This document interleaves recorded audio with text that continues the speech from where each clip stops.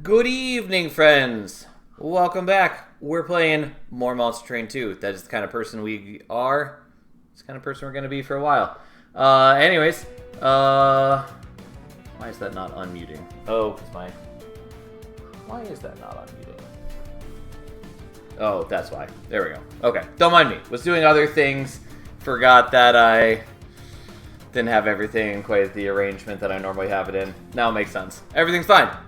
Anyways, here we are. We're back. We're going to be doing more random. They're ignoring the Monster Train 1 clans for now because why not? Yeah, unless anyone has any particular clan combos they want to see, we're going to do that. Covenant 10 versus the Titans. That is how we are. How you doing, Joe? How you doing, Fury? Monster Train 2 is kicking my ass. It definitely takes some getting used to.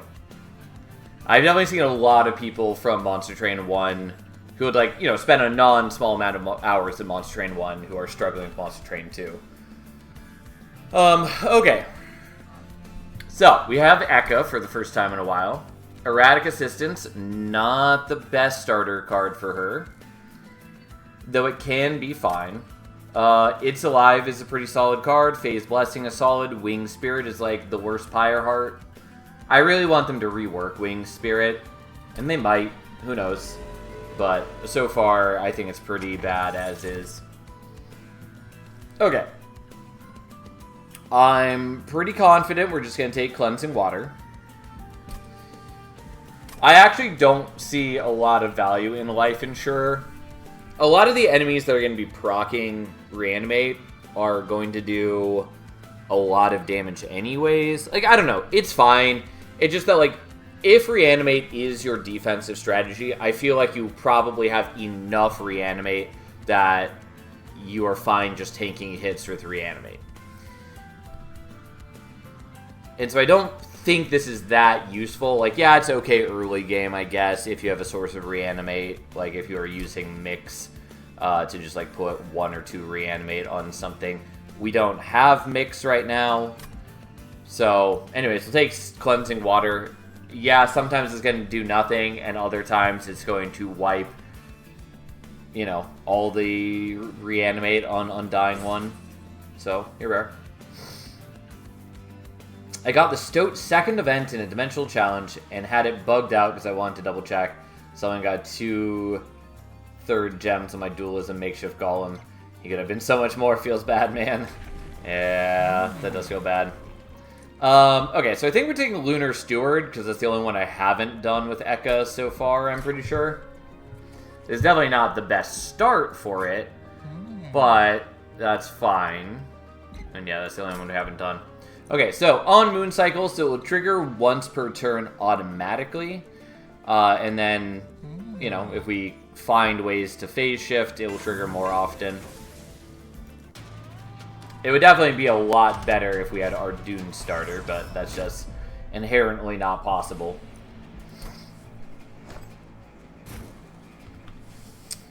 Okay, Shade Guard with Eka seems okay. Hopefully we draw some Witch Weaves on turn 1, 2, so I can get these guys dead.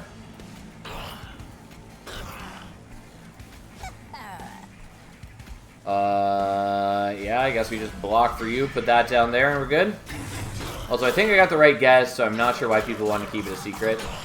The only reason, I'm not talking about it, and why some of the testers are not talking about it, is just so that, people have a chance to figure it out for themselves. Not because it's inherently, a major secret. So, yeah.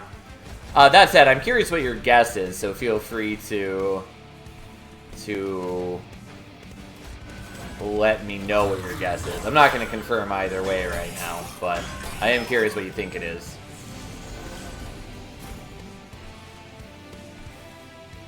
Yeah, we're not going to get the kill. We are actually pretty close, because the 36 damage here is taking into account the 15 healing, but so be it. Yeah, we'll do that. The problem is, I don't have enough capacity for all these things. Especially with Shade Guard being 3 capacity. I just don't have capacity for things. I probably should have let this one die earlier. I don't really need to kill this one. It won't stop him from... Like, it won't cause him to die right here. And even if he heals, he's still going to die to one hit from the pyre. So I guess we'll kill that one. Actually, probably should have killed this one. But, hey.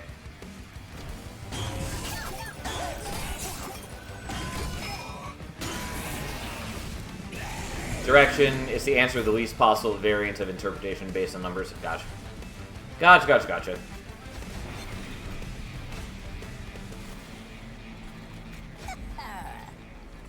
Okay. Oh, I did this in the wrong order. Let's do this real quickly differently. So we're first using Wing Spirit to heal everything. So then I can actually get a few attacks in on Uriel. Let's kill your backliner. Let's give you Scissor Hands. And you know what? Let's actually do that. We do a lot of damage to you this way. Oh, except that... I'm sorry. I need to use one of the buffs on top floor, like I was originally planning to. Else we don't kill this guy.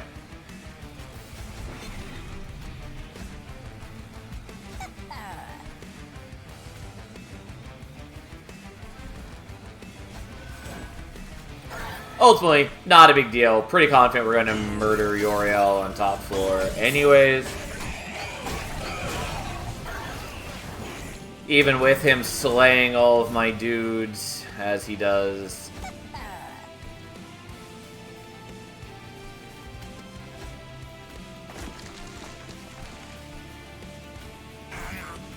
Whatever.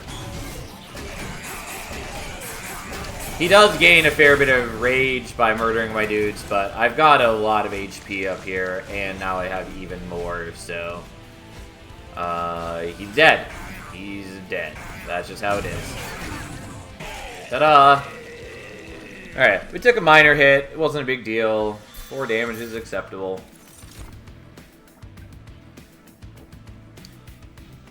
Okay, Moon Pixie's fine. I don't like it as much as other people, but it is fine. Gravity is a maybe. Because since we have Moon Cycle Eka, ideally what we want is we want a big, large floor so that she can be buffing the entire floor. Because, like, obviously the more units that you have on the floor, the more power she gets from that.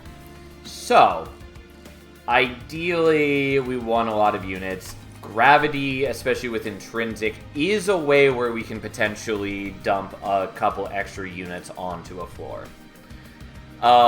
I think I'm willing to do that. Also, like, Celestial Storm is going to be a lot weaker when we don't have Conduit. And, like, yes, we can get Conduit in other ways, but currently we have none. Hey, thanks for the raid, Banhammer. How you doing? How's been the monster training?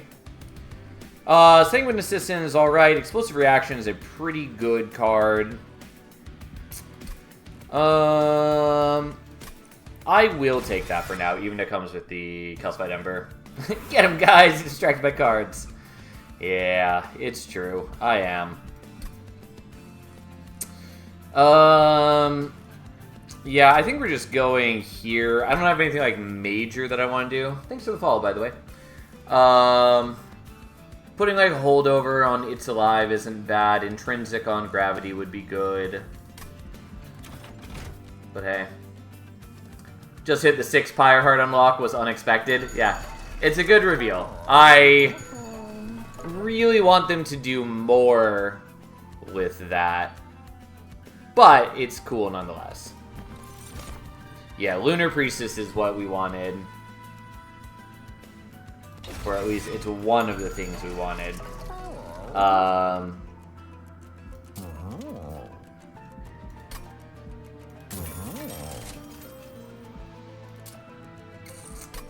Well, here we are. I guess we're holdovering probably It's Alive. Explosive Reaction is also okay. Because it basically just means that we pop every backliner. It also works pretty decently into Entropy. Because it gets rid of the silencers, it gets rid of the 12 damage, 1 health dudes, because it even bypasses their... it bypasses their spell shields by virtue of killing with Unstable. I still think I probably want this, though. How you doing, Rip? Good to have you. We're just gonna do this and call that good.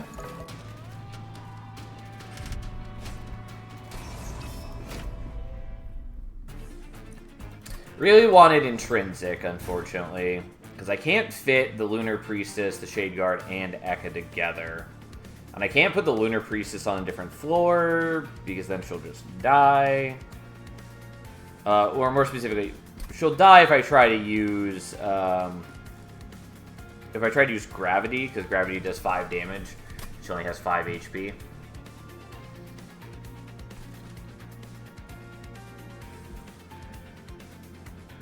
And ideally, I do want her on top floor.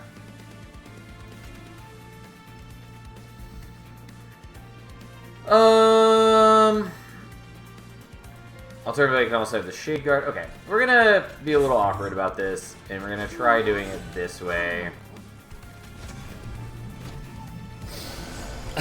One day my dream of Smidgestone multi-strike Shade Guard grafted with overgrown carapace will come true. Yeah, one day.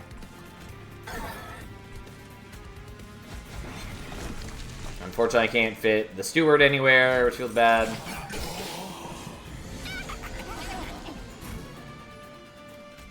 I can do that.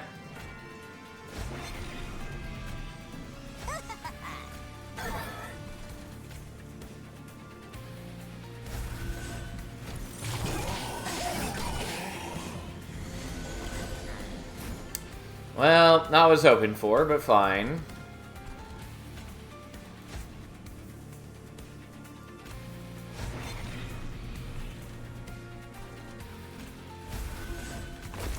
Alright, where do we want the Erratic Assistant?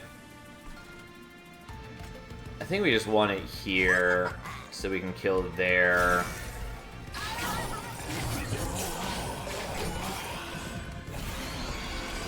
Alright, there's the Gravity. Also, I've definitely not been ending in the right thing for him. Oh, slightly different ordering for this, actually. I got distracted, because what we actually want to do is we want to do this, then that, and then bring you up front, and we're all good. But again, we're not actually ending in New Moon for the Shade Guard, which is bad, but that's fine overall.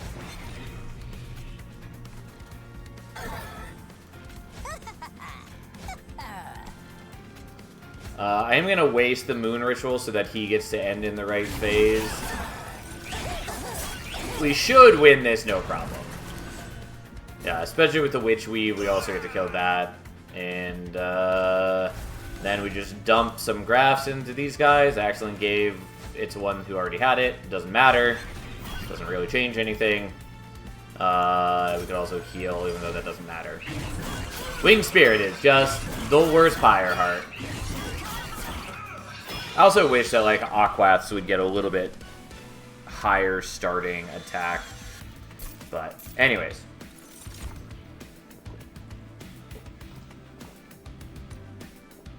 Yeah, I'll take Moonrise. The Serum is good, but I'm gonna skip it, I think. I maybe should take another It's Alive. So I do want Merchant of Arms, but I really want Intrinsic. So...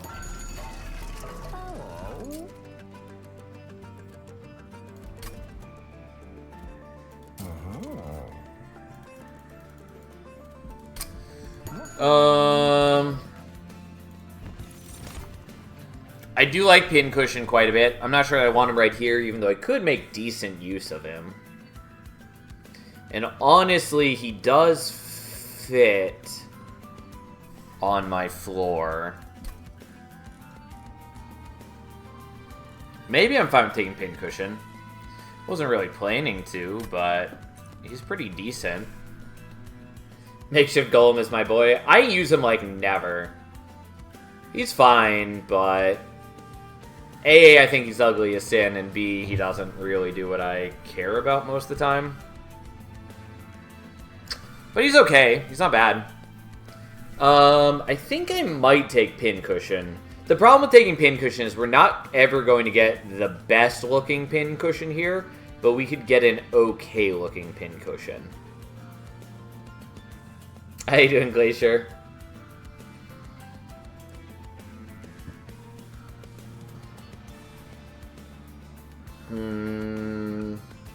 Do I really want Pincushion?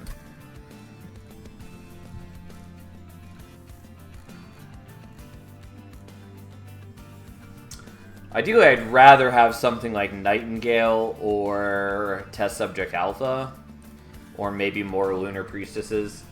Better than I will be tomorrow? What does that mean?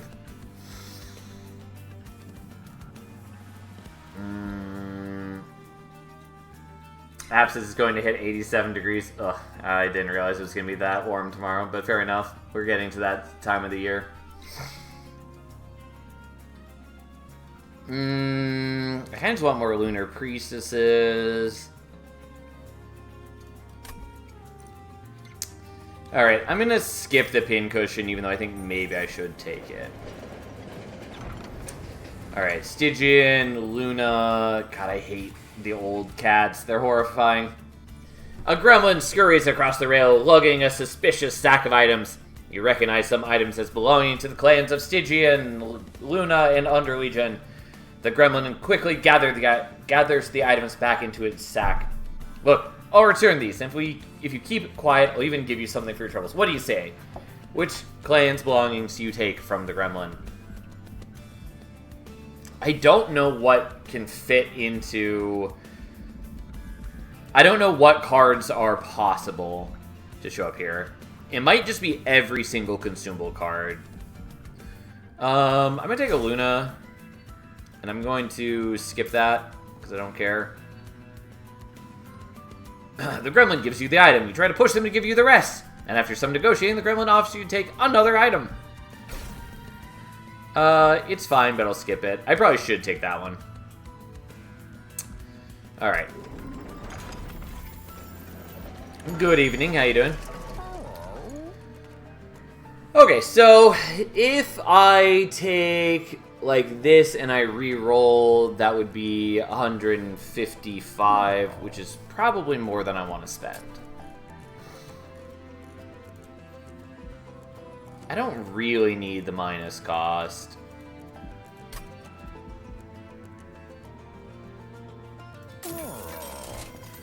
God damn it.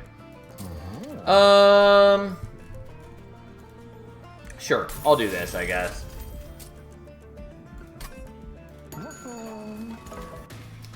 Not what I wanted, but that's fine. Knockback is probably okay, because we have It's Alive, which allows us to reposition.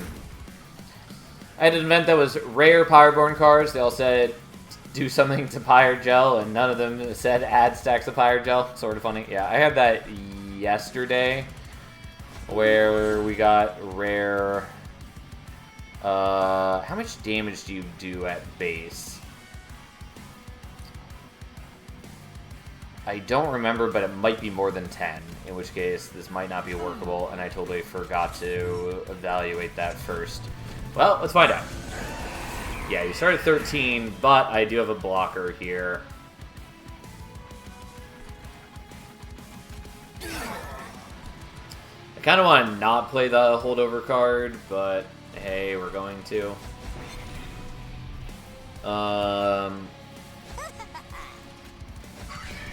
Just because I do want to get to the gravity so I can put him on the right floor.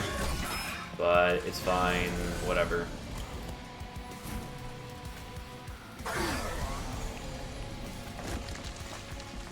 Okay, and I think we're not going to do the moon cycling so that he gets to end in New Moon, because he's dramatically better if we do that.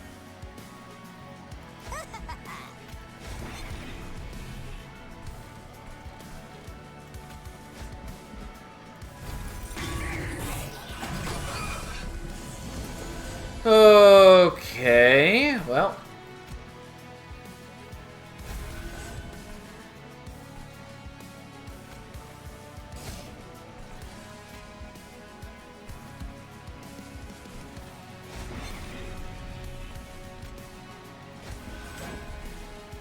And the Witch Weaves do basically nothing. There's no reason not to play them, but they are pretty underwhelming. Okay. So we do survive this. It's not great, but it is survivable. I actually probably should put you in back. Yeah, we're going to do that. But again, the problem with having 2 holdover cards is that if I'm looking for something in particular, I'm much slower to get to it.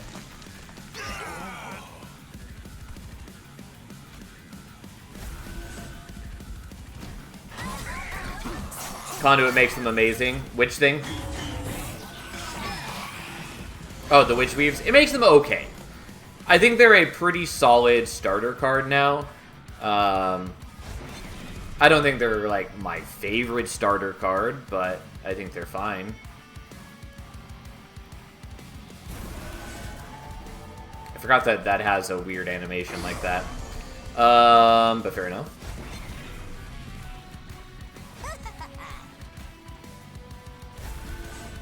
But yeah, I think they're an okay starter card. I think they are a lot worse when you're not running Ekka. God, this is really just like the last card in my deck. That's fine, so be it. It's not like we're doing badly on this fight, so not like really worried about the situation.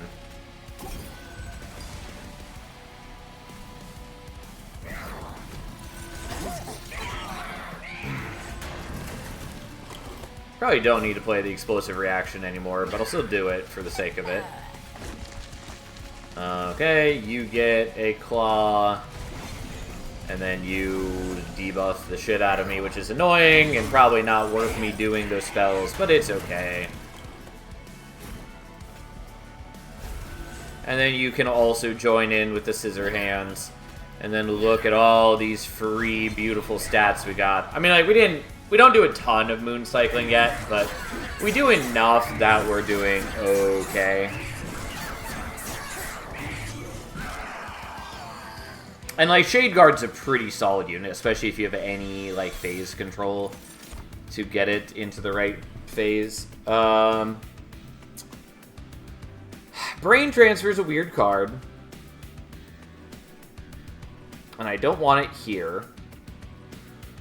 Tidal Turning is probably worth it. Yeah, even with, like... Yeah, I'll take another Lunar Priestess.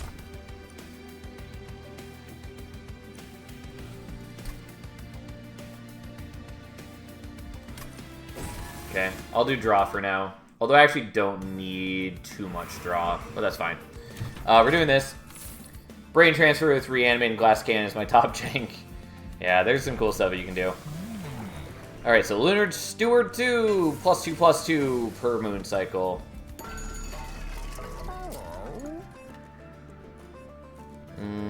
Okay, that does not really matter to us, though we could do this.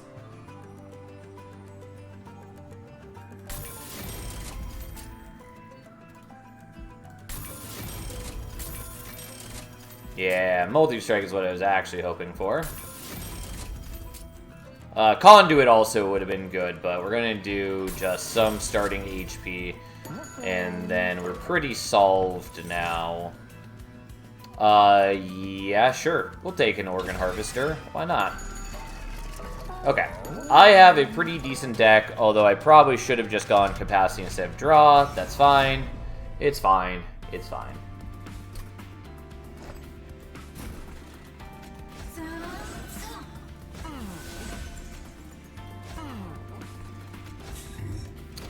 Ember also would have been okay, but like most of my deck doesn't need the Ember.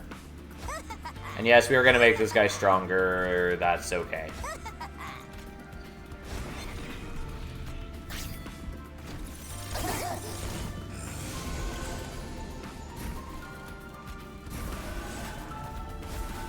I actually did this in the wrong order. Bear with me.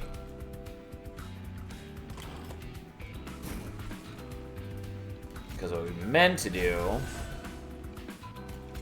was this, so that we can still end in New Moon for the Shade Guard. Just slightly wrong ordering.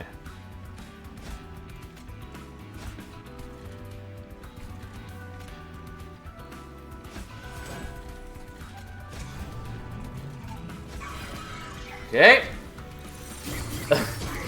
Steel Singer is still a trap, isn't it? Yeah, kind of. It's not great. Like, it has its use cases, but it is bad in a lot of ways. Alright, so you're going to ascend, and then we do this. Although we're not going to be ending in your right phase, that's fine.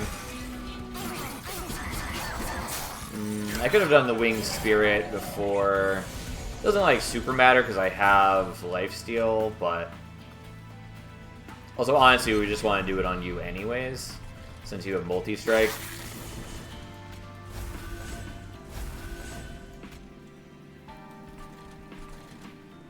Yeah, whatever. We'll just heal you this way. Well, the Lazarus is a bit better. At least I have lifesteal equipped. Yeah, I mean, like, there are ways to get value out of it, and having the deployment phase does cut through some of its bigger problems. But, yeah, it's not, like, an amazing unit. Yes, the beautiful power of Mooncycle Echo. Even if we are not the best Mooncycle deck, we're doing fine. And again, this is one of those examples where I think people are being, like, too harsh in their assessments of things. Because, like, I've seen some people complain that, like, Mooncycle Echo is bad unless you start with Mooncycle stuff. And, like, yeah, it's certainly better if you start with Mooncycle, but you can run it even if you don't have Mooncycle. You just have to start with. We didn't have anything, and I only drafted into the things from there. I still don't even have a ton of Mooncycling, but we're doing okay. Like, I don't know. I just think people are a little too...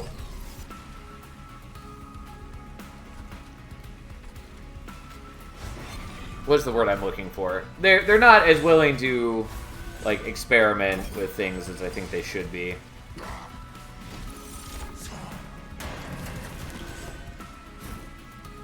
Okay.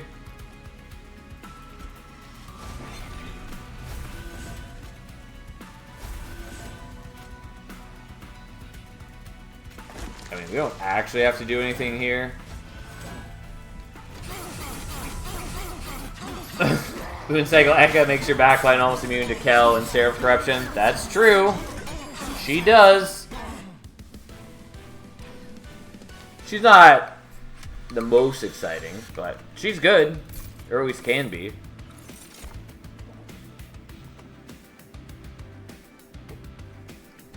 Well, Aurora Weaver is cute, but it's not lunacy. Horrify's fine, Mixology's okay, Risky Operation is not bad, but we're not going to worry about it.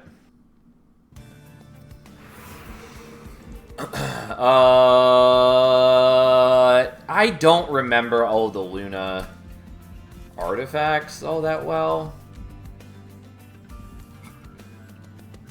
It feels so weird to just have this big blank area for my artifacts.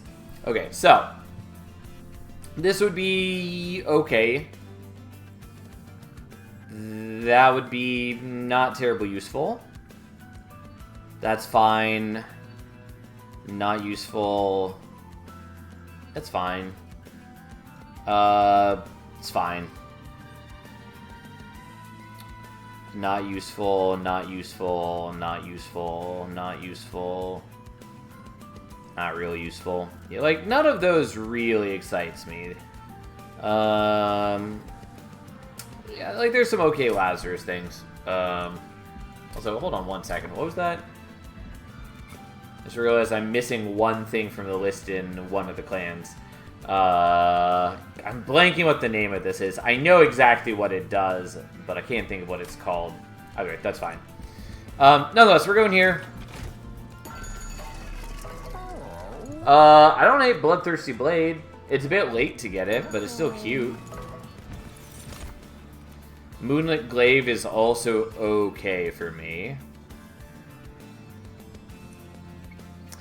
Like, I'm not doing a ton of conduit stuff, but the fact that I have multiple Lunar Priestesses means that I am starting to put out a lot more conduit than before.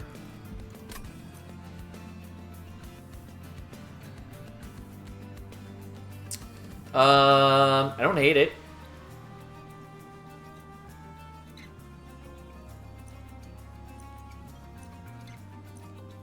I might take that.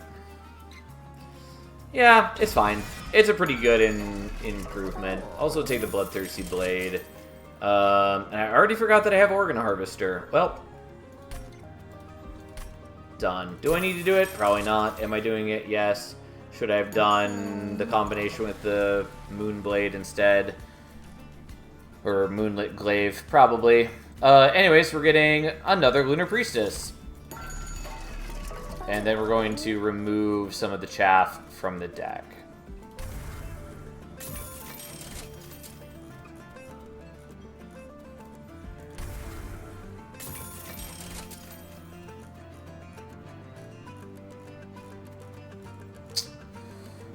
That's fine for now. There's a lot of other stuff I'd like to remove because it's not doing anything for me, but this is good enough for the moment. And here we are. The problem is I need both more capacity and I need more deployment Ember. And that's not what I've got.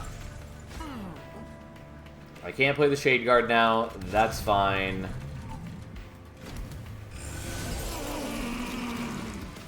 Ugh, gods, these guys.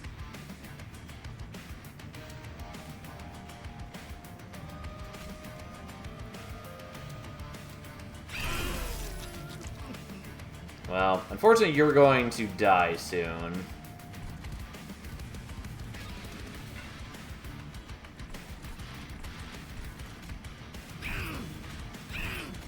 Which does hamper my plans somewhat. I probably should have played the Shade Guard there, but I didn't. Well, so be it.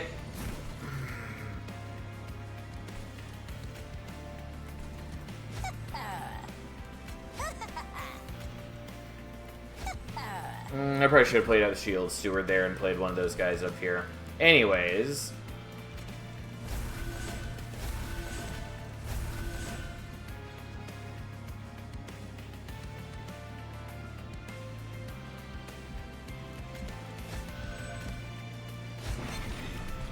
Yeah. Okay. Well, you survive for now. You do have a lot of corruption on you, and I should probably just let you die, but the longer I keep you around, the more the moon rituals help.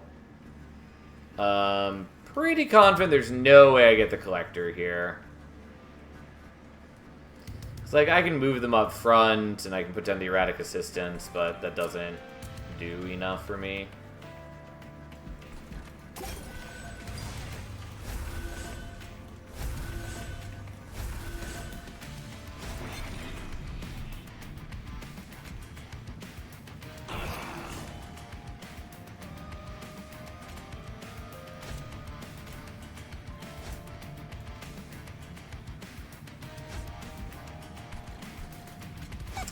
Well, I'm going to take some pyro damage, that's fine. But unfortunately, I'm just not quite there yet on things.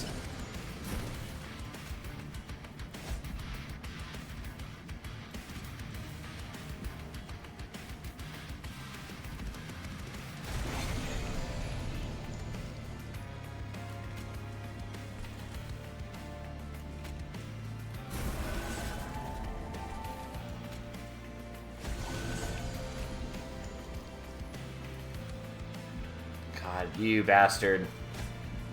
Well, I'm going to take a lot more damage all of a sudden. Oh well. Fine. I should survive this, but I do take a lot of higher damage. Oof. Yeah, that's real bad.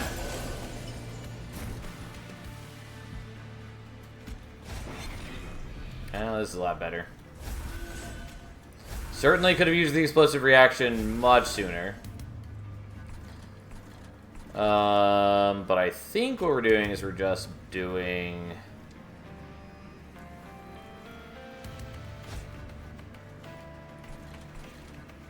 Yeah, like that's fine. It doesn't really matter. I kind of want to play with the Calcified Ember. And I kind of don't want to kill things so that you have a chance to get murders. I don't know.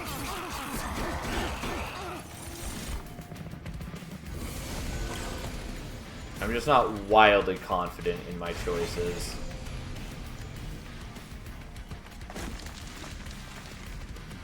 I wish I had another unit on a different floor that I could be doing the moon rituals on. But this works. We're okay, even with all the sap. I need to lose a ton of life on this fight, though.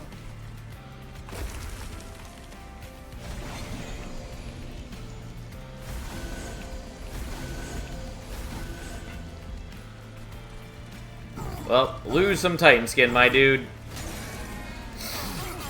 And we did get rid of the Calcified Ember. I took a little bit of damage to do it, but that's fine. Okay. That's fine. We'll leave that.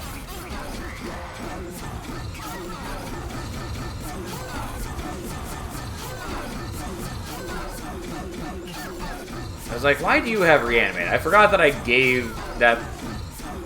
It has the Organ Harvester. Which I definitely should have equipped to the front dude then. Whatever, it's fine. I didn't equip it to the front dude because I was worried about them dying and I didn't want to lose the equipment. But I forgot that we just have Reanimate on it. And so she would not have died. I guess I'll take another of these until I take another Calcified Ember, which is bad. Puffer Flesh is interesting, but not really for now. Replicator Ray I like, but again, I don't think we want it now. Just gonna skip. I should not have taken more drop. I should have taken Capacitor Ember. Ray is great, Jank, double the Moth. Yeah, I did space out that I could have doubled Eka. I do really like the Replicator Ray in general. But I totally spaced out on copying my champion, even though I normally do think about that. I mean, the healing is pretty good here. But I'm pretty sure I just want this.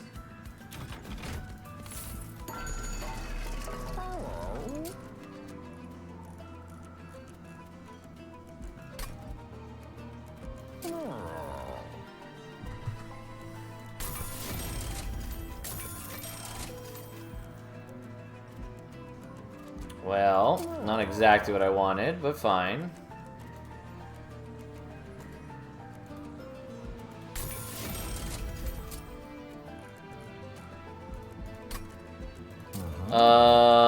Okay. Well, let's do some things.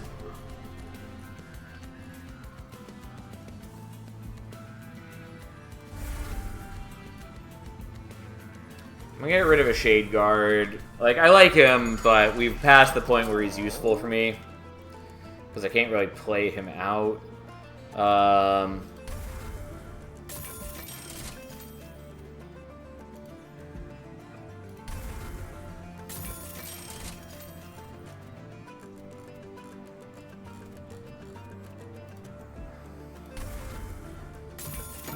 I like the Erratic Assistance, but they are actually kind of interfering with my draw. Okay. I don't know that I can do bottom floor or top floor. We're gonna try mid floor and see how that goes.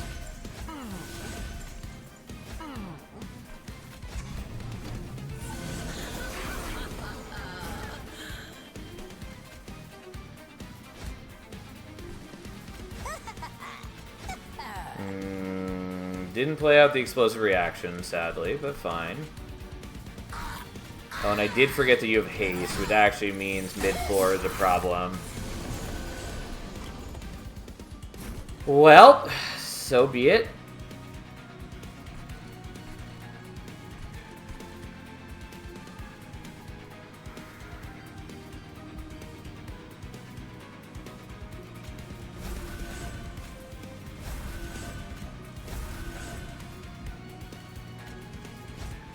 I also forgot that I kind of don't want my stronger one up front. Actually, I'm sorry. We did this wrong. Backliner with 75 HP is just rude. Yeah, they used to be even worse.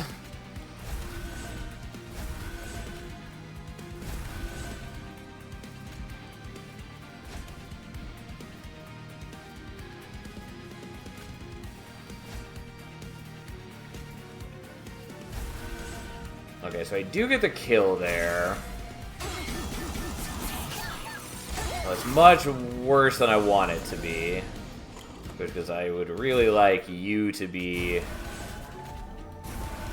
getting kills. And that's harder when they have damage shields and spell shields.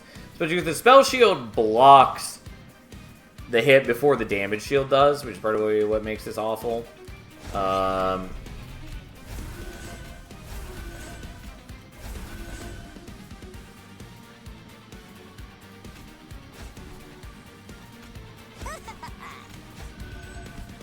Yeah, the problem is now you're going to get the buffs. I do think I probably just need to be on bottom floor. Because, like, this goes out of control real fast. Yeah, because, like, you're going to kill me. We're going to try this on bottom floor. Kayle is just so bad if you're not setting up on bottom floor. Particularly if you are doing the trial. Like, as I've said before, I do think Kayle is just too binary right now. Because it very much is just, did you set up on top floor? Great. You're dead. Set up on bottom floor and you'll be okay. Yeah, the problem is, like, this shit sucks. Yeah, Kayle without AoE or a way to shoo him away from where you are is rough. You don't need starting on bottom room if you have 50 damage or silence rooms. Yes, I'm aware that, once again, Inferno room and silence room are good here. To be fair, Inferno isn't quite enough since some of the Kayle cherubs have 60 HP. But yes, it is a good room here nonetheless. My point ultimately is, though, that it is just too binary, and I don't like that.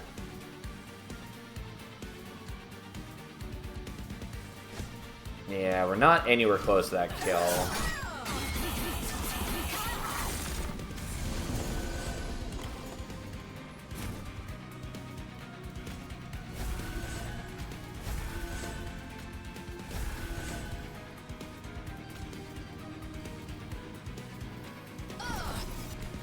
Promise then you make this situation worse, but you would survive this.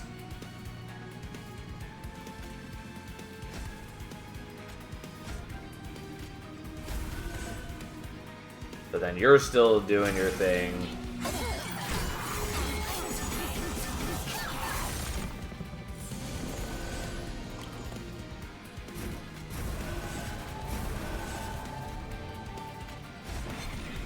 Also gonna heal you to full with the Pyre. I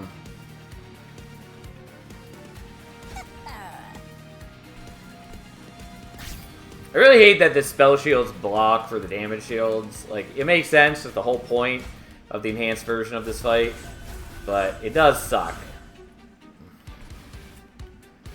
Yeah, I do just lose to this guy, I'm pretty sure.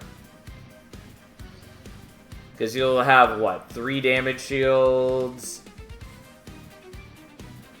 I do actually survive.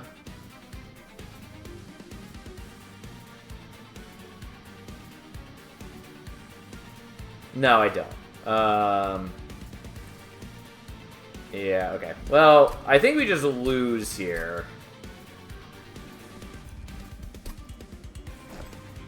Also helps a lot if you have floor manipulation, can just ascend cherubs. Yes, that is true. I think I lose on this fight. We might be able to make mid-floor work. I'm going to try top floor just for the sake of it, but Oh, whoops. I mean, it's fine. You can be there. It doesn't really help, but...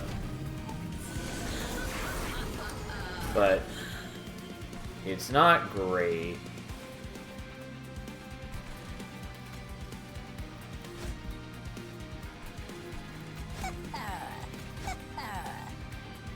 Should have embraced double Moth Girl jank. Yeah, I mean, Replicate Array would have maybe helped. Probably not, though, because the problem is the beginning of this fight. Once we get, like, later on in the fight, I'll be fine. It's just that I don't scale up fast enough for this, partly because of the ordering in which I'm drawing. Oh,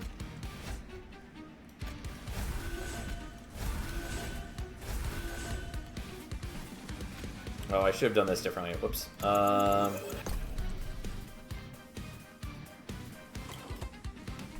Alternatively, I could ascend you, which is also sort of an option. Whoops. Get that.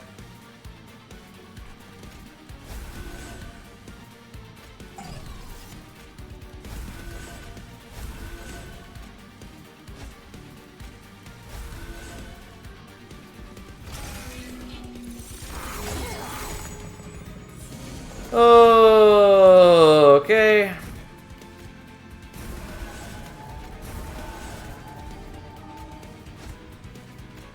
Oops. You can die there. Who cares? We might be okay top floor. It's just really rough.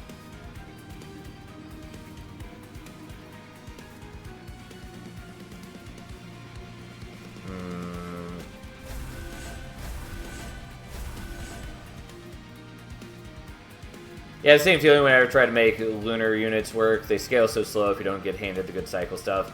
Got better result just by blasting with spells. They can be just fine. And again, like, were I not up against Kale here, we'd be in much better position. But just Kale specifically makes this rather awkward.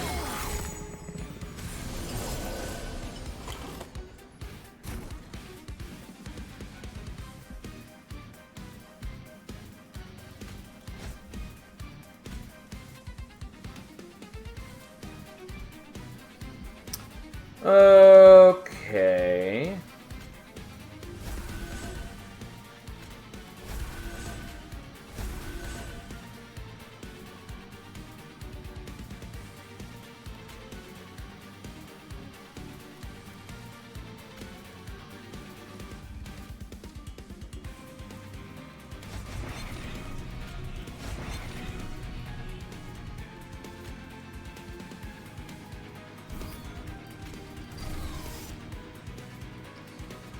So, I would survive you. It's not my favorite by any means, but it is survivable. See what happens.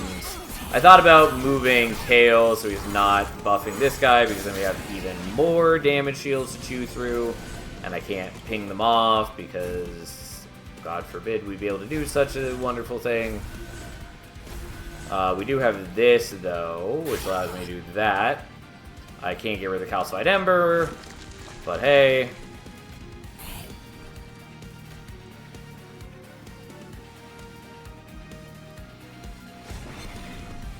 And unfortunately, I'm not buffing the ones that have multi-strike with the It's Alive, because I want the one up front to be...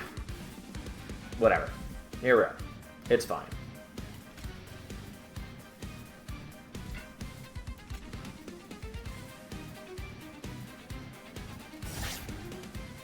Actually, don't need to do that right there. Don't know why I did. Cat, don't get up there.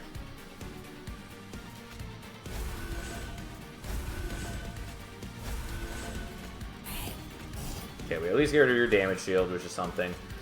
I'll just keep buffing that and put some more armor on you.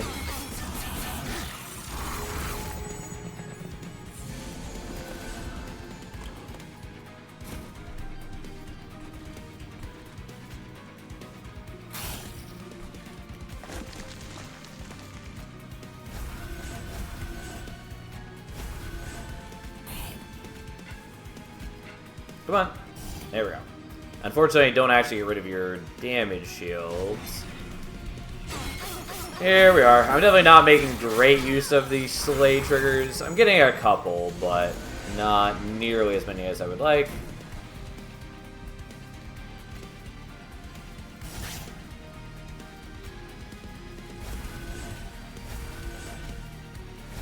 And I can't get rid of the Calcified Ember, sadly.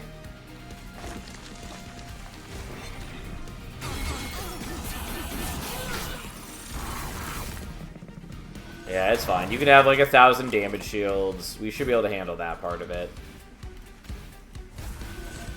That part I'm not too worried about.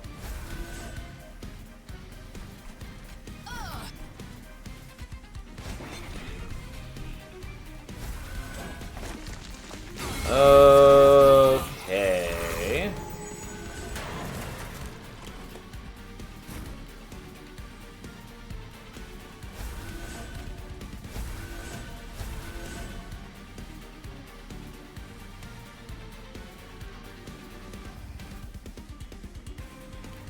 Alright, I'll take the 1 damage for that. That's okay.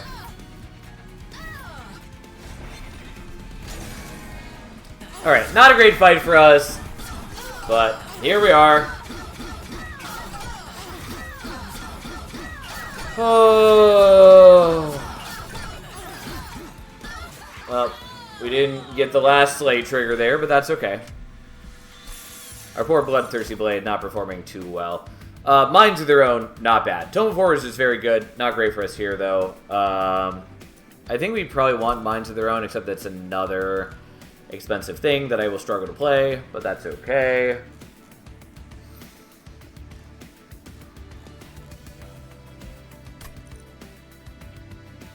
Sure, that's fine. We'll take Ember. I do want Capacity as well, but so be it. Honestly, the healing's not bad. Merchant of Arms is okay. We're going here, though. And then, +3/+3. Remove Consume is one thing we wanted. Intrinsic is a thing we wanted. I'm gonna do this, because if I don't do it, it becomes very hard for me to meet my thresholds. Yeah, I was looking for just -1 on that. It's fine. I don't think I super need to do that, but it is what we did. Anyways, yeah, we're making another one of you.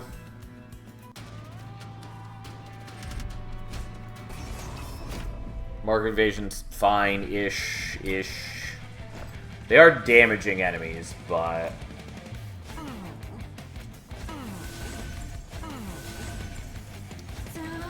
almost did that wrong. Oops. I meant to be on top floor until we spaced out that I was putting those guys on mid.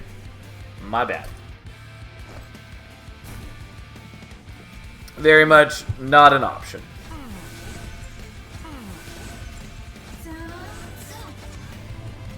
There we go. Okay, so.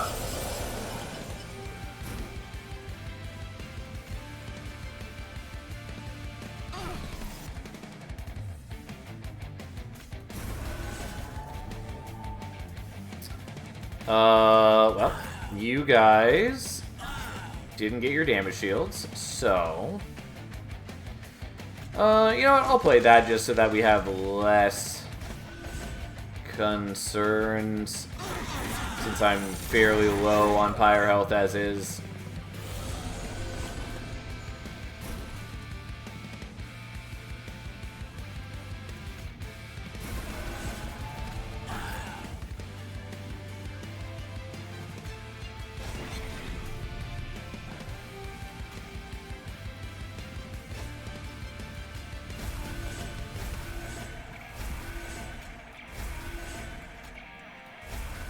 Unfortunately, I am going to deprive myself of some kills, but I need the Silencer to be gone, otherwise, like, neither Ekka's ability, like the Moon Cycling, nor the Slay Trigger works anyways, so kind of have to do that. So it does feel bad to deprive myself.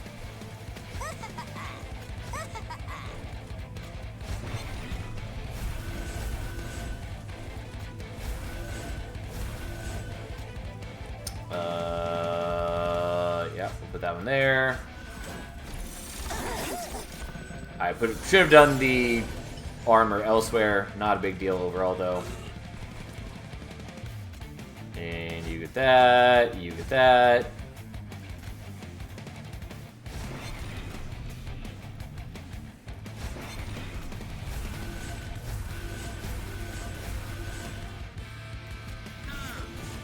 Oh, I actually didn't mean to do that. That's fine. It's fine.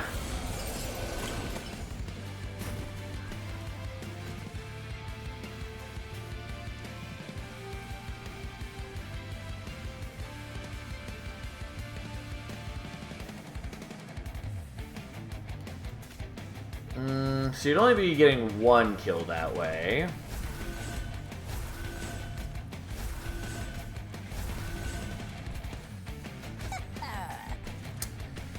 Is there a way I can move a different unit up front to get you more kills? I suspect the answer is no.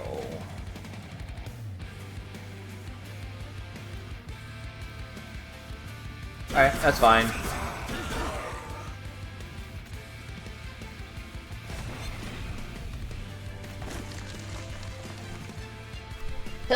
Excuse me. We'll do that just for the sake of it. Yeah, unfortunately, in turns like this, I am cutting off my draws a little bit because I generate 4 of these and I would be drawing 6 cards naturally, so I do get less draws than I otherwise would. But, not that big deal.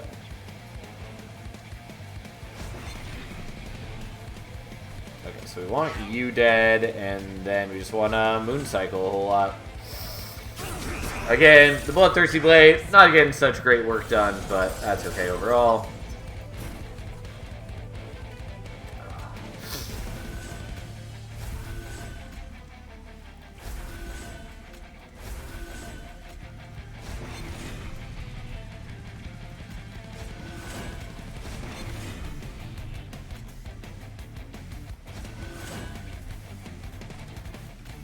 I could do that. I think we'll just let...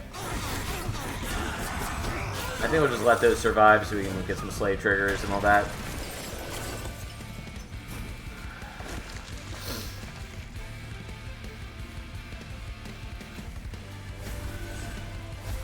Not even enough raw stats to deal with things. Okay, you don't have a whole lot of reanimate. I haven't done a whole lot of slaying, have you?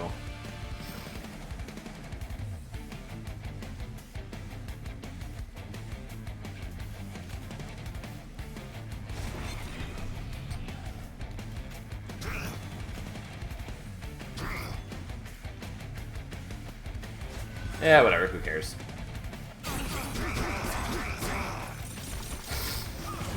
Oh, boyo. Look at us go. And yes, I know I'm just making them stronger, but that's okay. I enjoy it nonetheless.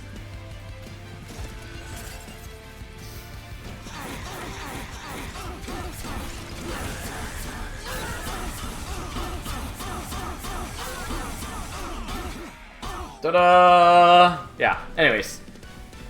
Still a little awkward, but our team is pretty strong now. I mean, Moonbeam is fine. I'm still gonna skip, though.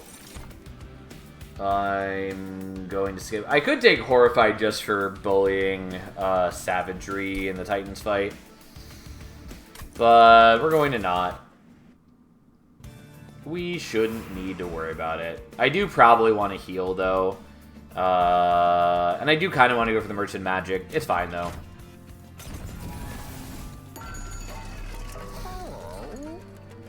Does not help.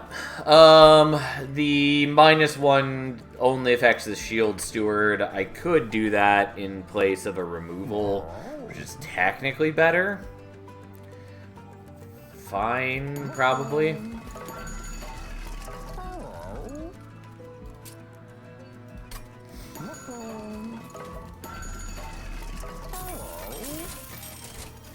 Mage Blade adds an additional +1. I do have a Mage Blade.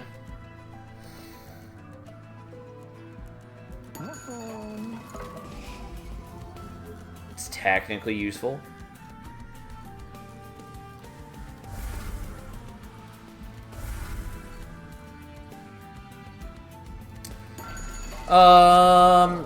Sure. I'm not gonna have enough for another removal after this anyways, so...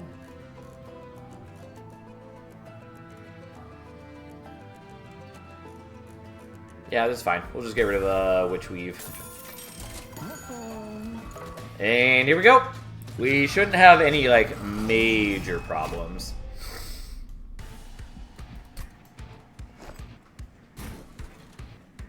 Okay, Reanimate goes in front. Oh, I forgot I do just have more Ember, Deployment Ember now. Totally forgot that that's not an issue anymore. Well, didn't really matter all that much, now did it?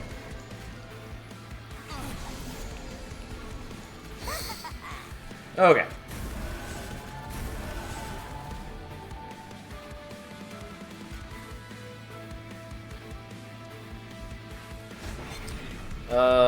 I should have done that in different order. It's fine. Because I should have done it on one of the other ones and then done this second one on the Reanimate one to move it back up front. But that is not what I did.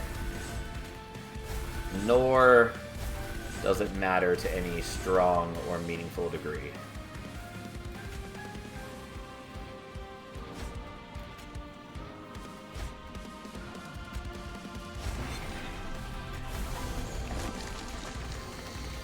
Yeah, I'll just do the title turning now. I'm relatively confident I'm not going to need it later on.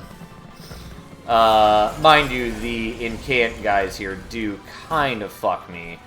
But I think overall we should be not too badly off in that regard. Yeah, see, that's the problem.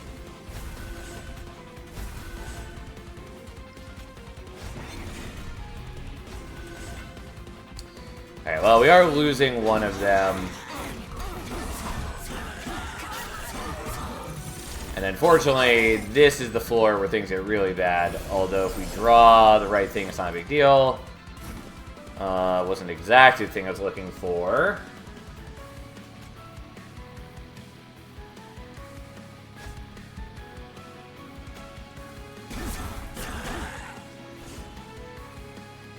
Oh, I did actually want this. I totally spaced that it was in here. Let's actually go ahead and fix that. I thought I didn't draw it, but I was looking at the wrong picture somehow. Anyways, so we want to just kill you guys, and then give that to you, and then you and you.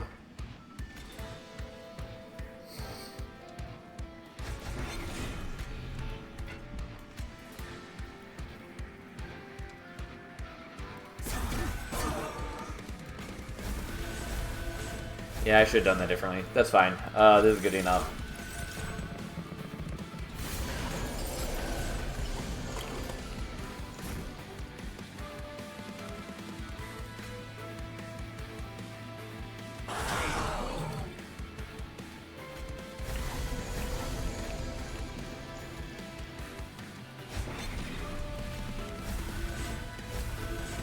Well, it does suck that I lost one of my dudes, because it does cut down on my offensive potential a fair bit, but overall, we're managing.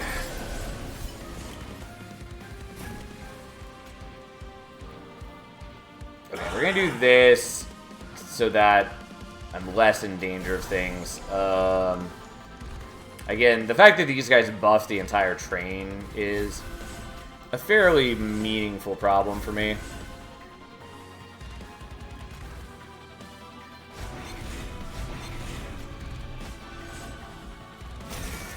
But we will figure it out.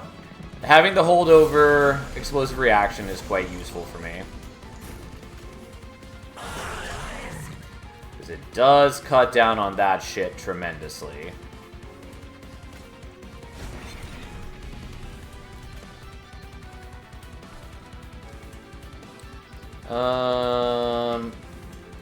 Yeah, I'm gonna descend you. They still get the buff first, which is a little unfortunate, but overall, I think that's worth it.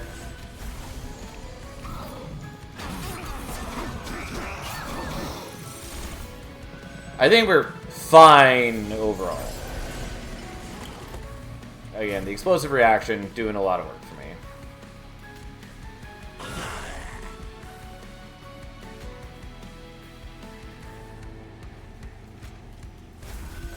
But yeah, losing a Moon Ritual every turn and 2 attacks every turn, or at least just 1 attack every turn in this case, because it was the reanimate one.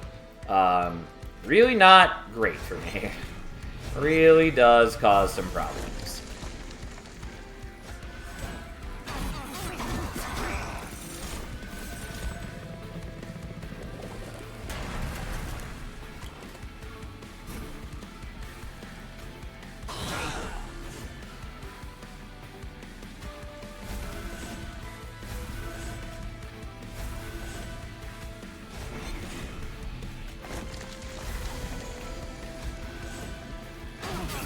But we're surviving.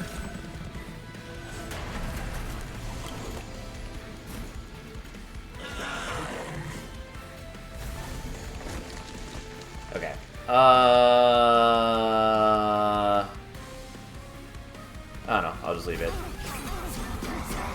I think we'd be fine either way because we had like 8 reanimate on the front dude, but just in case playing more things mess things up, I figured it was best not to fuck with it.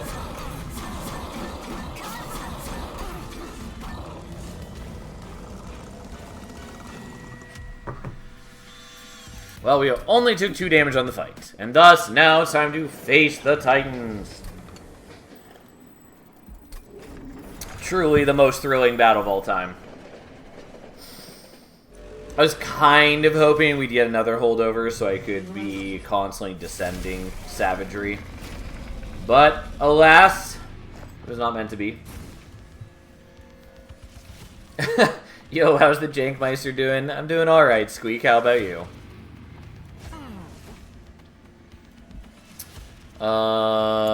Actually, we don't want to be setting up on bot. I need to be at least mid.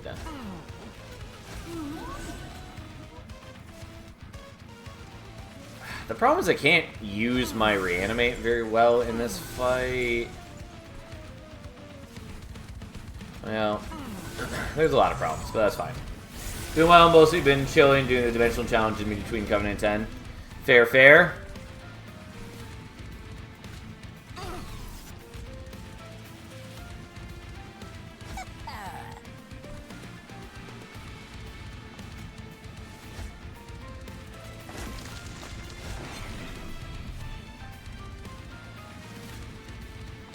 Yeah, unfortunately, Phase Blessing is pretty underwhelming at the moment. Oh, I should have used that Witch Weave up there. It doesn't really matter. Like, I'm not going to be doing damage to him with spells anyways, so. Alright, here's this shit.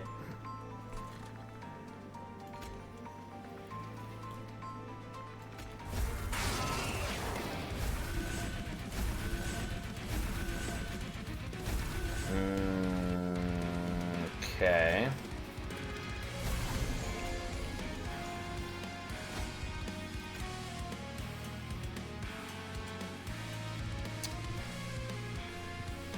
So if I move you up front, well, specifically you, then you'd be taking, what, 39 and a little bit more, so you would survive. Oh, I can't move you up because I don't have the thing that I want. I'll do this. Unfortunately, again, I'd be losing another Lunar Priestess, which I was trying to avoid. But we'll see how this goes. I think we're fine either way. It's just not as good this way. Also, fuck these guys.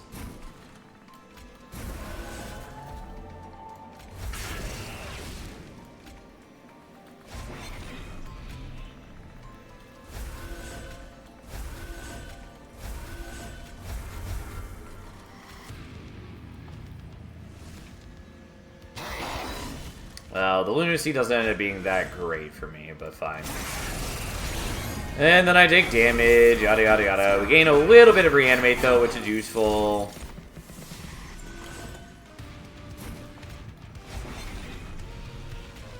Unfortunately, it's not quite enough to kill you.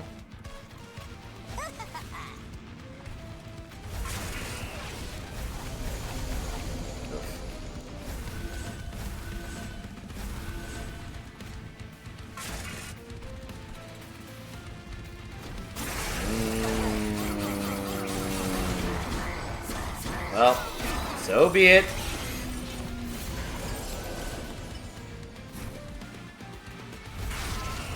Alright, you still don't have one. Look at us go.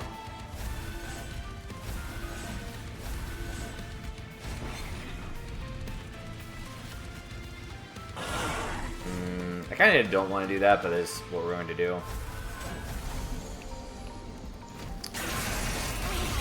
Alright, I might actually lose this one for once, because I just am not scaling very quickly. Losing one of my dudes really cut down on my power. But we'll see. I'm sorry, we should do the moon rituals first. Nah, we'll keep like this.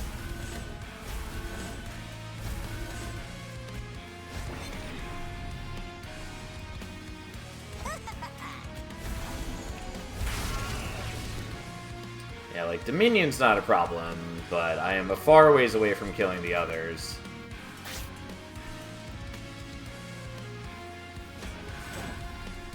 Especially because I'm taking a bunch of sap, which is really cutting into my damage scaling. Yeah, like, losing a Moon Ritual turn is not great for me.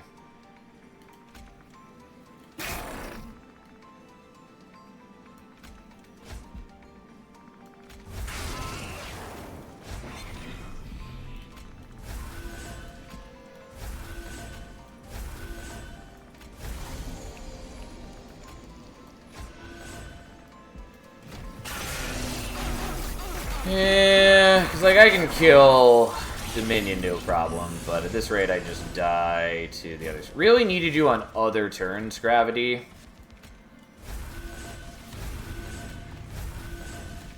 Very much need you on other turns, unless I want to start doing some really shenanigans things.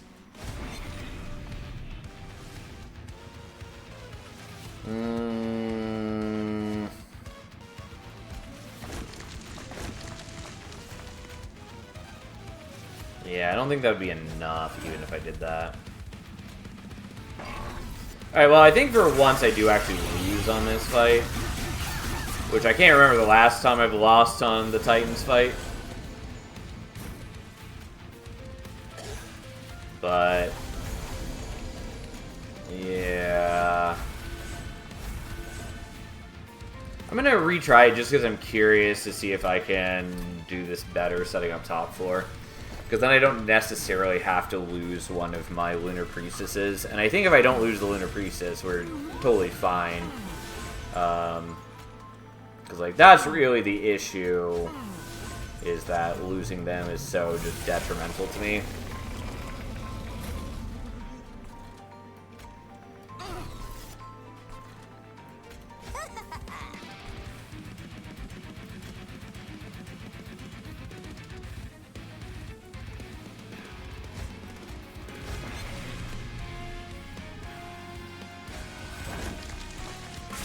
Yeah, like, this might be fine. Because I just have dramatically better scaling this way. It would also help if I, like, drew things in a better order, but that's a different story altogether.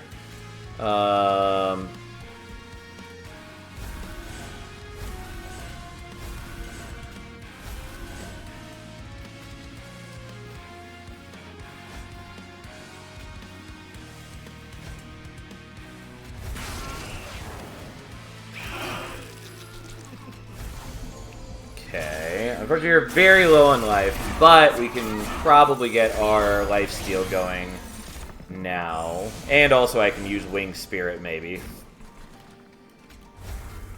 You know what? Let's use Wing Spirit.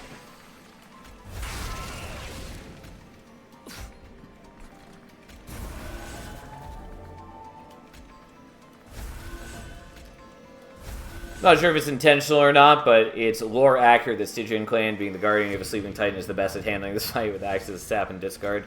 Yeah, I mean, it's definitely not intentional.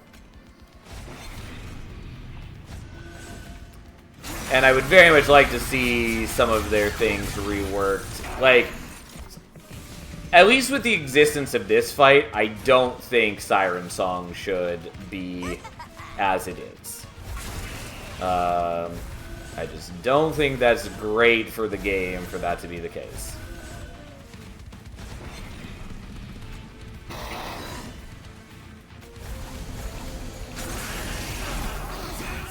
But again, I'm pretty heavily in favor of them reworking the Monster Train 1 clans in a lot of ways. I don't think we're going to get that to the degree that I personally want it, but it is what it is.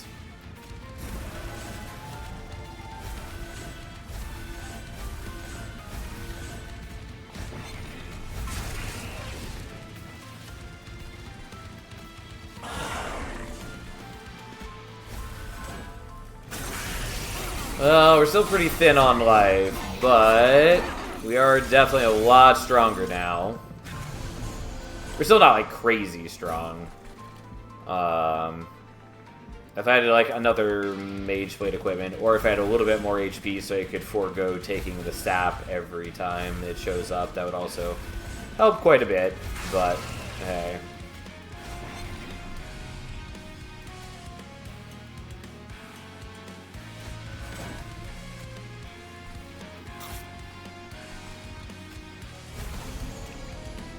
Yeah, I think I'm going to die. Because I can't take, like, I need at least one more cycle on Savagery. Is it still a loss to Savagery doing 10 more to Pyre as it climbs? Yes, kind of. There are sort of ways I can mitigate that, but yes, for the most part, it is a problem.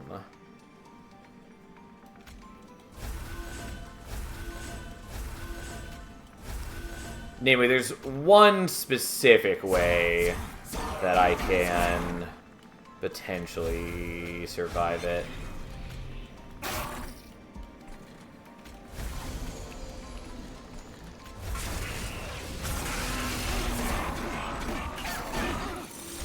But it really depends on if we draw the right card this turn. I don't think we will, partly because I just have, yeah, so much garbage.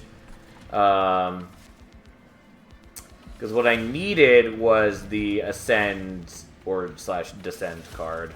Because if I had that, which again, I might be able, like if I really wanted to like fiddle with this, I might be able to make it work by just not playing my holdover things all the turn, or like every turn. Because if I had the Ascend card, I could Ascend Savagery right here, and then he wouldn't be dealing damage to the Pyre. And then I could buy myself one more turn. And one more turn is all I need, to be clear. Or at least something close to it, basically. So, like, I could make this work, probably. But, like, I'm just not quite good enough at shifting. And again, if I had slightly more HP, I could have foregone some of the, like, the sap. Since those are taking out a lot of my power. But it's fine. We'll let it go. I'm not too worried about it. I do appreciate the attempt to make multi-floor gameplay better, but sometimes comes down to having 2 throwaway endless units standing around to not proc the empty floor effect. Is kind of not exciting. So, yeah.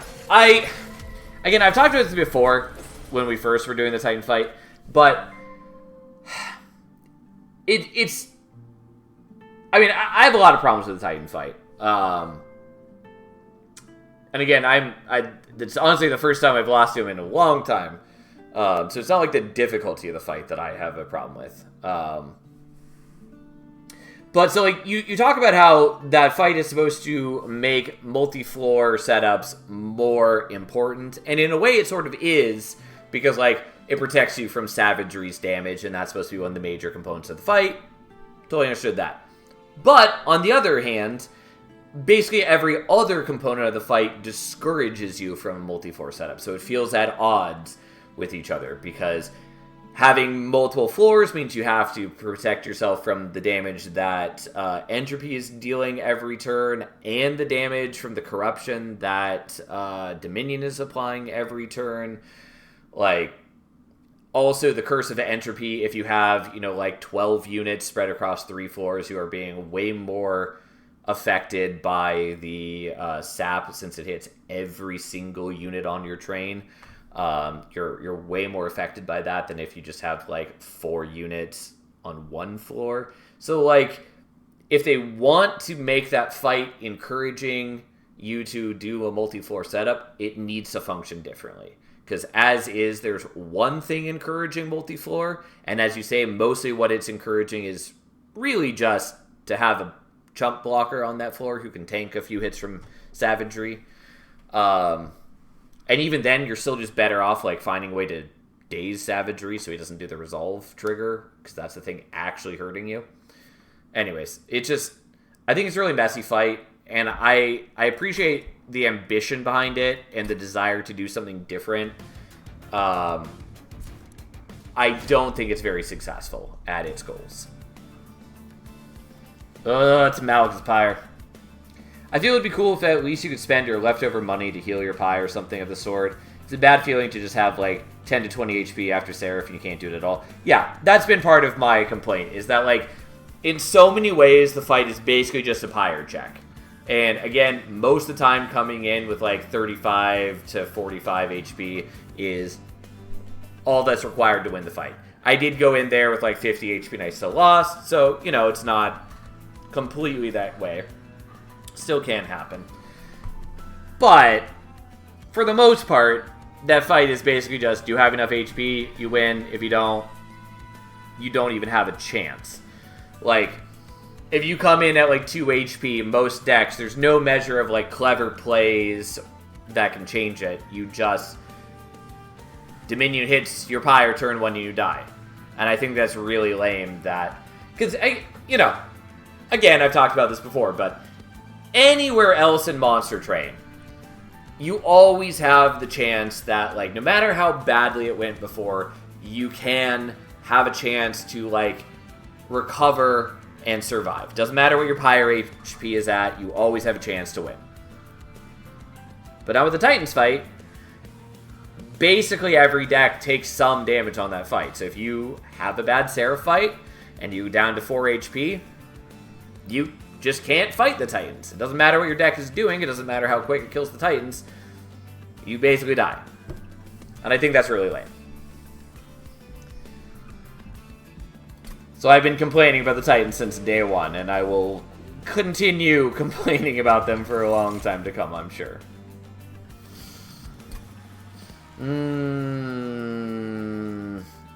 So I currently have no non-damage spells,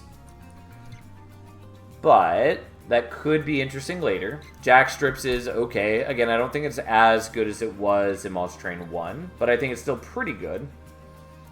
My first win versus Titans, I took 3 Pyre damage because I had Daze, Spam, and Sap, and it took like 16 turns. Yeah, that's also something that I've complained about, is like, it feels really bad that one of the only, like, so like, there are multiple ways to engage with the minion. I don't think they engage as well as they should currently, but defensively, there's only 2 ways to engage with him, which is to daze him or sap him. And it feels really dumb that of those 2 options, one of them prevents him from even giving you the Pyre Light each turn, which drags the fight out way longer and feels really dumb. One positive, the Pyre attack means something. Yeah. So, like, they also stripped away all the artifacts that buff your Pyre's damage. It's so... I just really dislike the fight. Especially Dominion's, like, Pyre Light. Because the Pyre Light feels like such a weird artificial way to give you a way to interact with the minion, since they essentially positioned him in a way where you can't interact with the minion. But then because of the Pyre Light's existence, they inflate his health. But then that means that the other ways in which you could interact with the minion outside of the Pyre Light basically do functionally very little damage to him. Making it so, why would you bother using things except for the Pyre Light, except for, like, maybe melee weakness. But even then, that doesn't matter too much. I don't know. It's just a bad fight. Good morning, just came in a tad late, but why do we hate Titan? We hate the Titans for a lot of reasons. I think that they are, in summary, because people have already been hearing me rant about it for 10 minutes, I think they're a very messy fight that mostly just boils down to being a check of how much Pyre HP you have. They don't really encourage you to draft for anything in particular. The most that you draft for that fight is like maybe take melee weakness for Dominion or maybe Sap, but again, you're probably taking Sap anyways because it's just universally pretty good. Or maybe taking Daze for Savagery, but again, you're probably taking Daze anyways because it's pretty just universally good. Like, there's just not a lot to draft around, and mostly the fight just becomes just a waiting game. That's it. I don't think it's a very compelling fight, and it mostly just irks me every time I do it. I'll still continue doing it, but for the most part, if you beat the Seraph fight, you beat the Titan fight. You just have to wait an extra 8 turns to see it happen.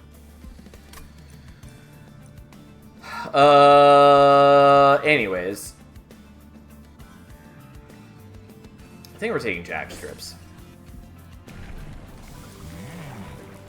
Also, I didn't realize that we have Ekka again. I kind of want to take Moon Cycle again, just for the sake of it. Also, we do have Meddler, which is kind of a cute start for that. But I think we're going to take Incant, because it's something different. Also, Flicker with Conduit is pretty solid. So, we'll do that.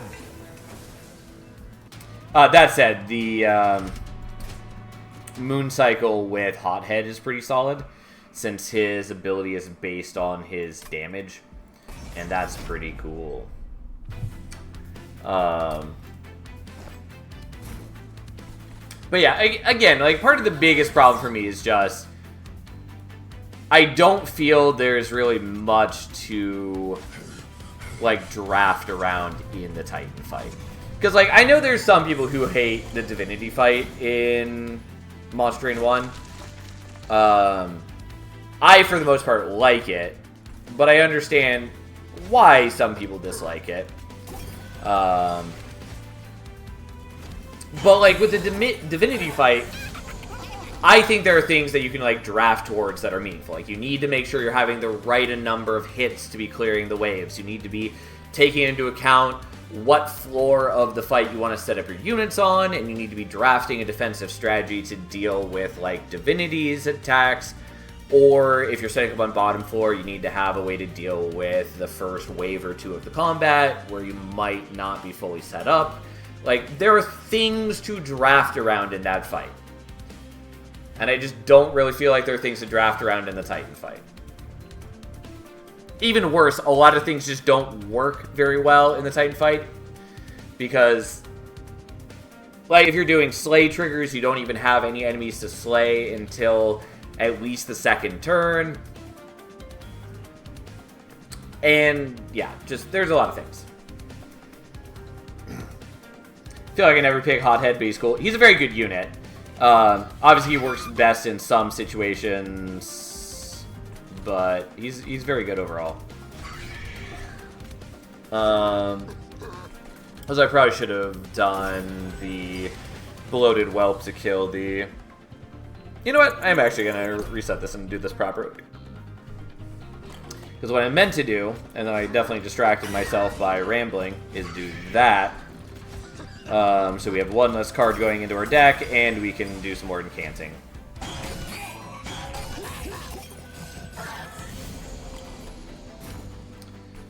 Okay.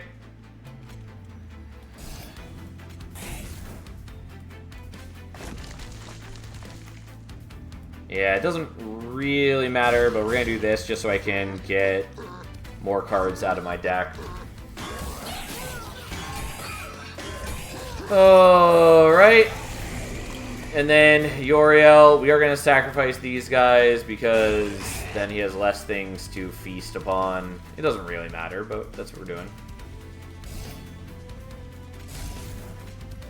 And then we'll heal up the hothead a little bit, and then we'll put that there. I don't know. It's fine.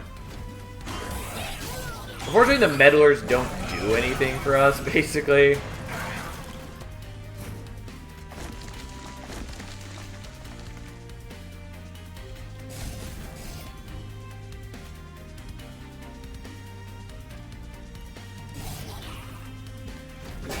Now, the problem is, do I draw spells this turn? I drew an okay number of spells this turn. Although, unfortunately, they don't do a lot of damage for me. Well, I think I just die to Yoriel, which I was concerned about this.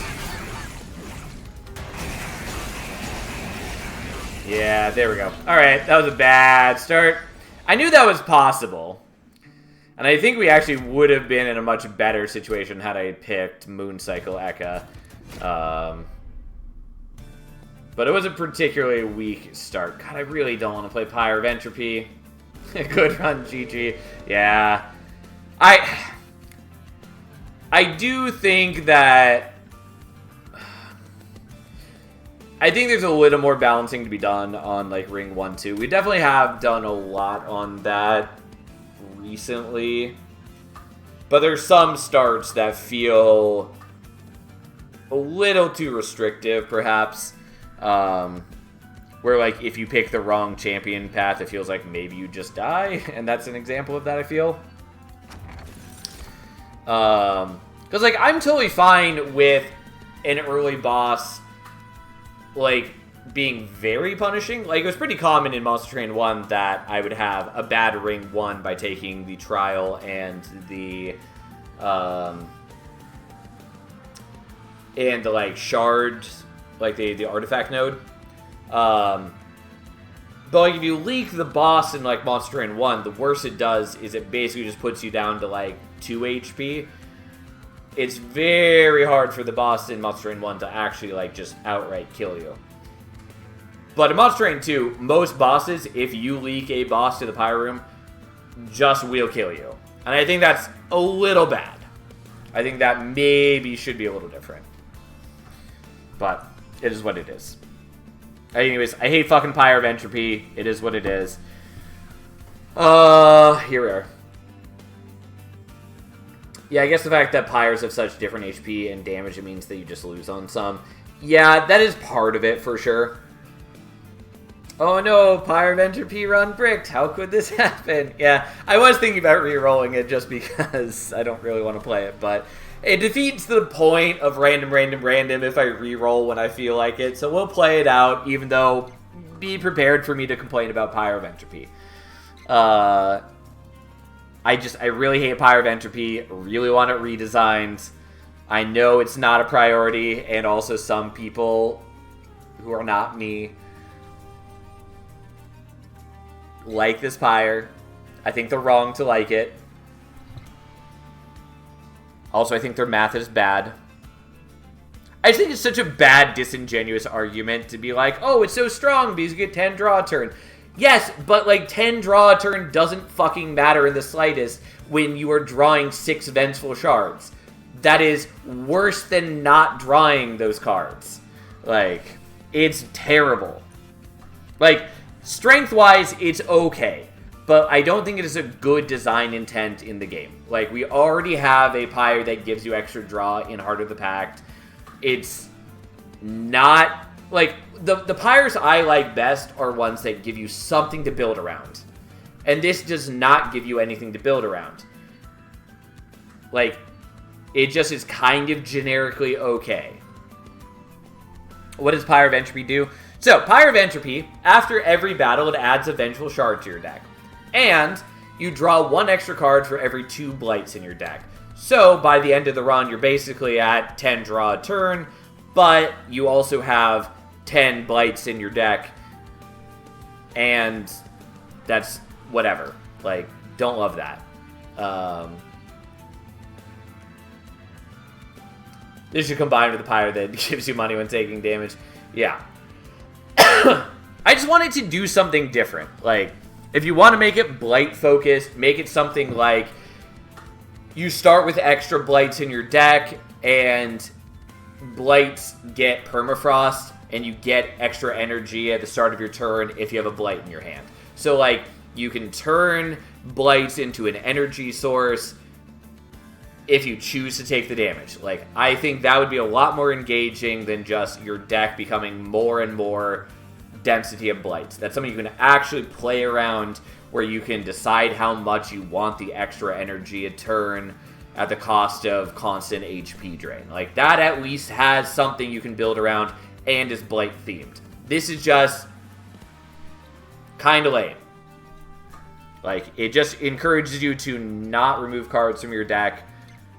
I don't know. I really dislike it. I'm never going to stop disliking it. Anyways, we should probably actually play the run instead of just hear me complain nonstop.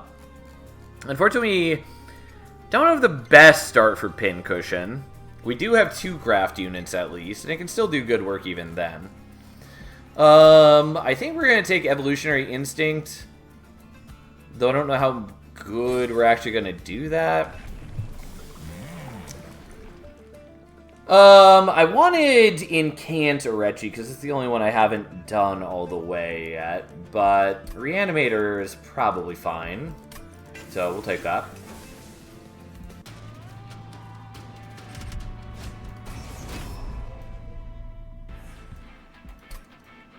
What's my favorite Pyre, then? So I like a number of them. I like Herzl's Horde a fair bit, the one that gives you extra deployment Ember.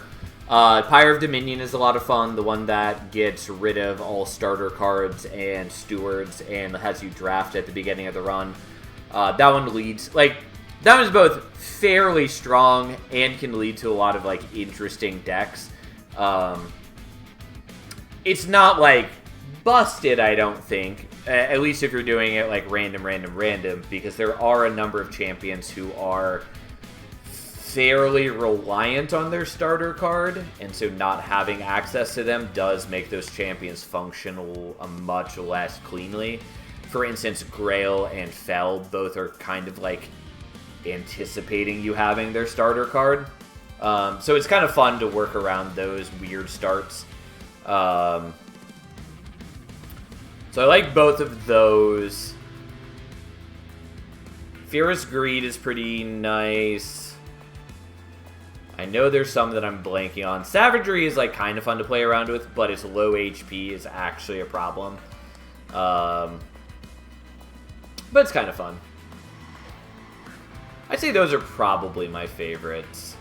Because like Aquas is fine. I don't love it, but it has some moments where it really shines. Time Fathers is pretty boring, but again is okay. Life Mothers is okay. I think people are overrating it because it mostly is just kind of a win more Pyre. Like, it can lead to some nutty situations, but it isn't really winning you the run most of the time. Like, you've already assembled good things, and whatever. Other than the ones you mentioned, I quite like the dupe in every shop one. Yeah, that's Life Mothers, and again, I think it's good. I don't think it's as strong as some people are making it out to be, though. Though, again, I do think it's better if you are specifically, like, if you're not playing random.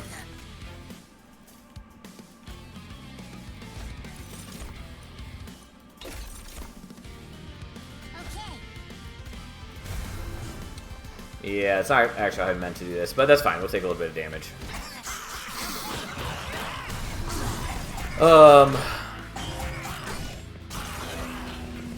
But yeah, like, I think Life Mothers is good. I think it's definitely being overrated currently.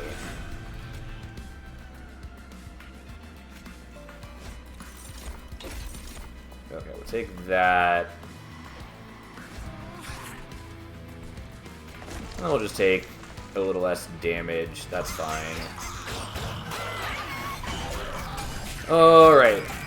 Orechi's going to explode the backliners every turn, so that part's not an issue. We do want to give him more reanimate, though. Although he actually has a fair bit thanks to Evolutionary Instinct, which is partly why I took this path alongside Evolutionary Instinct. Because we gave him the Rage, and then he gets the Unstable and the Reanimate every turn. And so it procs the Evolutionary Instinct, which then just increases the Reanimate. Soon we can use him just as our frontliner. I don't know if it's actually insane or anything, but I always found the draw to be one of the best. If you're talking about Heart of the Pack, I think it's okay. I don't think it's as... It's a little unreliable is its problem, because especially as you get further in the run, you're not always going to be utilizing both of your... I don't really need to do that, but that's fine. You're not necessarily always going to be utilizing both of your clans every single turn. But I at least appreciate that that is a pyre you are sort of building around to get the most effect out of. And I think that's way nicer as a, you know, as a pyre than... Or at least as a draw pyre. I like that a lot more than just generic draw entropy. I don't know. I really dislike entropy pyre. I'm never going to not dislike entropy pyre. Anyways, we easily win this here. There we go.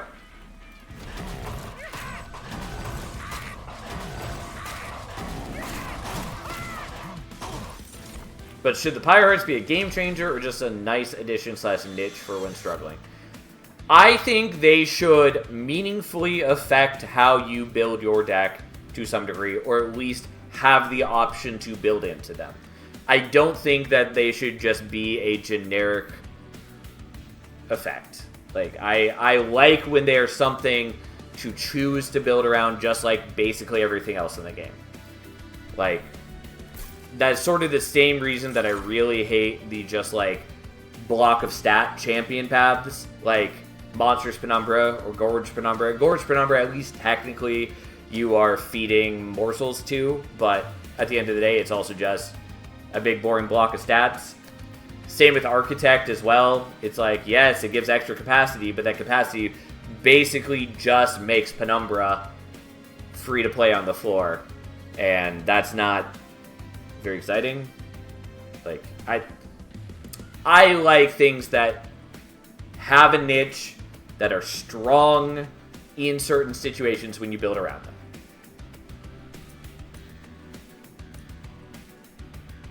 Anyways, I do like Overworked Assistant, and again, it does work well with Evolutionary Instinct, because again, it can get the Reanimate easily buffed by that, which is pretty nice. I kind of want to take the Potion Kit just as another way to buff Pincushion. Though again, like, we by far do not have the best Pincushion. Ain't nothing wrong with being generic. How you doing, generic? Real gamers keep every calcified ever for the +1 draw for every 2 blight. Yeah. Yeah. What banners are coming up anyways?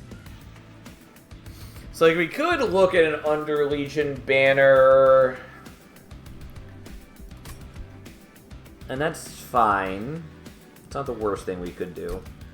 The thing is, I don't think I really want to commit to Pincushion long term. We could get his stats pretty okay high. But this is definitely not the best start for him, and I think it's better to just use him for a moment and then swap him out. I do really like Pincushion as a unit overall, but it works a lot better when you have Grail's starter, or when you start with, like, the 2 potion kits rather than having to draft them yourself. The problem with the Overworked Assistant is we have to draw into it. I mean, there's a lot of problems with it, but it's not a bad unit. Fuck it. We'll take it. We'll take Loam Coat for sure. Yeah, we'll do this.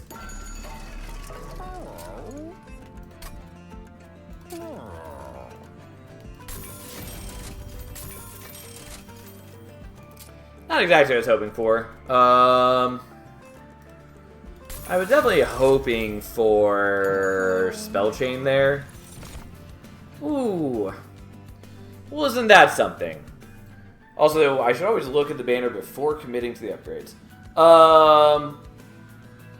I mean, I think we want to take Balm of Bellow. Yeah. Yeah, it's going to be a little awkward to use, but we're taking Balm of Bellow for sure.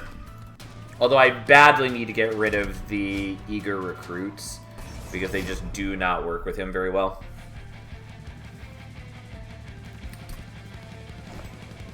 Man, I can't imagine winning with Pyreborn plus Umbra at all. What would be your win con, even hoping for Dante? 2 support clans, basically. If you think Pyreborn is a support clan, I think you were looking at it wrong. Like, Pyreborn has a ton of strong things you can do, particularly just, like, stacking Pyregel.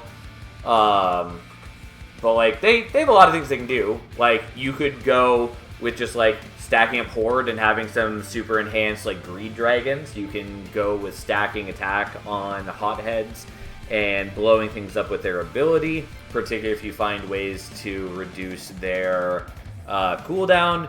You can just stack Pyregel with any number of things, but particularly with, what's the word I'm looking for? Magma Cultist. Zealot also works pretty well for that, while also being a sweep unit. Umbra has a couple attack buffs, particularly things like Void Binding is very good. It also has ways to grant Trample and Multi-Strike, which are great. Like, there's a lot of things you can do in that clan combination. Not to mention that Primordium is particularly busted with the existence of Deployment Phase and equipment in particular. Tons of options.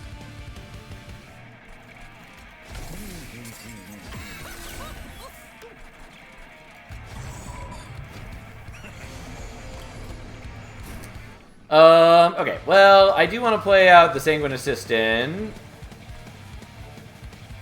I also really want to get rid of the Calcified Ember. It does matter a lot less right now.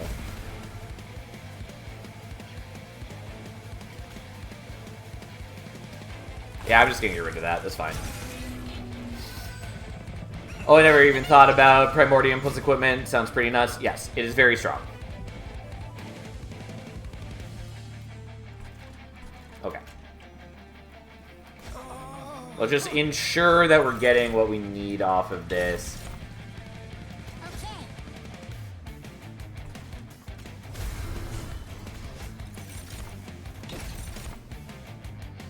Okay, and then he explodes, kills the backliner.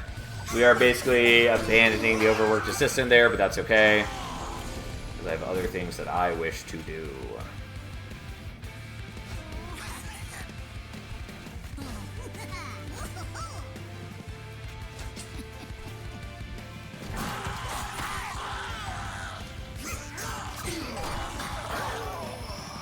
I'm guessing Buffet is not propagatable, otherwise a GG.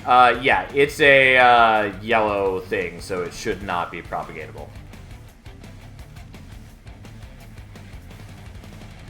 Yeah, we're gonna do this. It's also good on Balm of Bellow, and I kind of just want to do that, actually.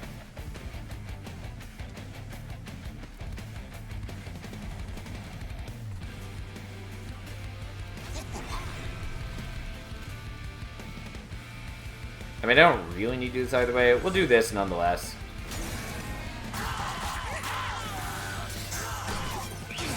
But yeah, I really need to, like, thin out a lot of things for my deck. Unfortunately, we're also playing the Pyre that punishes you for thinning out your deck, so that's cool. Boy, do I love Pyre of Entropy. Everyone's absolute favorite Pyre of all time. Okay. So we give you Reanimate and Spikes and Regen, and then it just keeps going higher. And every time you die, you will pass on your buffs to the backliners. And poor Pincushion doesn't get stats, but that's fine. We basically abandoned him.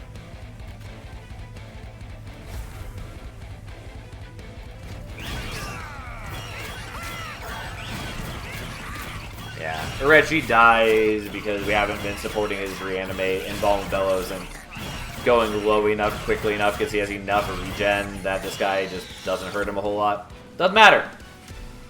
Doesn't fucking matter. No. Now, Glow Up and another Loam Coat are both appealing.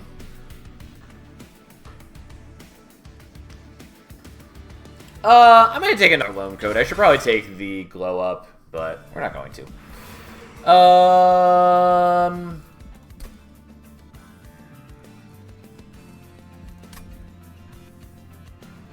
I don't know what I'd want from Merchant of Arms.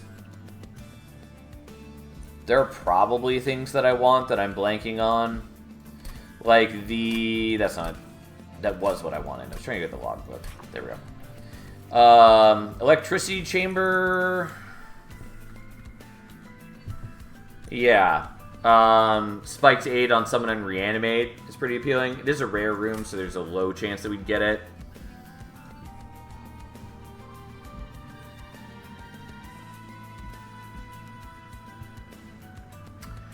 Still, I might want to do it. I think we probably are just better served going to the Merchant of Magic and just, like, minus costing these and or giving them Spell Chain or just flat out removing, like, the Eager Conscripts. Fucking Vengeful Shards. But I don't know. I kind of want to go for the Merchant of Magic or Merchant of Arms. I just suspect that it's not going to give me anything I care about.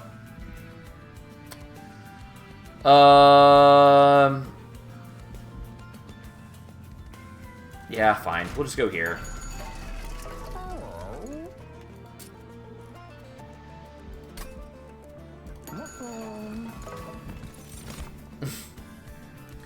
Could also take 9 Life Nightmare, which is also cool, but not for my current needs.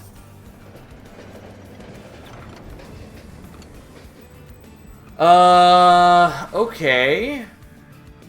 So we could get Fight Club on 3rd floor, friendly units get plus 15 attack, or Spell Sanctum, spells cost -1, or Hef Hammer. We'll take spells cost -1, because that's actually fairly good for us.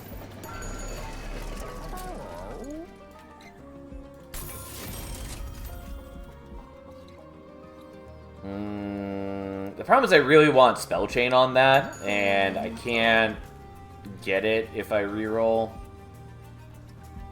Whatever, we'll do this. Pushing units back is whatever, it's not our favorite, but it's fine.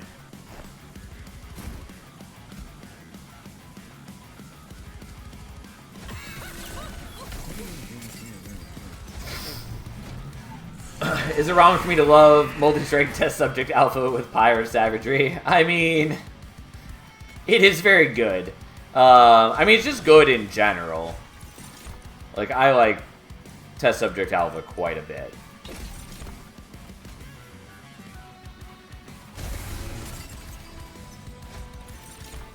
Okay, we want this.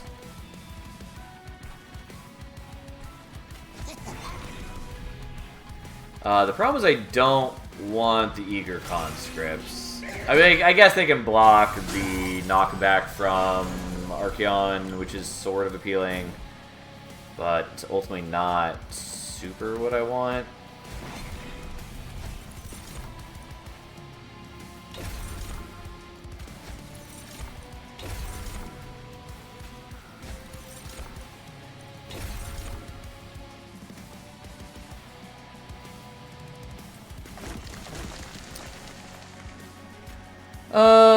So I think we probably just want to do this on you, because I do need you to survive until next time you get hit.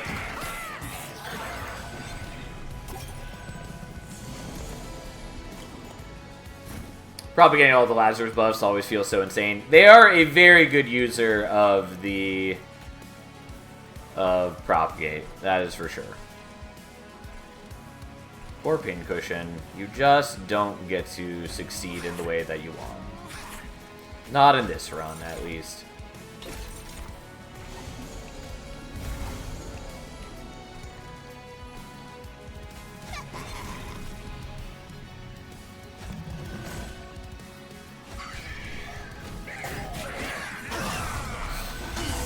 Okay. No. Go mid-4 and hit Orechi, please. Oh, I forgot that I wiped my loam code, didn't I? Whoops. I knew there was something wrong with what I was doing. That's fine. Why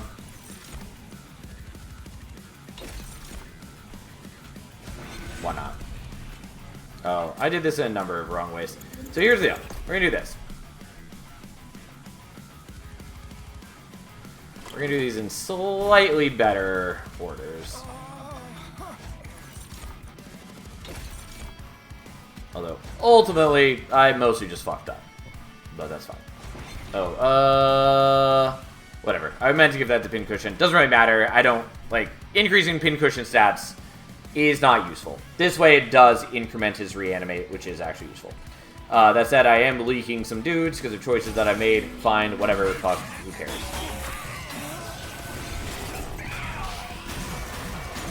Yeah. We know. Okay, so.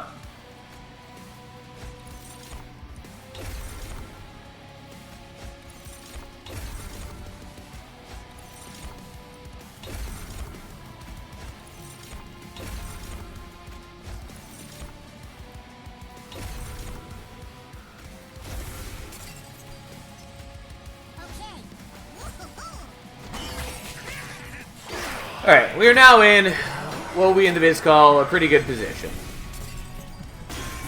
We still take damage, whatever, that's fine. We got the higher HP for it, who cares?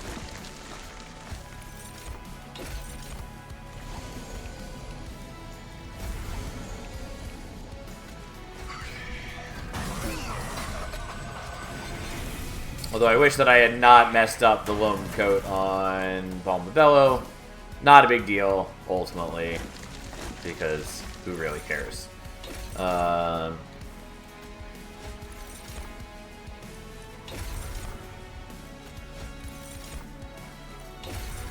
know, for your good service, we'll give you even more reanimate. Doesn't matter, you're still dying, who cares?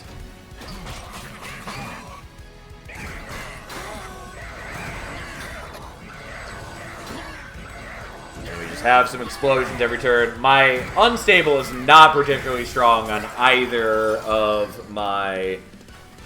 on either Orechi or the overworked assistant, but that's totally fine.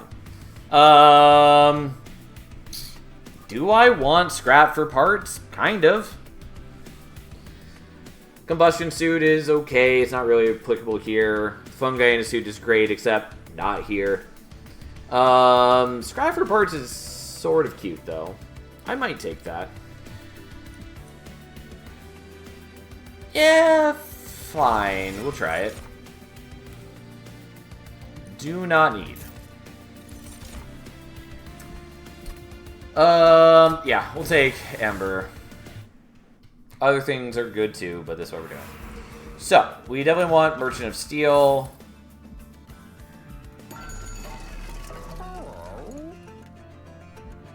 Not exactly what I wanted. Reanimator 2. No. Definitely want Squad Leader on a prior run, but this is not that run. Okay, so we want Dualism and Reanimate. There we go.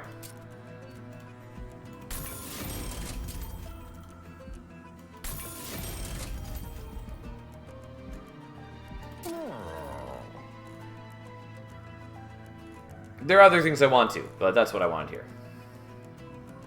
Never tried it yet. Does sacrifice kill through reanimate? Does it just kill them once? Kills them once. Alright, let's get rid of some things, even though the more we purge from our deck, the worse it gets, because Pyre of Entropy is fucking stupid. And no one is going to convince me otherwise. You can defend it all you want. It's still awful. Unfortunately, I don't love the Scourge dudes. But we're still going to set up mid-floor. I could set up top floor and we'll still be in like pretty good shape, but I don't know. I think mid-floor gives me enough time to do things. You may notice that he just has 14 reanimate because of the way that it works with evolutionary instinct and all that, which is pretty silly and weird. So, guess what? We draw a thing, he gets plus 40 attack, and Orechi has 18 reanimate now. So, that happened.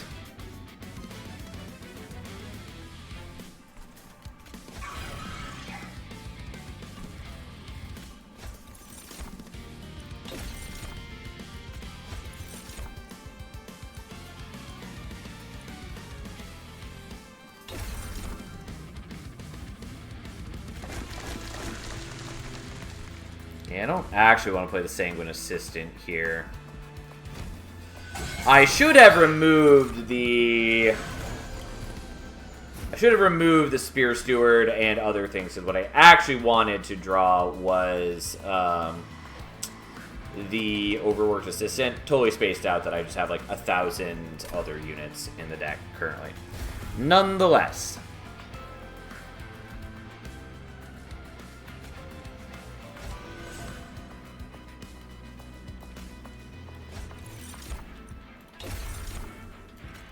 I'm definitely not as well set up for things as I would like to be, but we're going to try.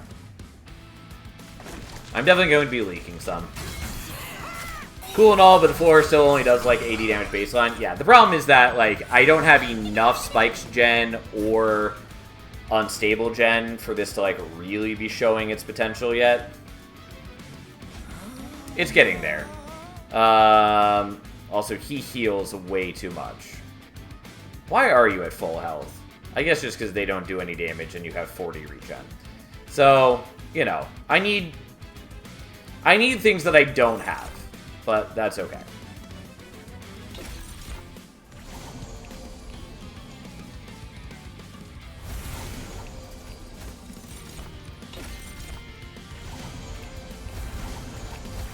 But, like, yeah, it's cool. We're far ways off from what we need. Also, I forgot that we have Heaven's Seal, which does actually make this a lot worse. Whatever. I should probably be saying I'm on top 4 then. God, you do so little damage, Pyre of Entropy.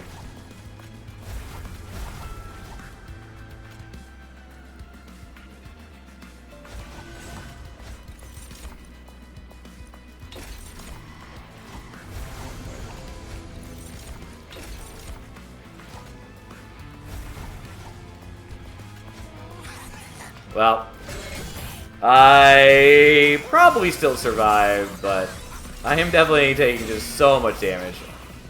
I maybe don't survive at this rate. Yeah, I think I need to be setting up on bottom floor if I'm doing this, or top floor. Because you are going to kill me. Yeah, alright. This doesn't work. Okay. Let's try this different. Because, yeah, I need to either be top floor or bottom floor. We're going to try bottom floor. God, yeah, it is just so weird. The way that Evolutionary Instinct actually works is very strange to me.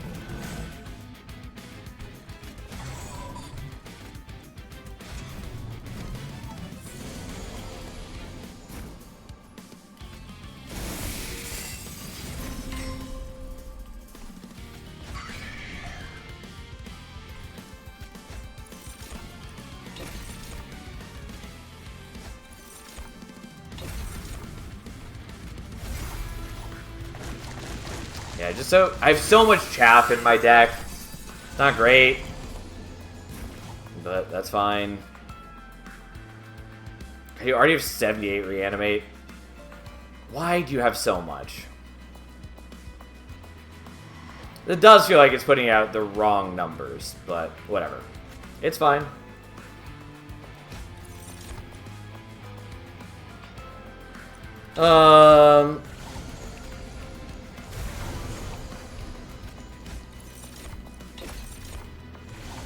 Yeah, and Orechi has a lot of spikes. I should probably... I would like Orechi to be in front. But here we are. This is probably why I was thinking that I should probably need the glow up. So I can move my dudes around. More specifically, I need better ways to get the Bombabello killed every turn so I can not rely on some of my current problems.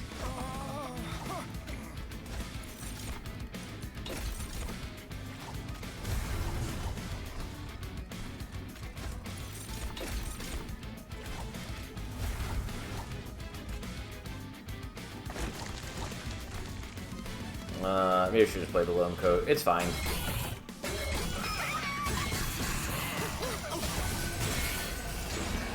Yeah. We take tons of damage from you, but...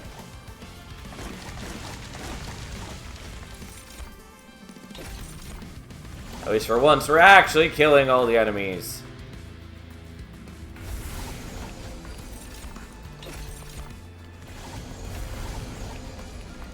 But unfortunately, I just don't scale up nearly as fast as I would like. Oh god. Yeah, the problem is I still am dying to you at this rate. Just by 75 frostbite on the guy and he'll be dying each turn. Yes, that is the other way to do this. It's like if I could apply enough unstable to him, he would also just be dying each turn. Yeah, this is not going to work. I do think we just... so, there are multiple things I can do differently. Like, putting Orechi in front is also probably all I need to do.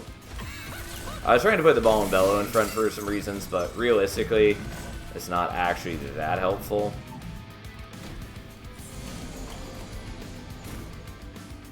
Except I didn't draw the sacrifice this turn because I altered the draw on accident. Oh well, so be it.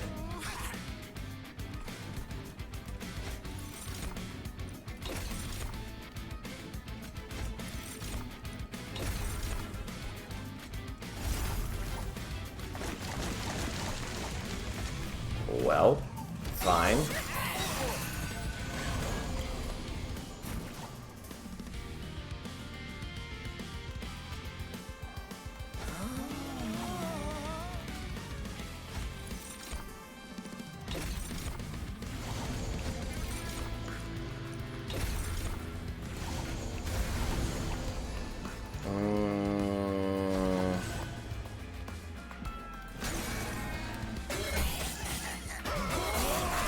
Okay, I'm officially changing my stance on Gage. It's decent now, especially when your starter unit is Demon Fiend. Yeah, it's pretty okay in that instance. Yeah. It's definitely not as impressive as I want it to be, though.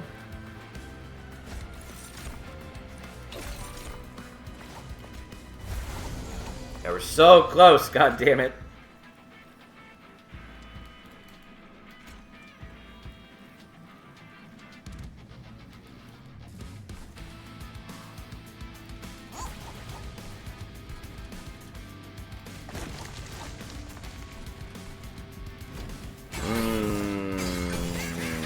My deck is so close to being useful, but not quite there yet. Yeah, because then those guys will just murder me. It's definitely doable in other ways. We're going to restart one more time. I do feel bad at how many times I'm restarting, but it's not a big deal. It's not a big deal. Anyways, we're doing this, we're doing that. We are just actually going to play out all these units this time. Or Pincushion. I still have yet to do a real run with you, and that's a little sad, but acceptable.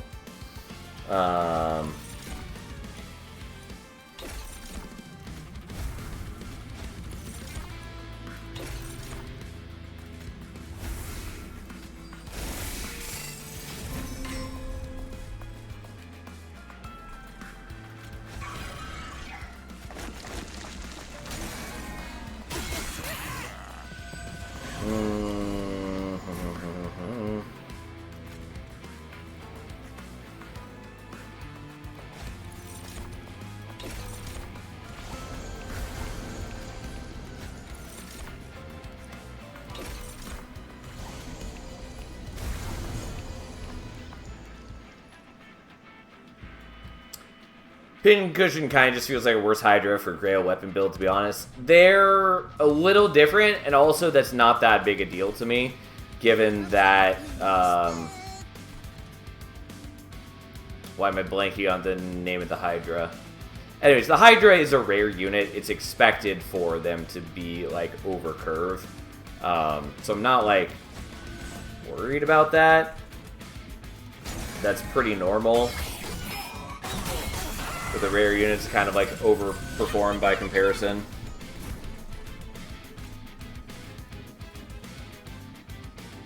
Wine can't on the floor with the sap guy, because I'm just not paying as much attention as I should, but also because it mostly doesn't matter. Like, the attack damage that I'm doing is not really important. That's not where my strength is coming from. The problem is that I am too weak in general.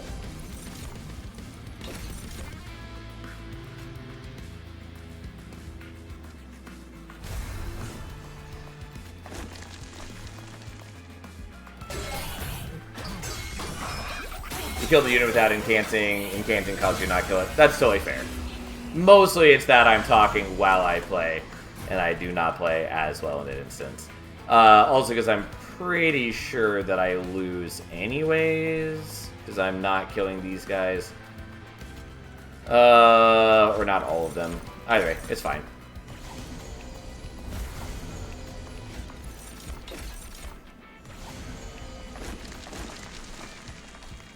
There's technically a way that I survive, but...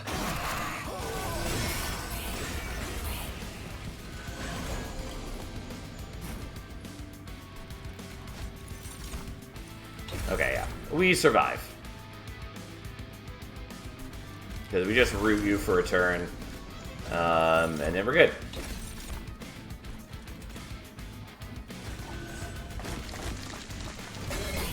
It's a little silly, but that's the sort of thing that mixing allows you to do. Anyways, Ajax, no one cares. You're in no way, shape, or form actually threatening me here.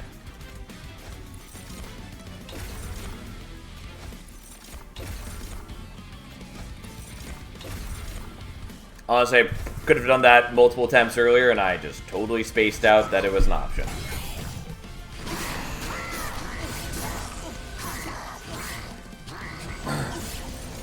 True, I forgot you can just kind of stun knock a dude with enough mixes. Yes. There are a lot of good things you can do with mix. It is a powerful ability. Kind of want the risky operation.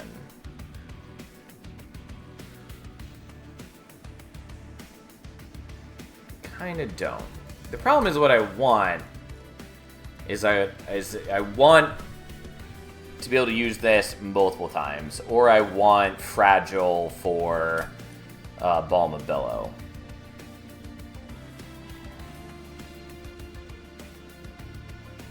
I mean, I want a lot of things, really, but... do I care about risky operation? Kind of. You know what? I'll take it. I will skip those. And I will continue being annoyed at Pyre of Entropy. Risky Operation plus Frostbite on Balm and Billow and it's GG. The problem is that he also gets just like a ton of regen, so he very quickly is going to heal back his HP.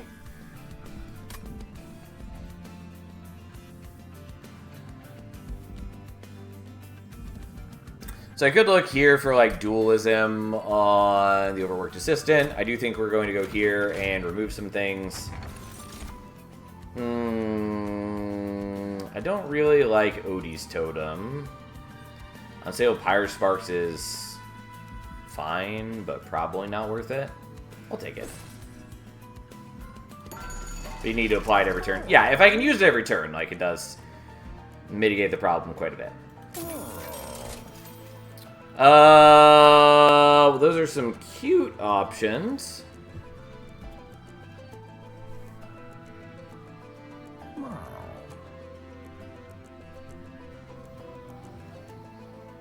I do like Hall of Mirrors here.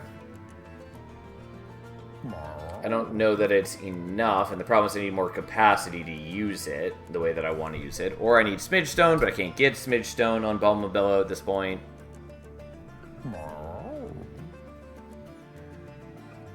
Wait, what's the combo with Operation Frostbite? So, Risky Operation sets a unit to 1 HP, and so then the Frostbite would do enough damage to kill the Ball and Bellow. I mean, in general, I just need to set him to 1 HP so enemies can kill him. It doesn't have to be Frostbite. What I want is, I want Fragile Body, which gives spikes and makes him fragile. That's what I want. Or, I want the Reanimate Tome, well, the Reanimate Unstable Tome, specifically. Do I want Hall of Mirrors? I kind of just want Hall of Mirrors to make 2 Orechis, because that's also pretty decent.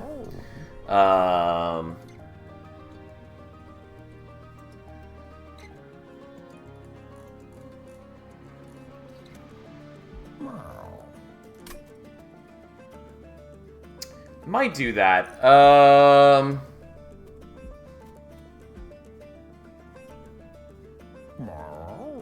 Inferno Room kills that at full HP.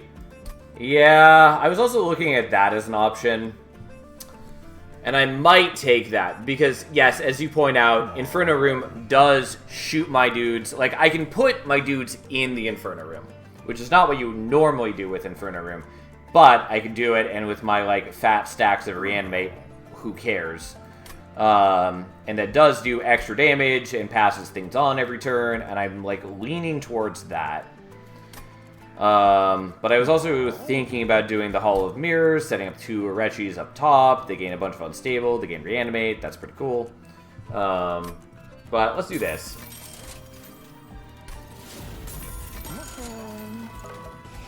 And then let's get rid of some things, of which I have many. I don't know, let's get rid of these guys, because they are more costly to deal with and not helpful to me. -1 Ember is a problem, but we're still just gonna roll with it. Oh no, I still have enough. I thought that I didn't have enough with the -1, but that's because I normally am at 6, and this brings me down to 5.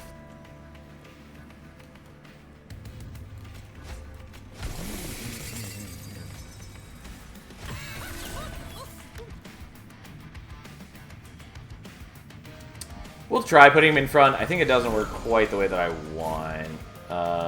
No, you're still surviving. That's fine. Ish.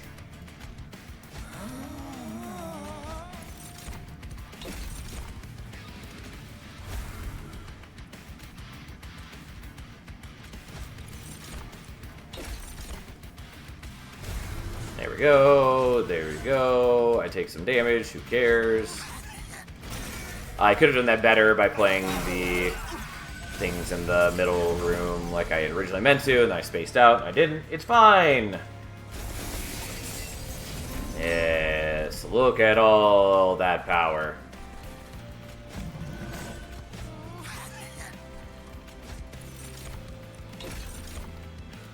You can go there.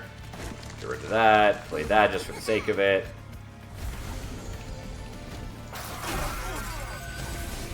I always think that Inferno Room fires at a different time than it does, but it's at the start of combat.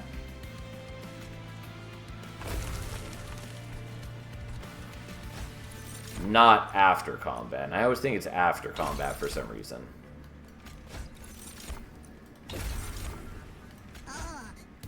Well, here we go. Could have done the Risky Operation up there. I'm actually very low on HP, and I do need to be mindful of that.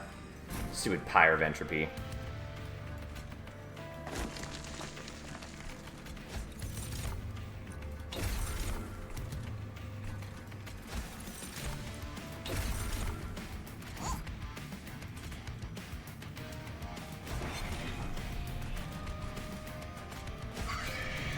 Well, here we are.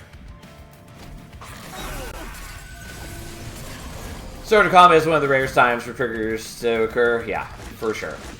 Well, still taking a little bit of damage, which is legit quite bad for me. But yeah, you may notice I have a ridiculous amount of stats now. Like, this is why Balma Bello is cool. Yeah, dude doesn't have anything on me here.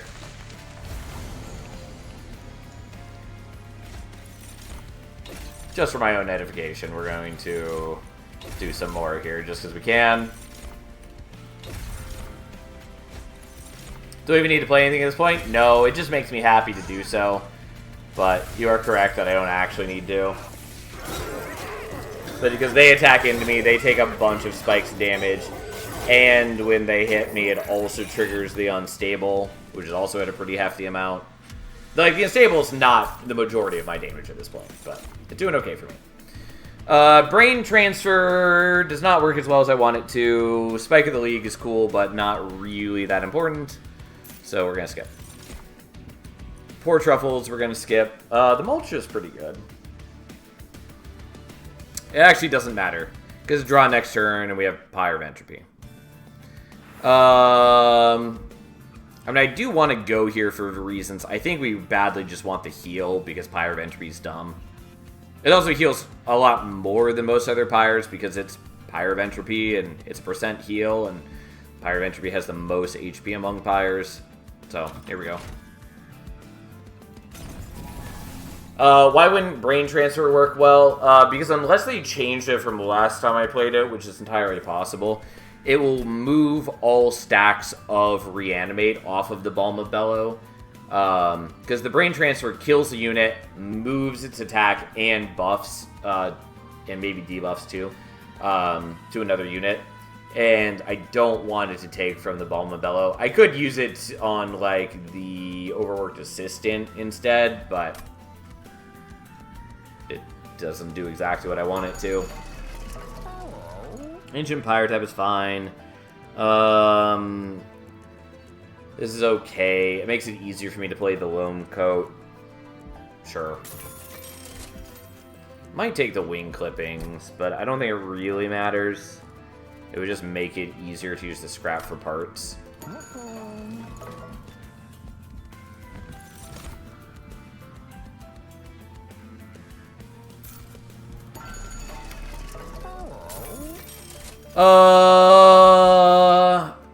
Yeah, I mean, so, like, multiple of these are good. I think we want Emote Tome, but I legitimately want multiple things here. Catalyzing Agent isn't, like, that exciting. Unstable increasing by 5 is cute, but not that super good for us. We don't really need the Artificial Pyre Stone at this point. Though it is nice, it can do some things for us, but Emote Tome is just good in general, and also speeds up the Titan fight, kind of. So, here we are.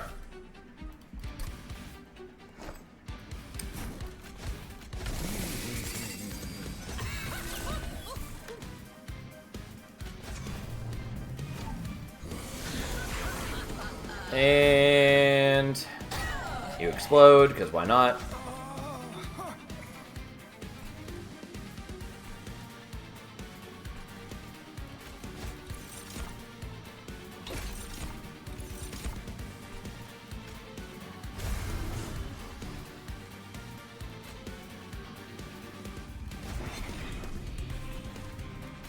Okay. Whoops. Did this a little wrong, but that's okay.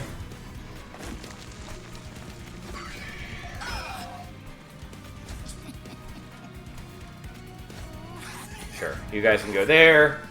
And then some explosions happen. He doesn't quite die, but he just procs my other things more. And we're sitting in reasonably good shape. Not quite good enough yet, but we're getting there.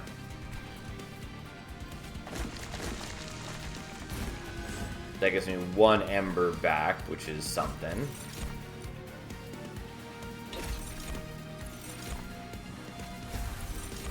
I did do this in slightly the wrong order. In a number of ways, but that's fine. So I'm not quite killing you like this. There we go. I just need to get my unstable a little higher, which is what I was trying to do, but I could have done that in a way where I could have done more Enhance on bottom floor. It would have worked better, but it's okay.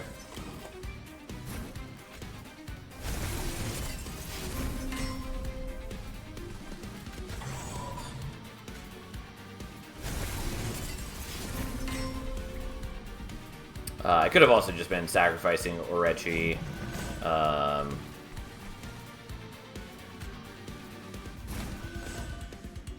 So that it would proc the unstable, which would have been cute.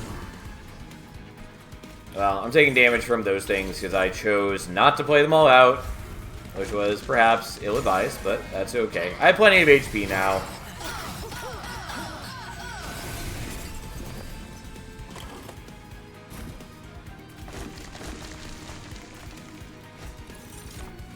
Have some sap. It doesn't really matter to me. Whoops.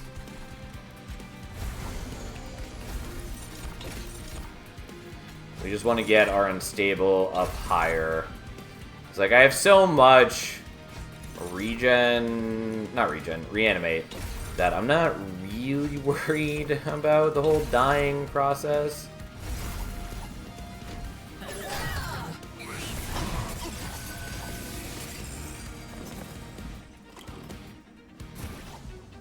I'm a little worried about all of those.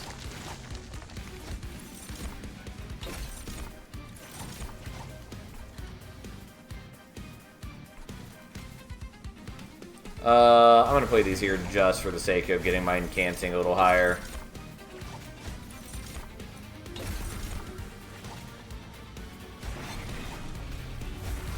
Doesn't really matter. Also, the overworked assistant is starting to do better on the unstable than Orechi is, but again, not a real concern.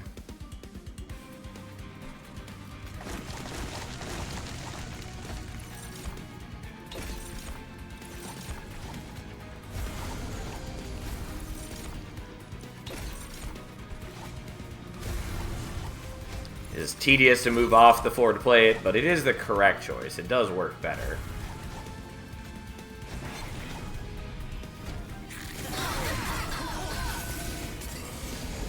Oh boy. Alright, well.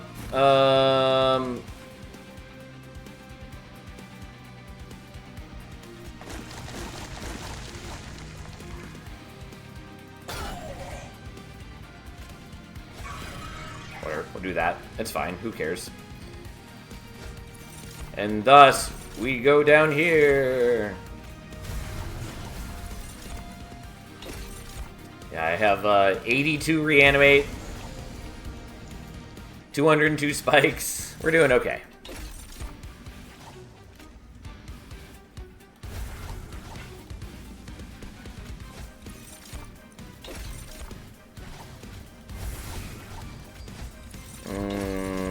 I definitely could have done this better by, like, stacking unstable on you.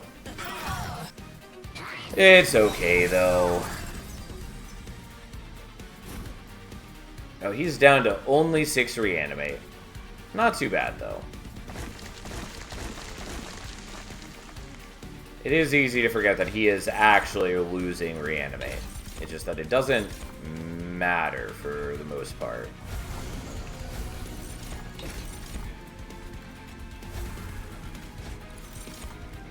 Because he started so much that it's largely inconsequential to us. And thus, we beat him to death. Okay, Spike of the Legion is fairly cute. Yeah, that's fine. We'll take Spike of the Legion. And we're going to take Ember. Because we don't need draw and we don't need capacity, so...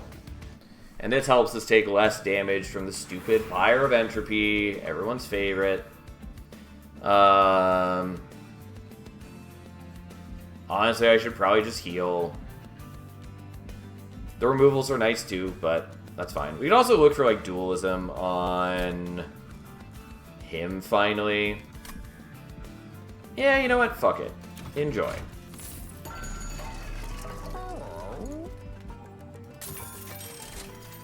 Well, didn't get it, but you can always have slightly more reanimate.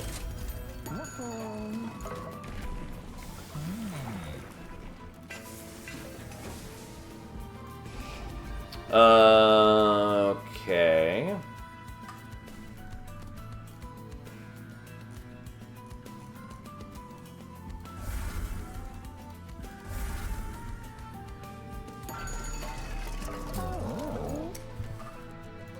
So, let's get rid of more things.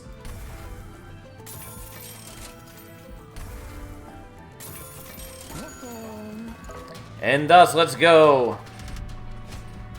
Yeah, this should maybe still work. Actually, don't remember exactly how this is going to interact. I think ultimately it's mostly fine either way, but a little annoying.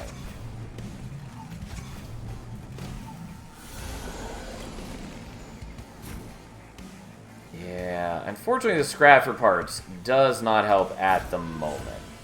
God, I just hate drawing so many vengeful shards.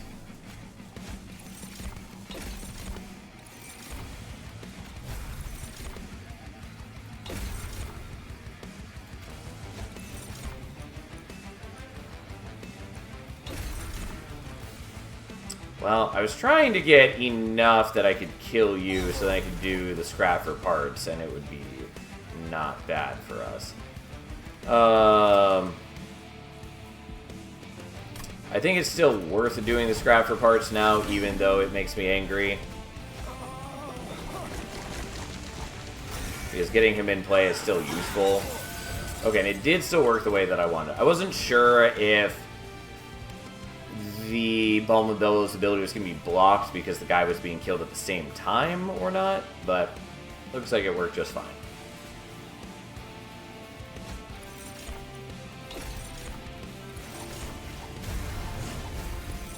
Doesn't matter how much attack they get.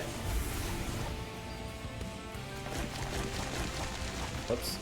There we go.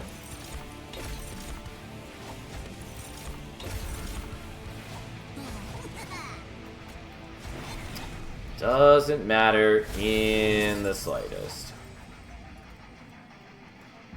Because they don't get a chance to attack thanks to the Inferno Room, and even if they did, like, I'm just tanking with Reanimate anyways, which means it doesn't really change things.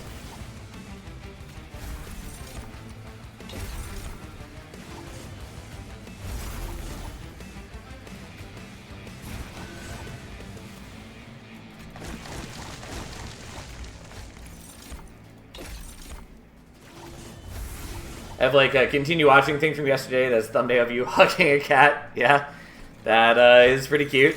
I think that's just like the automated thumbnail for that, since I haven't set my own one yet. She's a very good cat. Truly the greatest of all time. God, I hate drawing so many Vengeful Shards, and also fuck the Heralds.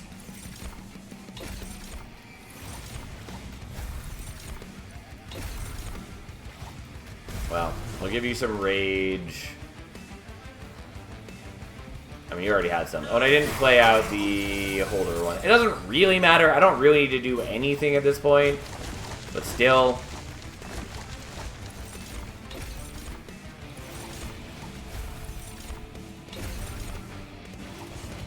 That's my cat? How dare you?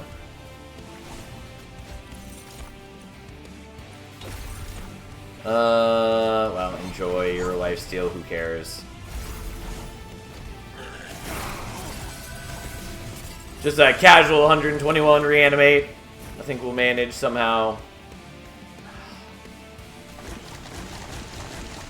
Like, and I even took double Ember, and I still have to spend, like, all of my Ember each turn to get rid of all of those.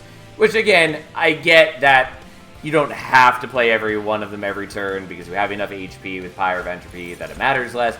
Still feels really fucking dumb. Still feels just the worst. I actually don't want the damage shields, but whatever. I did it. I made mistakes. It's fine. Oh no, it's a Thane. How shall we handle such a fate?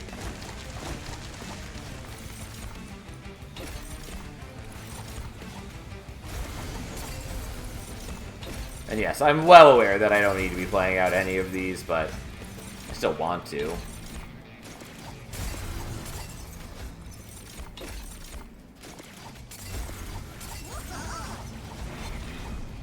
Alright. Just a casual 200 spikes and, you know, 160 plus reanimate. How you doing, Splat? You also seem to draw into all of them at once. Well, the thing is I'm drawing 9, soon to be 10 cards a turn, so the chances that I draw into them are highly likely. Also, we're taking Surgical Strike and I win, just so you're aware. I mean, I already won, but now I win harder. We're doing this.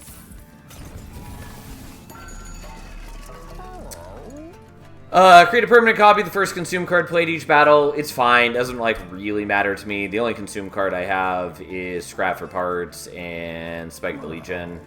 Oh, God. Look at all that garbage.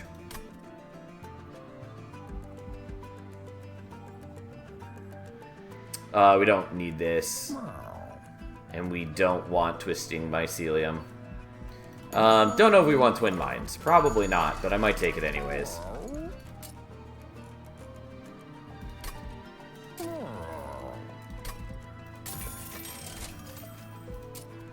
Okay, so we do want that. We are going to do that, because that's important. It's not like crazy important, but it is important. Just for my own edification, we're going to do that, because we've already rolled here, and we know that we can't hit anything else I would care about. The Permafrost would have been the other thing to take on it, and admittedly, probably should have taken that instead. Doesn't really matter.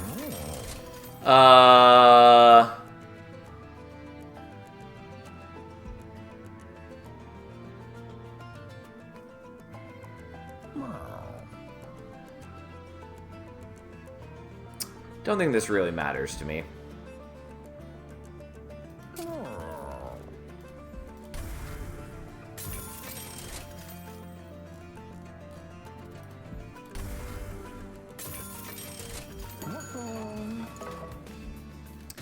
Okay, here we are.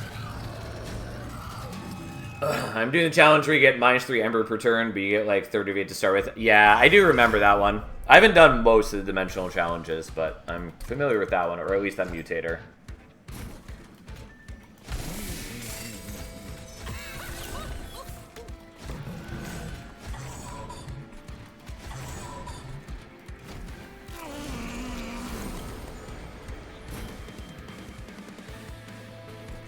Okay, so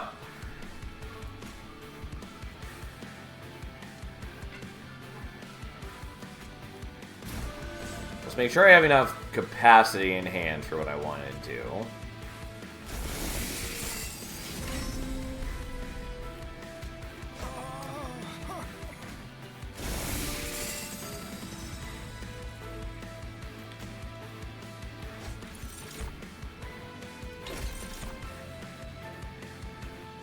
I did do this slightly wrong, but that's fine.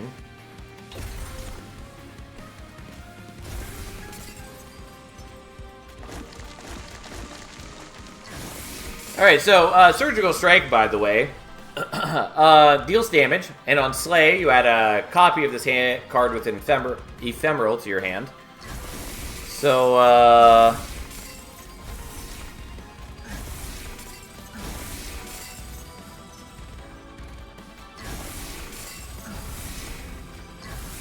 So this happens.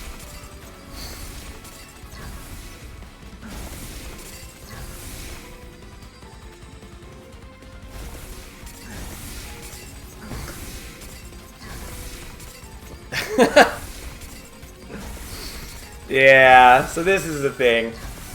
This is not a common situation, mind you.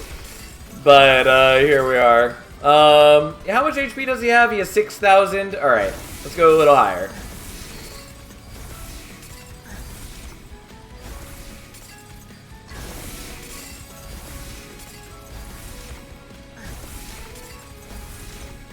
You know what? Let's just hit 9,999 on Orochi. Why not? Okay. Just a clean 9,999, and we're good. Unfortunately, Orochi is not at 1 HP. Otherwise, I could also be shooting Orochi to, like, do the unstable. Not that that matters. I should have... Well, I could have done this top floor had I known that that's what I was going to draw that turn. But we didn't.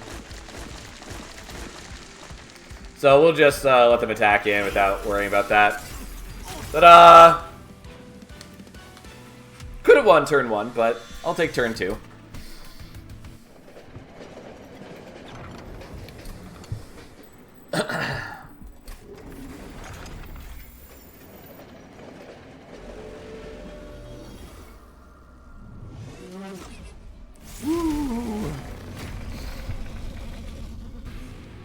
Can this beat Titans? Gee, I wonder. Wonder how we'll manage. Okay, you go there, you go there. I honestly forgot that I had the pincushion still.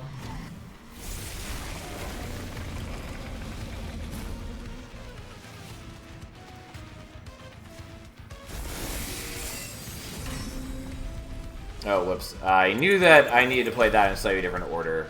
I did this last time the correct way. But yeah, it's not going to work as well because I'm not drawing the correct things this time, but we're still going to be quite strong regardless.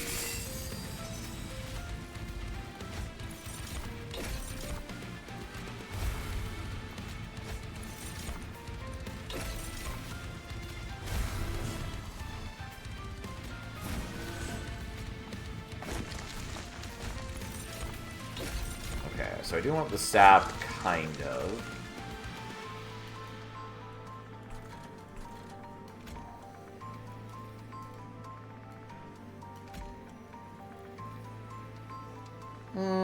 Alright, we'll do this. And just give you a little bit more sap. I do take damage here. It's not a big deal.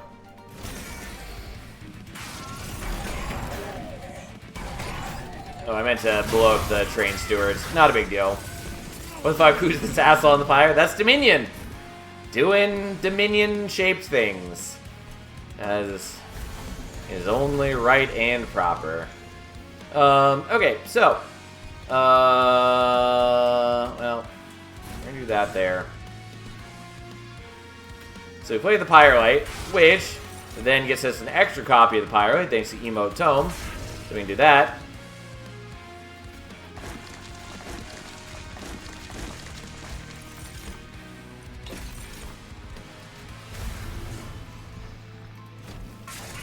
And there's this.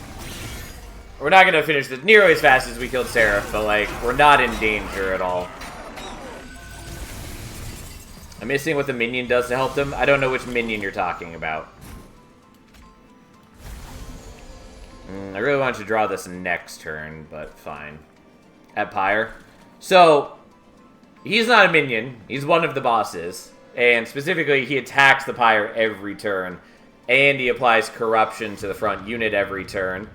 And there's no way for us to interact with him except for the Pyrelite that he creates every turn, which then we play out and it causes the Pyre to attack him. Whatever. That's the whole deal, is he just sits up there and he attacks it every turn.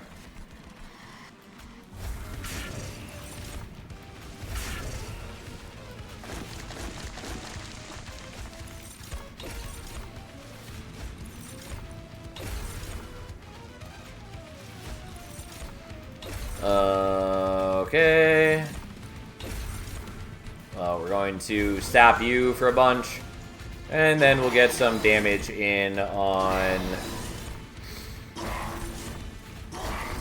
Entropy, just because we can. Sadly, we don't have Savagery here. Otherwise, I would have done this as Savagery as well, but...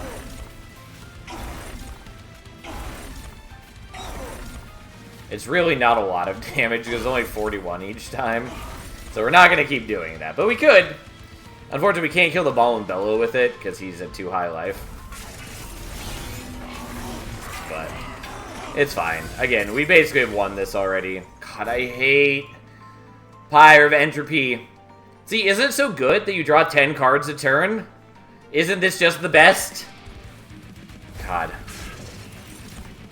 Fucking hate Pyre of Entropy.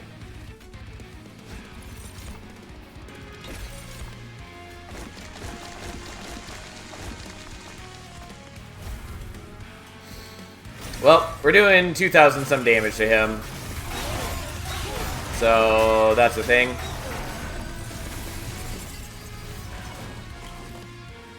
Because we actually have a fair bit of, like, spikes on us, and he procs my unstable multiple times, along with entropy, yada yada yada. So one boss of Pyre, one at every floor like Divinity, and then one is just wandering. Yeah, he loops the floors. Every time he reaches top floor, he goes back down to the bottom floor. He gets stronger each turn. He damages the Pyre every turn by attacking it. He damages the Pyre when on a floor that has no friendly units. So you're encouraged to give him things to fight. And Entropy gives us the Curse of Entropy, which if we leave in hand without playing, they damage the Pyre. If we play them out, they apply Sap to all of our units. Sap does not matter to us in the slightest right now, so we just play it anyways. Your deck is like 19 cards now and 11 are Blights. Yeah, I'm aware. I'm aware of how we've arrived at this moment in life.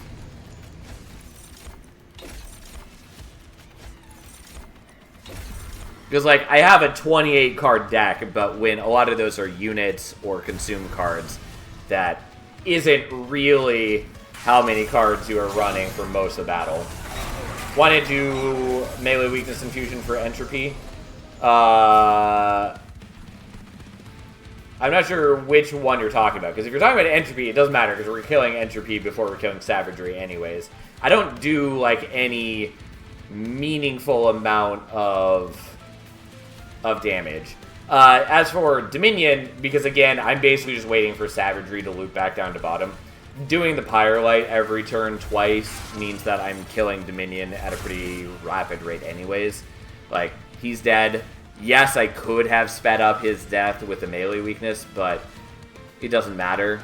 And by just doing Sap instead, I'm technically taking less damage.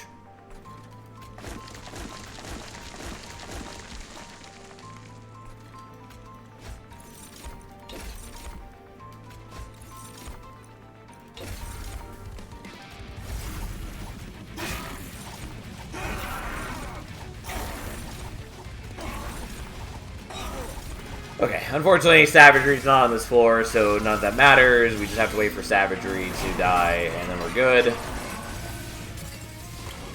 Because a lot of this fight is just a waiting game. Some people will tell you otherwise, but those people are lying to you. Why am I dying here? I'm pretty sure it's just lying to you. It looks like they're dying, I think, because of the way that... Because they're dying... So Savagery's dying on the attack, and so it looks like my dudes are dying because they won't actually have a moment to reanimate afterwards. Yeah. And they're all chained together. Yes. You cannot kill any of them until they're all at 1 HP, which again, I think is a problem with the fight. I think there's a lot of problems with the fight. Whatever. Well, Dominion thinks that's very mean of you, and you don't matter. Well, too bad for him. Anyways, another win against the Titans. Anyways, that was a pretty fun Balm and Bellow situation. Turns out Balm and Bellow is not that exciting on its own. And by that I mean, like, the Regen 6, Spike 6 isn't that exciting to pass on. But there's a lot of cool things you can do with him, particularly when he's comboed with Lazarus and you can give him Reanimate. There's just some cool things you can do. Turns out. And thus, we have acquired another crown. And mastered a couple more cards.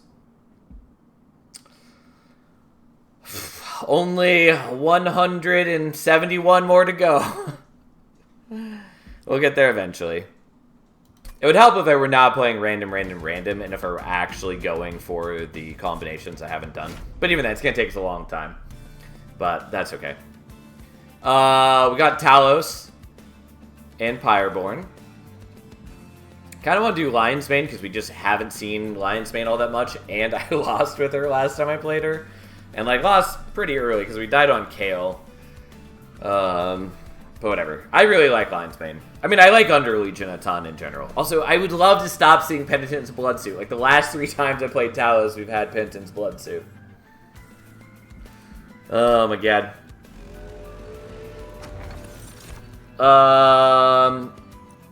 This is not bad. It would be nicer if Talos were an angel. I don't think we're taking it because I don't have any starting shift cards, and so my ability to move is fairly limited. And, like, Valor 2 is nice. It's not, like, nuts. Spirit Breaker's Charge we probably want. Though, again, I don't have, like, great ability to use that yet. Nonetheless, we're taking that.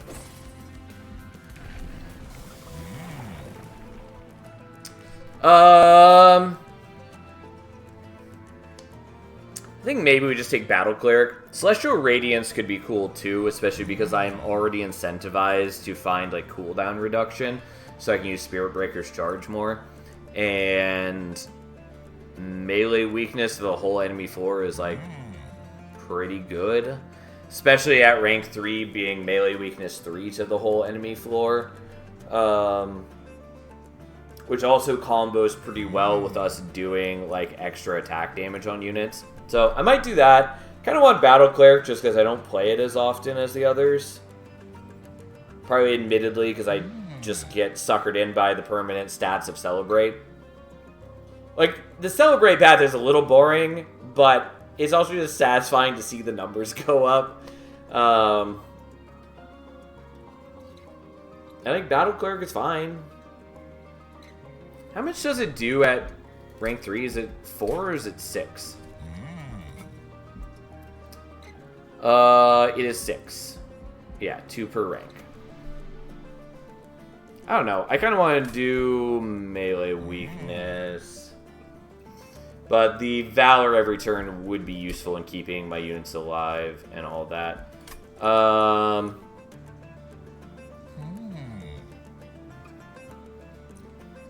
We'll do this. That's fine. Also, I didn't even look. It's knockback, it's fucking damage shields, and it's entropy. With his silence dudes, the worst enemy in the game. Really wish we could get them removed. But, alas, we do not live in such a world. Okay, so you're flying up here to just chill out and give some extra power to them. And we're going to do that, even though I kind of want to do the extra Valor.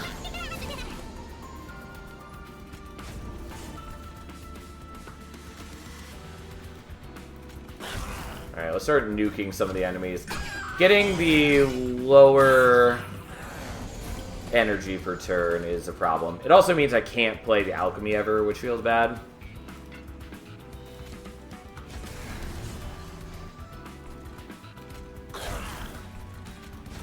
But whatever. How long has it been since you ran into a champion silence dude? I mean, you can see the chosen ones in the Titan fight. If that's what you're talking about, the chosen version of them. But, yes, they're less prevalent than they once were. I still hate them. I hate them less than I used to. Well, specifically the chosen ones. I still hate the normal ones. I think the normal ones are awful for the game.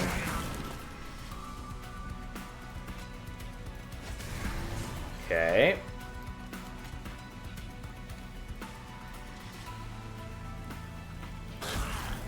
There we go. I just think they're unhealthy for the game. I don't think they add any meaningful, like, gameplay experience. I don't think they're particularly fun. I don't think they're particularly interesting to build around. I think all they really do is push people from being able to make more varied decks.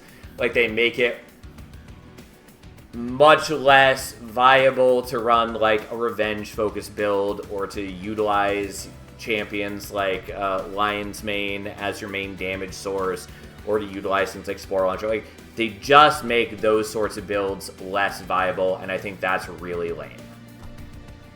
Do you hate them more than the Pyre of Entropy, though? I do, actually. I do hate them more than Pyre of Entropy, though they're both pretty high up on the list. Like, again, I really love this game. I've already sunk hundreds of hours into this game. So, like, my complaints are overall fairly minor.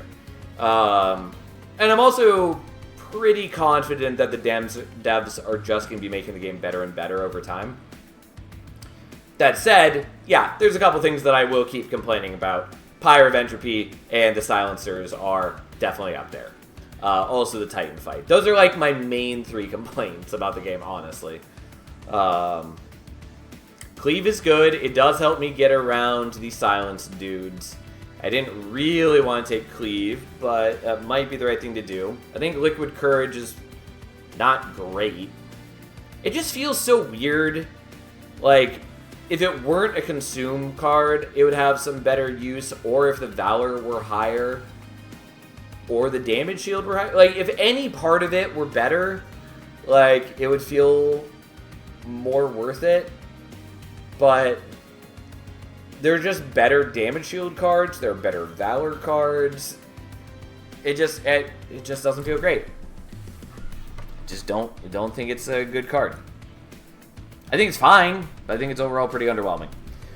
Anyways, we should probably take Cleave, looking forward to the future. There's also the possibility that we just get, like, other Pyreborn kill spells, like a Flicker or whatever, but I'll take the Cleave for now, even if it comes with the, horrible downside of whatever I'm trying to say, of the Calcified Ember. Unfortunately, I'm going to take a second Calcified Ember, because I'm going to take the Pyreborn Brain Spike, for sure. The Snotty Whelp is also kind of cute to use with Spirit Breaker's Charge, but we're taking this, because absolutely I'm taking that instead. So, we're going here. I really wanted to remove Consume. We'll take Holdover Cleave, though. That's not what I wanted.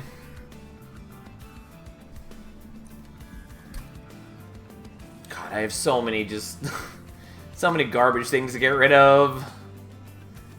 My deck. I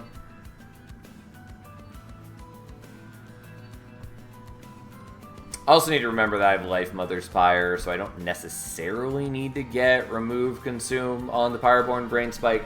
I could also just try to make multiple of them. Though nonetheless, I would like to still upgrade it first. But here we are. I don't think we need Magma Mauler. I don't really think we need Miser either, but on the other hand, it is a 1 capacity unit, and that could be cool.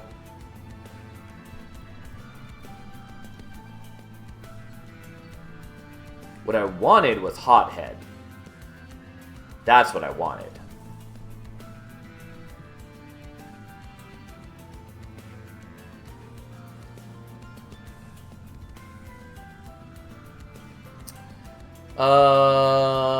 I don't know. I'm not sure that I really care about Miser.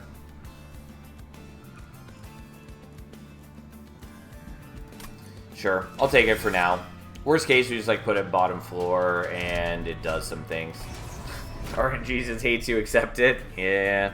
I mean, like, we're fine. It's just that, like, I really don't want or need the alchemies. The Calcified Embers, hitting 2 of them in a row is really bad.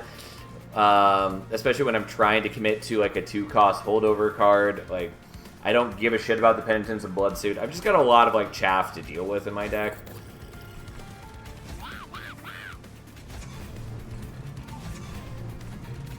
So, like, we're fine overall. This early doesn't feel bad for Miser. Yeah, like, he's an okay unit. Like, overall, he's in a pretty decently solid spot, but it's just not really what I wanted to deal with. But we'll just go for full buffs here, rather than doing Pyre Gel. But he's going to pay himself off very quickly. Cat!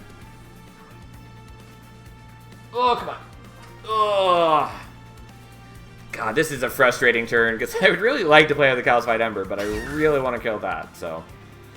I guess we're at least getting rid of the Penitent's Bloodsuit. Yeah, I should have no problems killing you. I maybe should have put the Bloodsuit on this one, though. Cat, do something, please. Don't just lay there.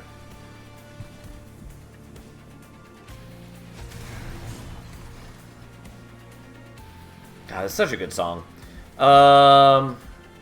Okay, so we have the Brain Spike coming up.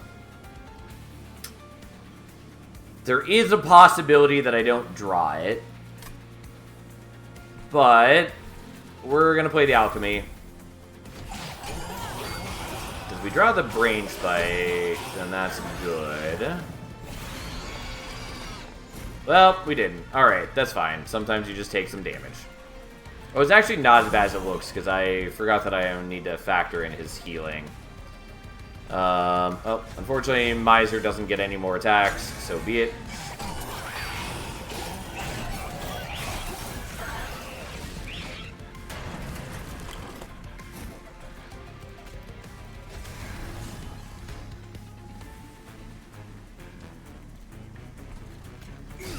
Okay, let's go the backliner. I do get less Avarice this way, but that's okay.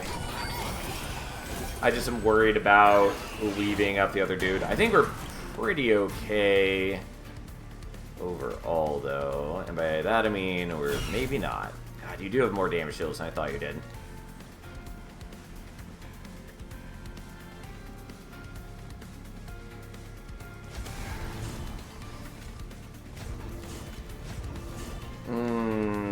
That is a lot worse than I was expecting.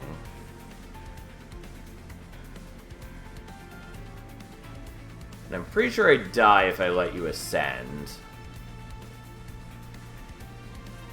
Especially because you'll get more damage shield. So you would have...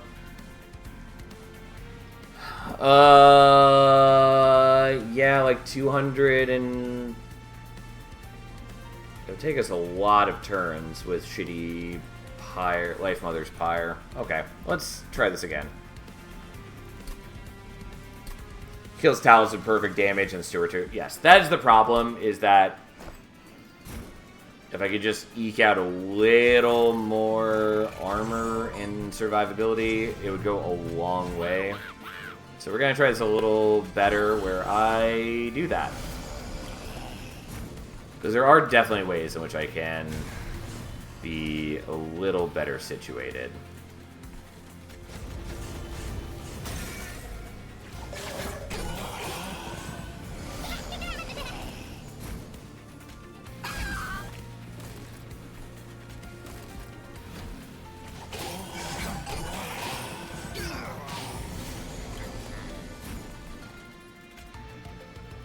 Could also do the cleave this time.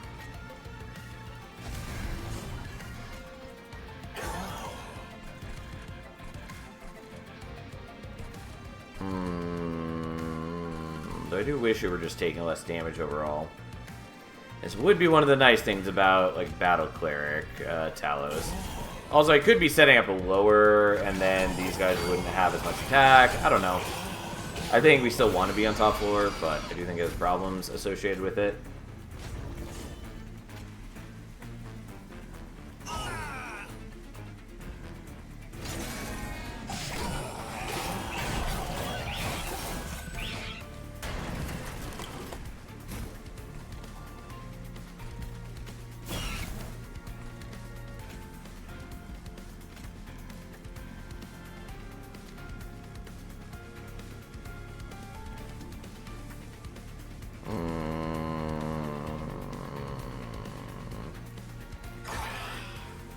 I don't know that that's worth it, but we'll try. But I am weaker attack if I'm not using the Brain Spike.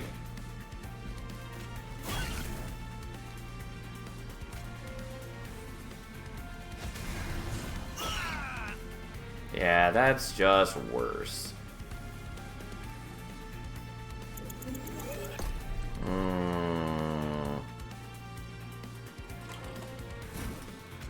Yeah, this has issues. It's slightly better, but not much better. I think I just die either way. Also, I need to keep in mind that you do have the Titan skin, which is my own doing.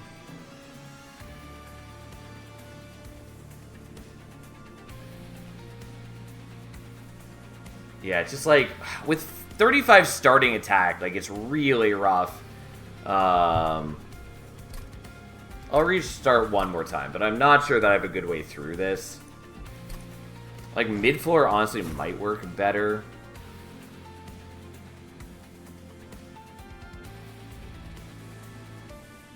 Just because I'd be taking a little less damage overall.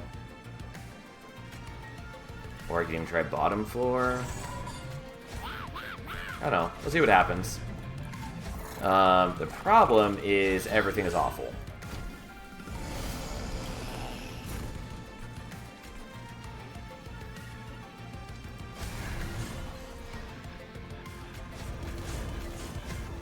And I can't really build up any meaningful amount of Valor, and that's a pain.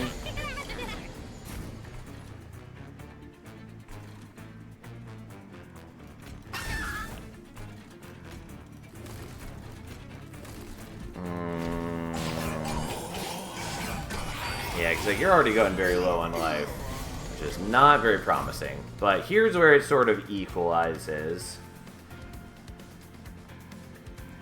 Although if the boss spawns next turn, that's not great.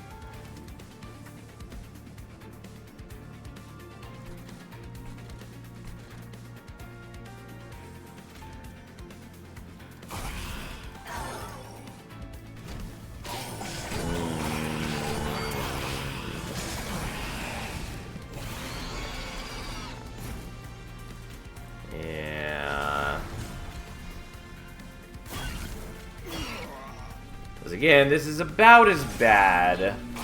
It's just like, he does a lot of damage and I don't have a lot of damage or defense. Yeah, and then I just get like absolutely murdered by enemies. And then this shit happens. Anyways, that's fine. We'll lose right here. I just, yeah, not a great start for me. Feels bad. Oh well.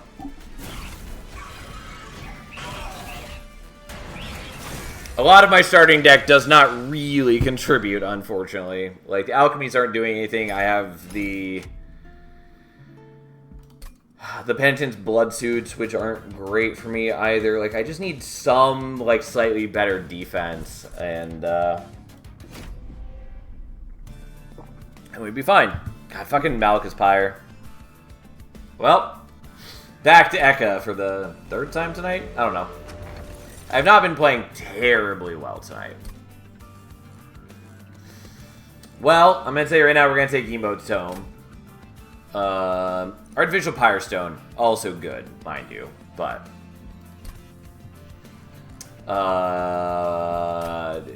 yeah, we're taking Emote Tome. Like, that just is what it is. Yeah, we'll take Incant. And we'll try not to die at Ring 2 this time. I do think that the Ring 1-2 bosses are still maybe a little overtuned.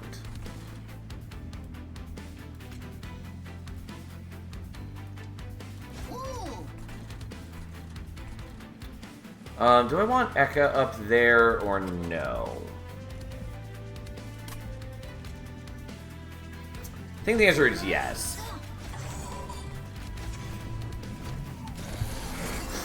I did already forget that there are these guys, but it's not that big a deal. Okay, we'll play you there, and I'll explode a couple of you guys. I could have also done the secret ingredient and tried to get the blue mix.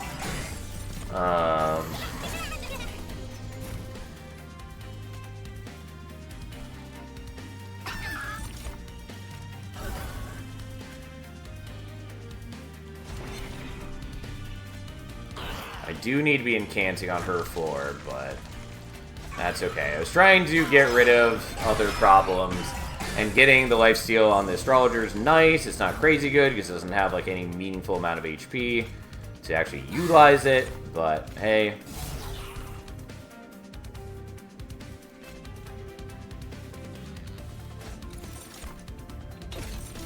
Not the one I was looking for, but I will use that down there. I was trying to get the green so we can start getting some reanimate.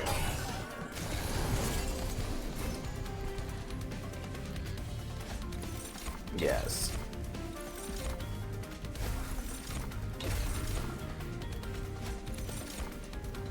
Okay, and then we're just going to build up some conduit.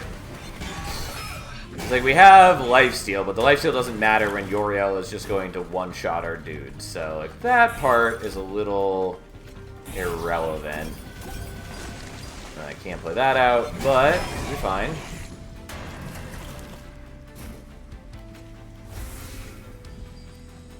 Nah, that didn't work the way that I had hoped, but that's fine.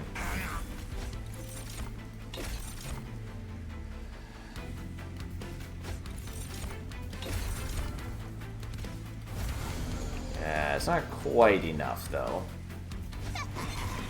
Okay, we'll do this properly. I just couldn't remember if it allowed me to copy the infusions with the emote tome. I assumed it wouldn't, but it is a spell, and so I wasn't sure if it let me bypass that for whatever dumb reason. But it does not. Which is for the best. It shouldn't do that, but I couldn't remember if it did.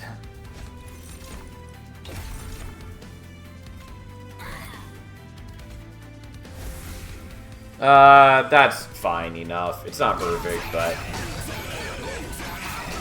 Unfortunately, he does... Yeah, whatever. There we go. We take a hit. It's not great. It's acceptable. Does it not copy consume cards, or why wouldn't it? It does copy consume cards. It just... The infusions are a notable exception to a number of things. They don't get discarded at end of turn. They can't be targeted by, like, offering token. There's a couple other things, too. So, like, I imagine they're just specifically coded to not be a target for things like Emote Tome. It's also not a consume card. It is ephemeral, essentially. I don't even remember if it says ephemeral on the card. But, yeah. There we are. Bloody Moon is okay. I really hate Malekith's Pyre. I just really don't love it. But Bloody Moon is okay for us. We'll take that, I guess. I don't want holdover weaponized prosthetic. Overworked Assistant is fine, but not for my current needs, especially with it having the large stone. I probably just want Merchant of Steel, partly so I can get like more HP for Astrologer, especially because I can get Lifesteal, but the Lifesteal doesn't matter with just 10 HP.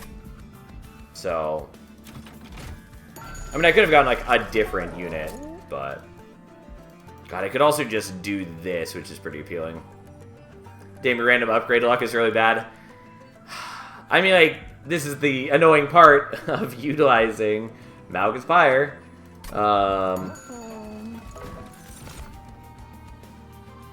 Could do Plague Doctor. Don't think I ever want to. And Pincushion is not my current desire.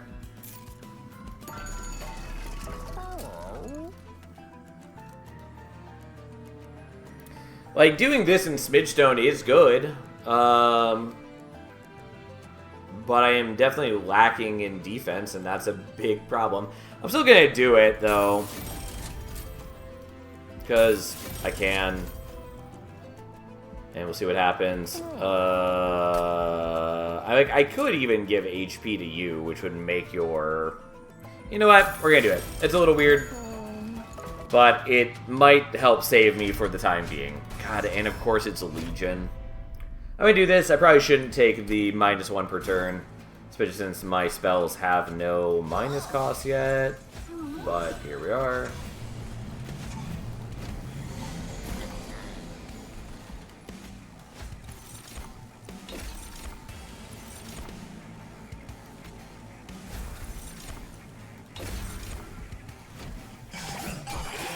Oh, boy-oh. Okay, well, let's Bloody Moon, and let's Bloody Moon, since we get to use it twice.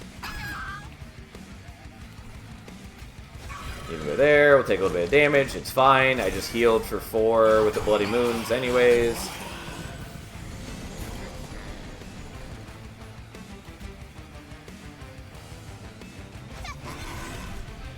Okay, you can kill that one, so we can give that to the Astrologer. I'm just going to do this here so we can build up some more incant power. And then we're going to do what we can.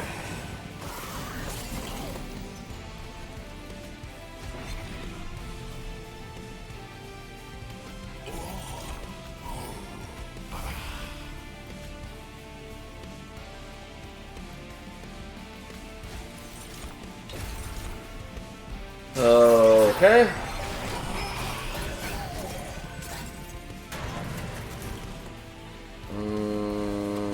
Yeah, I would not hate drawing the Bloody Moon again. Okay, and this way we don't have to utilize our lifesteal entirely. I mean, we still do. It's fine. It's whatever. I just would have loved to have built up a little more lifesteal.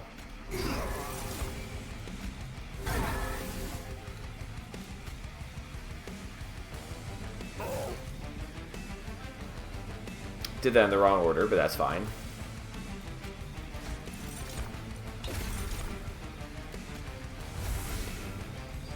Yeah, we'll still take a little bit of pyre damage. Oh well. It's fine. Yeah, just unfortunately the spikes really do wreck my whole situation. Like, my reanimate suffers into the spikes real hard, and I'm not really buffing his damage. He gets a little bit constantly, but it's not that impressive. Starstruck is fine. I will take a Starstruck. Silver Strike is also okay, but Starstruck is good. Twisted Back is not bad. It's Alive is also okay.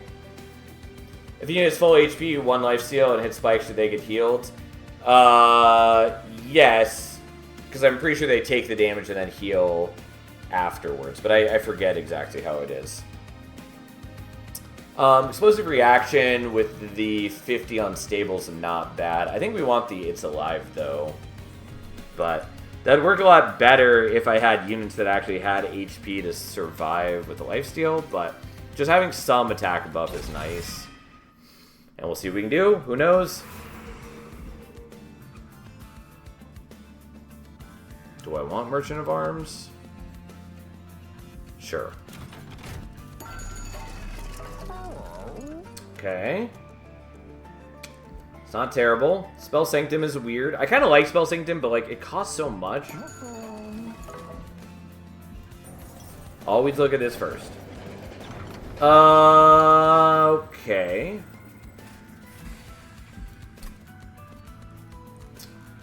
Well, here we are. I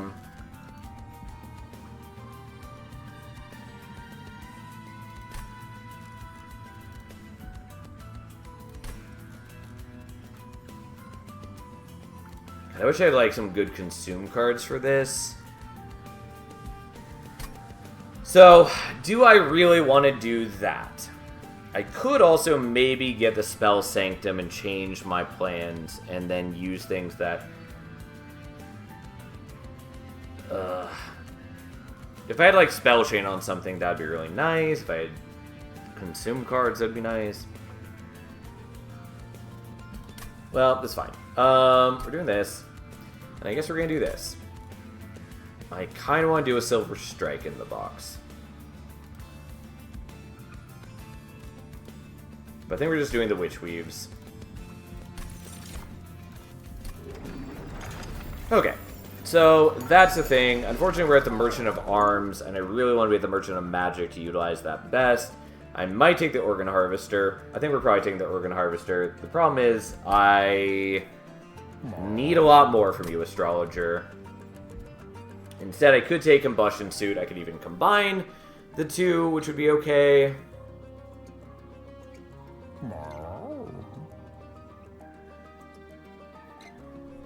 But we'll take that. And Moonlit Glaive is quite good. Inferno Room is also good. And does mitigate many of my problems. But we want this. Unfortunately, I can't combine them because I'm broke. And that's an issue. Because I really want to combine them.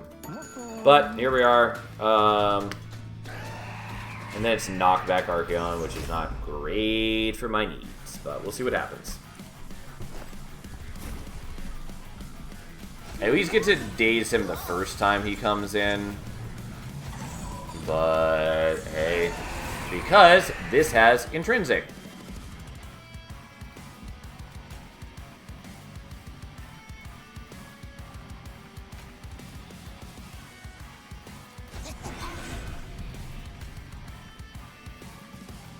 Okay, we're gonna do that so I can get multiple copies of it.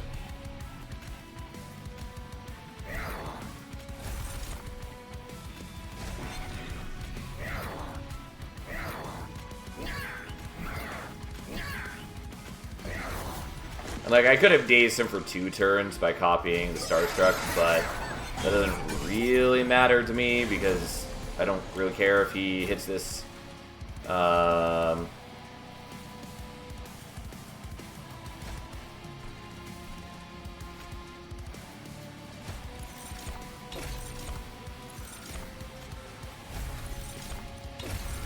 Okay, so that's a start.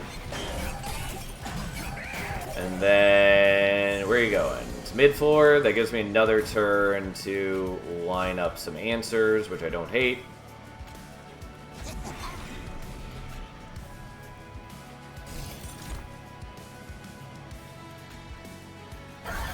Okay, so this way you're getting multiple Solays, which is what we want.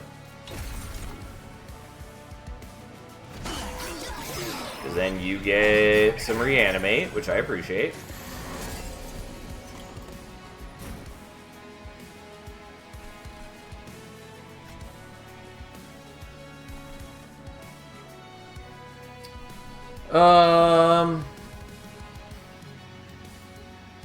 Yeah, because you're not... Well... Okay. So I can put the spikes on you and then you kill him, but that's not really any different from what I'm trying to do.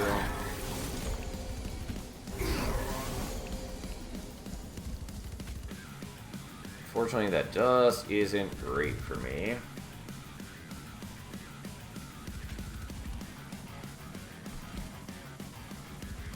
And I can't really use the Vampire Tooth anywhere.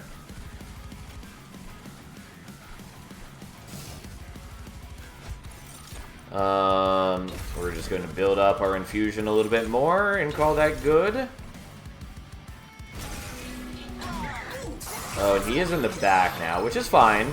I didn't realize that, so he actually did end up getting a kill, which is cute. You are going to...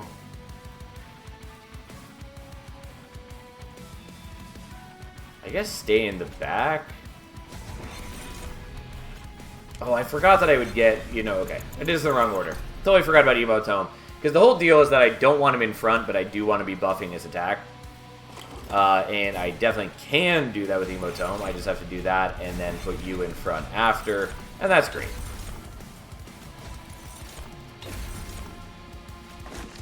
And I could have played out the Drain Steward. That's fine. Who cares?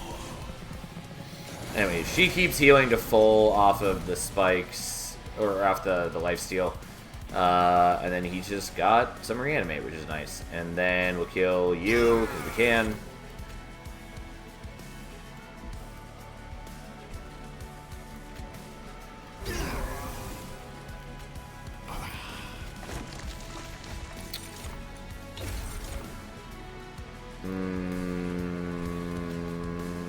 Alright, we'll do that there.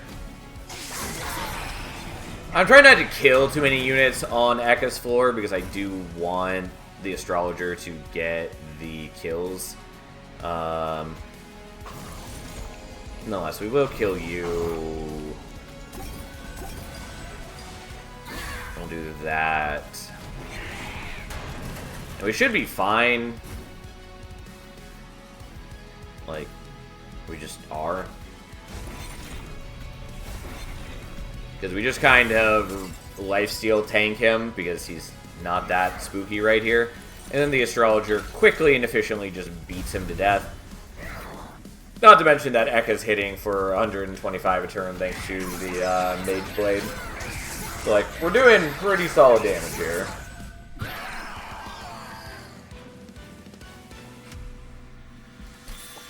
Okay. God, Spell Chain on the Minds of Their Own is really not helpful. But neither is Lunar Cycle Staff. Combustion Suit is fine. I like it well enough. I'll still take Minds of Their Own, but, like, God, is that not a good upgrade for us. Selene Acolyte is quite good.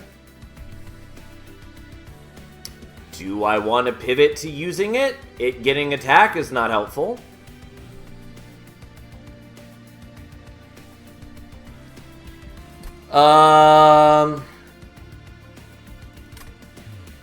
But it having Mage Blade and Sweep is good, although it only has Sweep on full moon turns, and I have no phase control. So I actually might just stick with the Astrologer.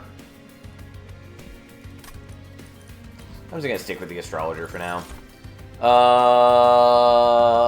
mean, I kind of want to draw. I think I just want the extra Ember, though, because I am struggling with that, so we'll do that.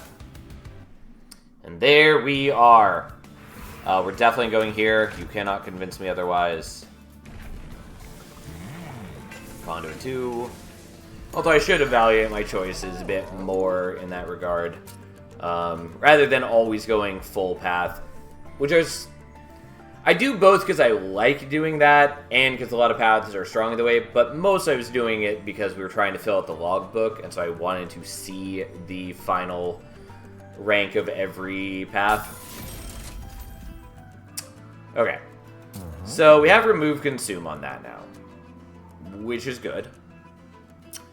I would love to get Holdover on it, or Holdover on the Starstruck would also be very strong.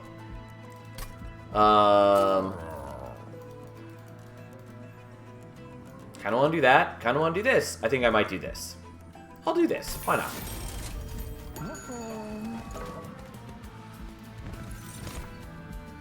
I could get another small Astrologer. I'll just keep it as is for now. I do want to remove cards.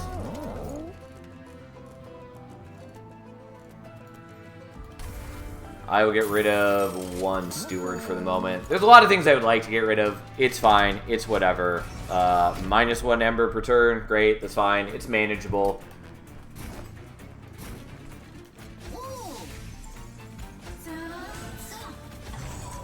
I definitely need a number of refinements to my deck. Like, things are going to work okay for the time being, but they could definitely be better.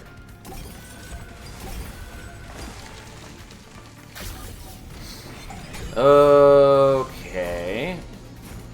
Not helpful. We're just going to do some incanting while we're here. And then try to get some reanimate just so we have a little bit of safety.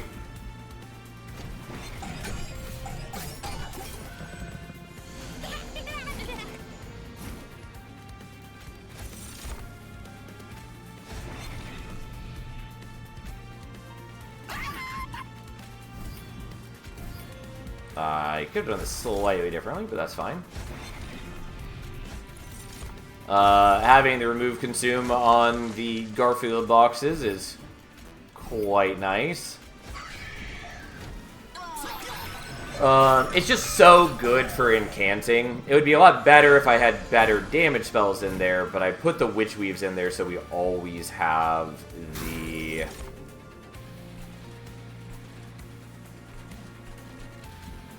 So we're always able to play out everything.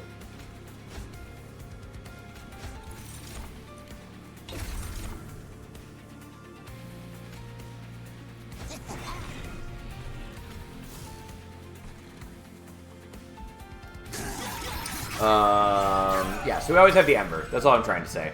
Don't mind me as I'm trying to plan out my future movements.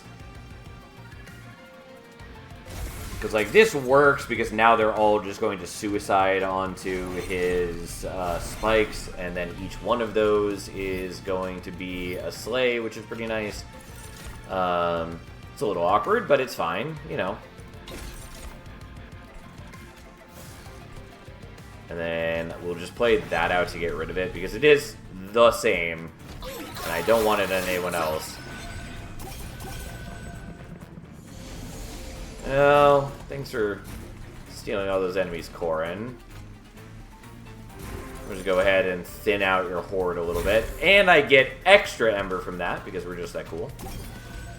And the Holy Stone is healing me, which is fine. It's not like insane, but it's doing work.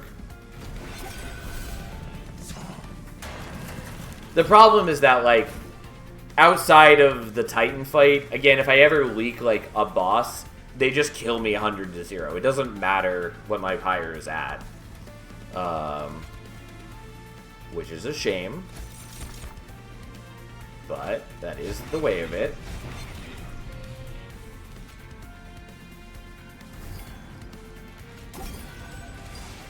Oh, yeah, this is fine.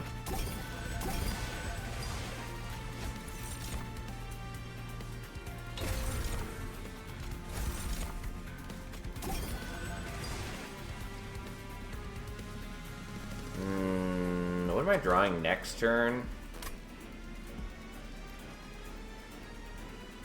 Okay, I did do this not exactly as I had intended, but that's fine. We'll move you up front and see how it goes. There's a lot of enemies, and I could have rooted them. Probably would have been for the best.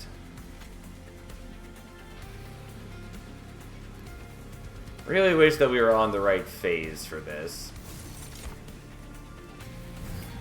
There we go. And we can neuter your attack anyways. But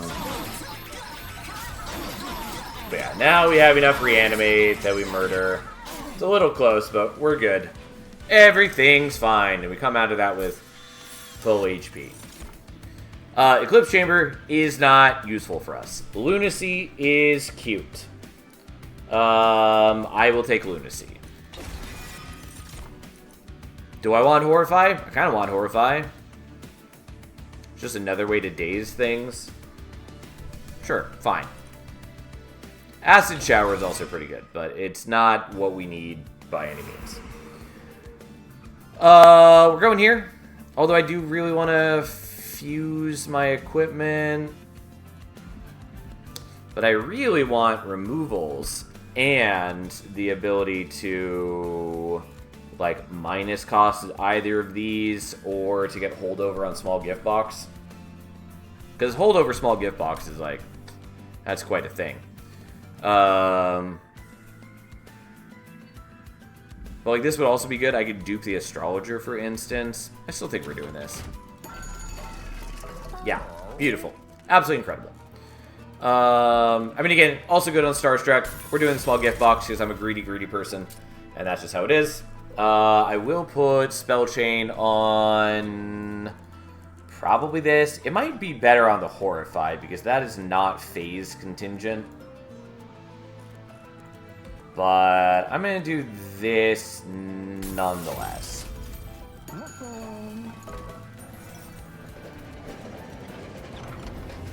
Ooh. Interesting. So I could do Spell Sanctum mod and have all spells cost less on floor 2.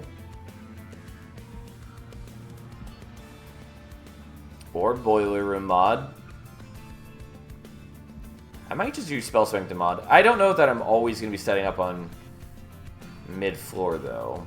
We might want to do Boiler Room and then try to set up on bottom floor on coming days. I just think that my deck takes a little too long to get rolling is the problem. I'm going to do this. We'll see how it works. We are Damage Shield Kale. Great. Okay.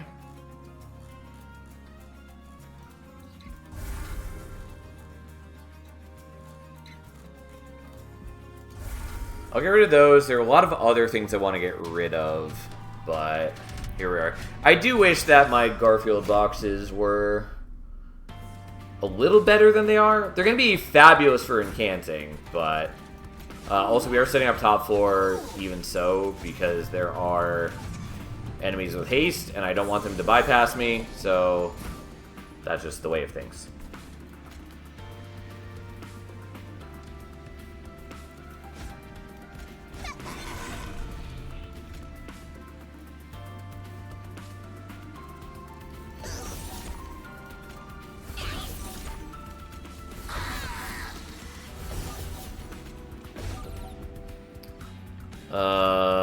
Well, I miss out on all of my incanting on top floor, but it's probably okay. I don't know. Choices were made.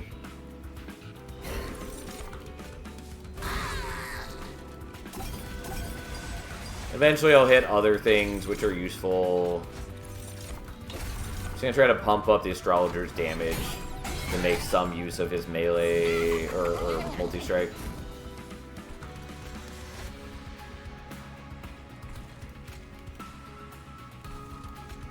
Okay, so we definitely want to do this so we can copy it.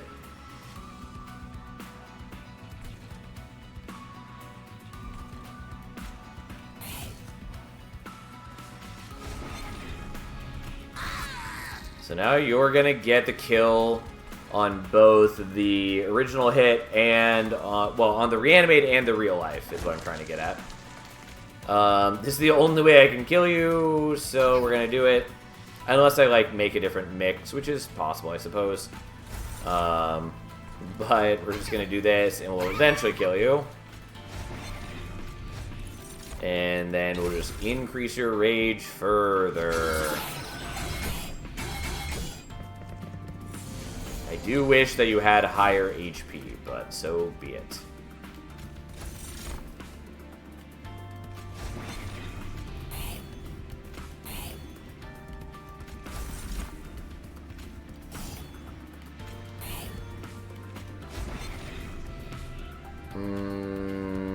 Okay.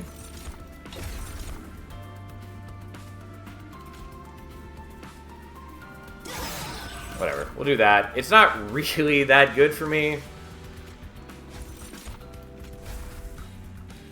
Also, for some reason, I always think that that's a consume card. I know I mentioned that before, but it still holds true. Oh, anyways, it would be nice if we had better, like, incant units to support Ekka. It's fine. It's whatever.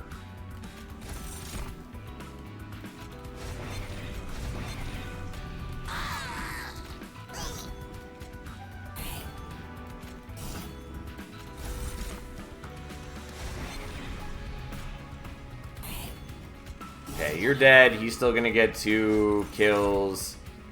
It'd also be nice if you had quick. I don't know. My deck is questionable in a number of ways. It does its job, but it is questionable. Although, like, you know, 90 damage Witch Weaves is kind of cute.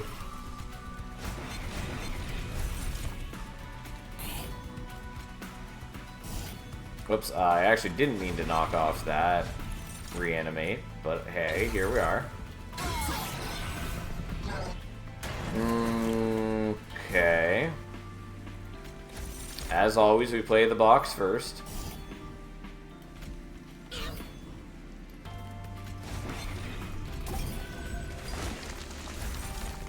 And then we just keep buffing up.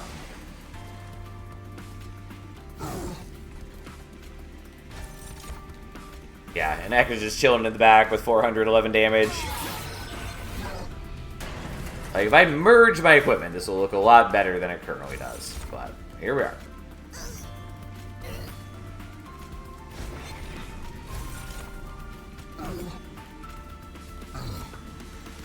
I suppose I could be doing these in a slightly different order, but it doesn't really matter. Okay, so we have 3 damage shield, we have 8 reanimate, we murder the shit out of him real fast, especially since Ekka hits for like 500 damage now, and the Astrologer hits for just a solid 200. Silver Ink. Apply attuned and plus magic power. Dispose in your hand. The problem is that I'm mostly just making a boatload of new witch weaves, and that's not very helpful when I'm doing that. The Hexcalation is kind of cute. But I'll skip. I could put that to decent use. God, I really want Faulty Body on the prior run. But that's fine. We're just gonna skip that. Just gonna skip it. I don't really have any need for this. So we'll go here. Sure. The Orrery doesn't really matter to me. None of those really matter to me. The Bard Factory is maybe, technically, I could get some value out of that, but it doesn't really do anything for me. I think we just make a second Astrologer here.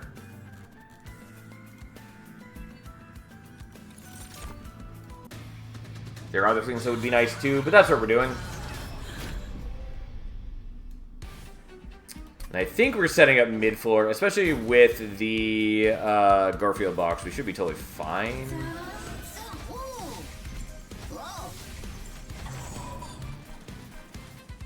I guess we'll do this, even though I kind of don't want that on this floor.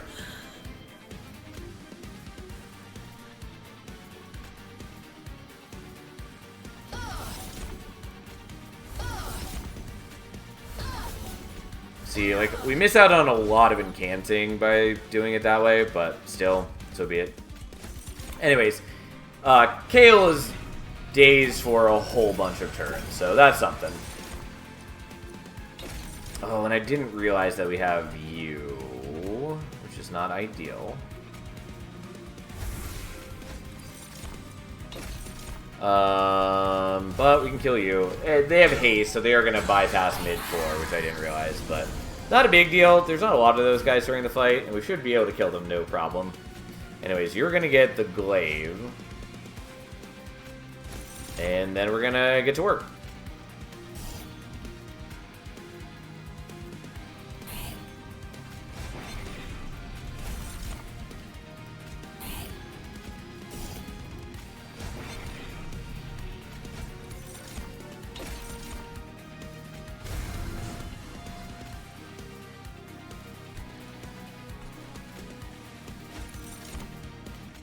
Yeah, our glaive does a lot of damage now, especially because we have the Razor Thin Crescent, so Mage Blade adds an additional +1 per stack. So normally it's +2 per stack. I'm sorry, it's normally +1 per stack. So now it's +2 per stack, so, you know, we have a non-small amount of conduit building up. Anyways, we choose not to kill with the spell so that we can kill with the Organ Harvester to get Reanimate. Kale still dazed for 3 turns. We're just gonna kill that. Oh, wrong order. My bad. Hold on.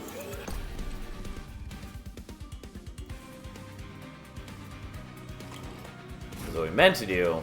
To do the small gift box as always. So then we can do that.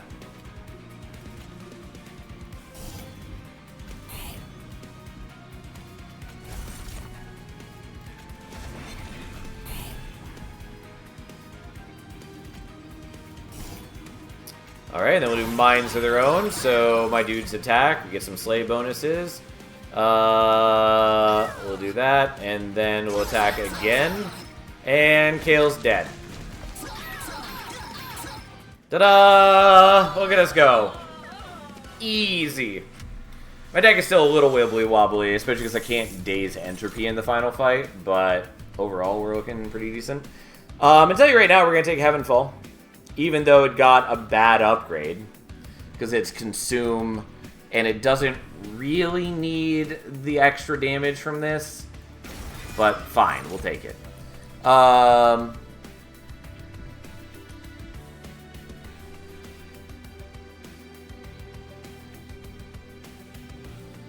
mean, I think we're just taking the draw here, so we're doing that.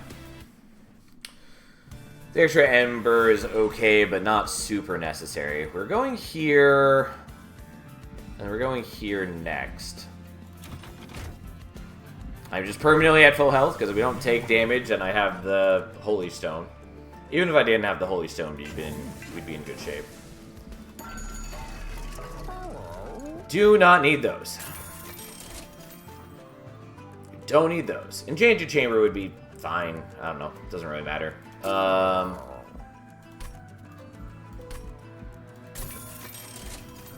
And I have, what, 6 Deployment Ember? Yeah. Done.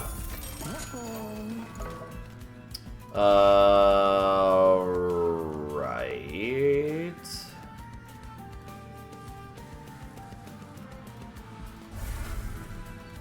We'll just do those.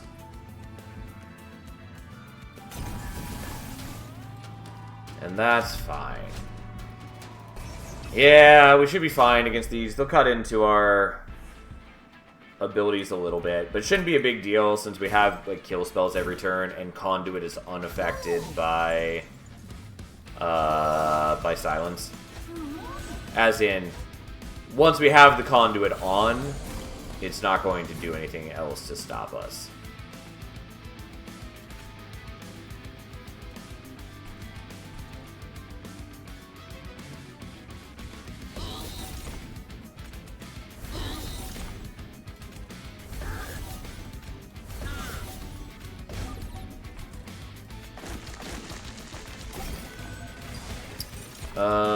Sure, we'll give you some rage and do that, and just power up a little bit.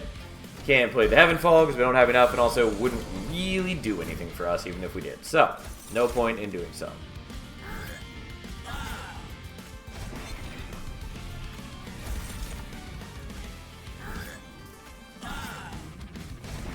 And yes, technically I should have dazed these guys more than once each, but it doesn't really matter. And if I wanted to max my incanting, I'd be playing each infusion separately, but it also doesn't really matter.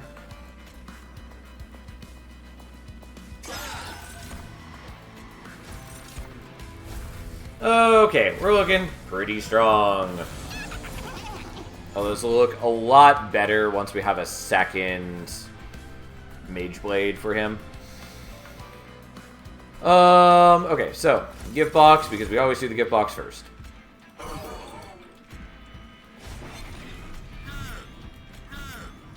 We're gonna do that there to kill you. I could have done this in a better order, wherein we put the unstable on you, and then we blow up one of you to kill all of you. I will play you out, even though we don't really need you in the deck anymore. We are pretty powerful.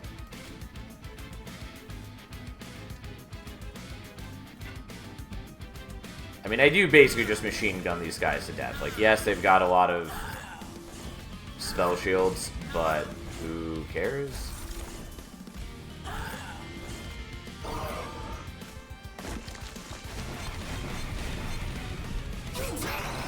Like, he knocks off a damage shield. That's fine. We can handle that. Alright, so. We kill you. Unfortunately, it's not full moon, so that doesn't hit twice. Guy's got 1,000 attack. Oh, man. So be it.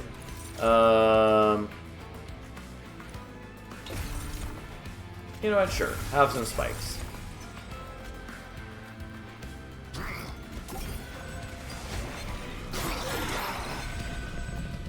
None of this strongly matters to our general game plan.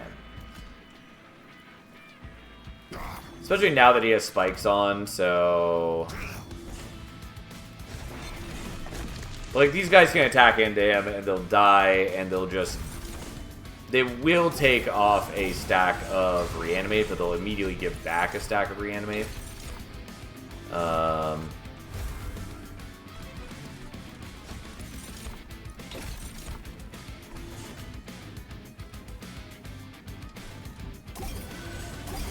Yeah, whatever. We'll just leave it. It's fine.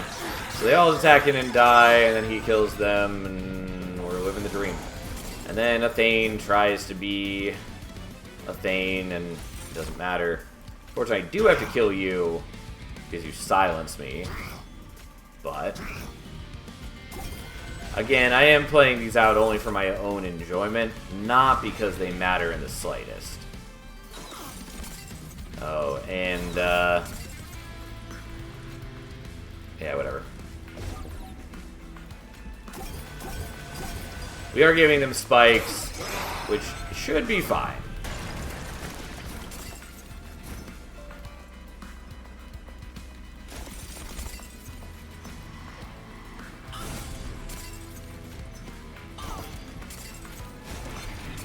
I'm pretty confident that my almost 2,000 attack dude can handle it, even if I don't kill them in other ways.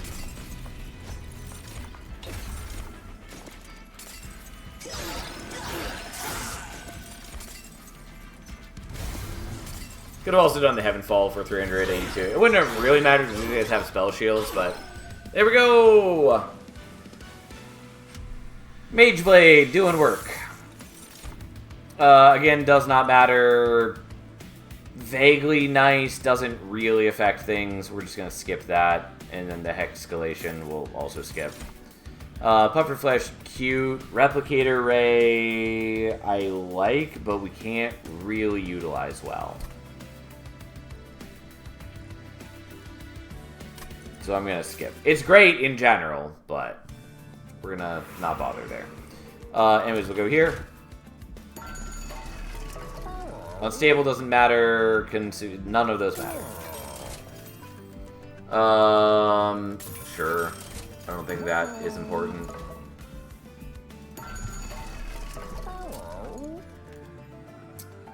I might do that, honestly.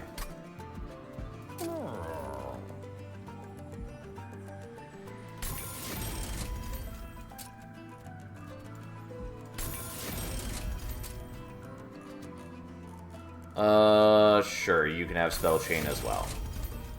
I have not done as much removals as I thought I did. I might get rid of some of these, I guess. I don't know.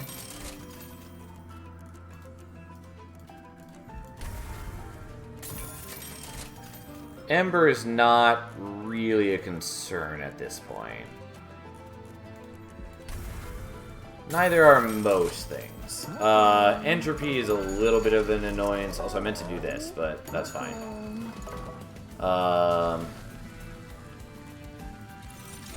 Whatever. We'll figure it out. I might have minor problems on the Titan fight, just because I can't daze Entropy on turn 1. But I don't think that's too big of an issue.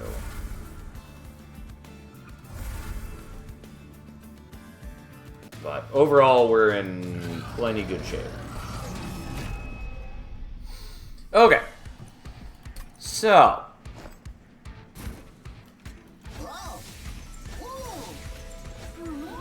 And then you get that, and you get that.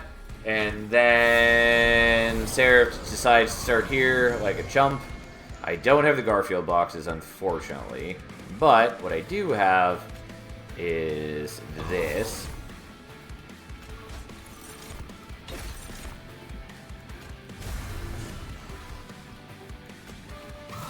I should be doing this in a slightly different order. Don't know why I chose that order, but that's fine. Again, slightly wrong order, but that's okay.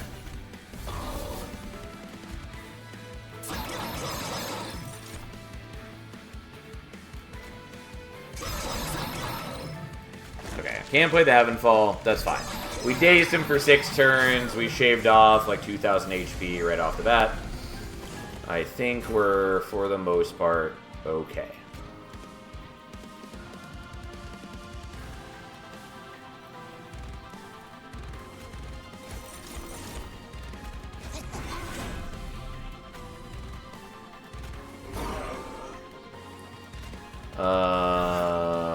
Okay.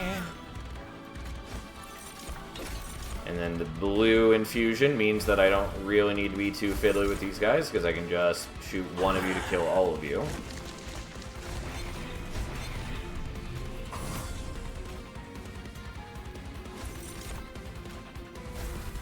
And then we have even more.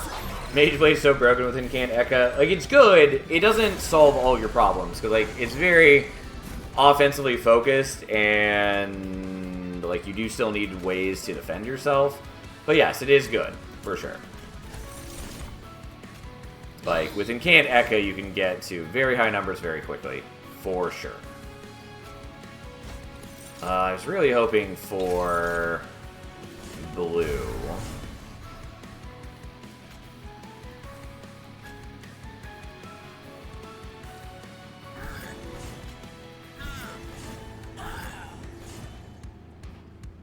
The problem is you don't have meaningful amounts of reanimate yet. Oh, I can't actually kill you. Well, fuck.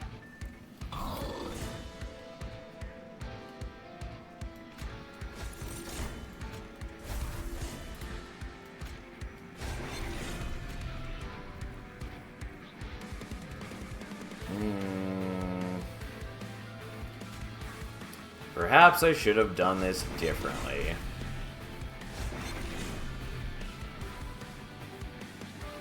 I mean, I could do that and still be fine. It's just not great. Because the spell shields are legitimately annoying.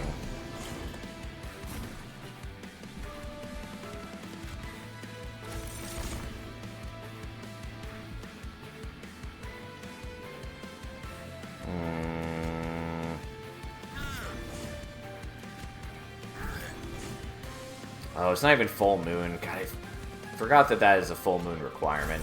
Irritating. But that's okay.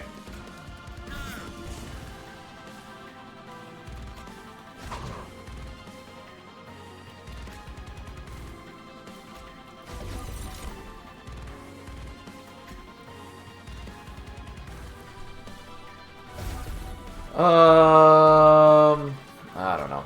We're making choices. They exist.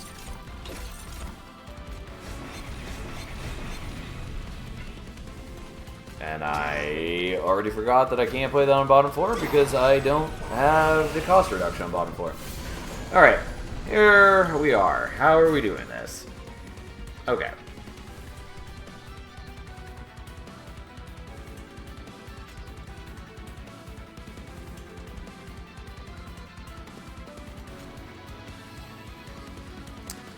So we're going to do this so I have a greater chance... Oh, I forgot that I had this in hand. Whoops.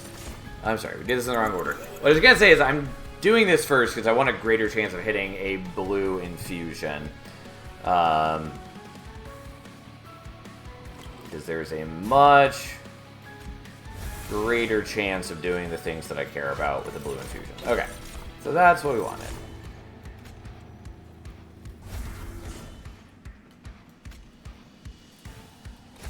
Although I do get less casts this turn overall, which is something.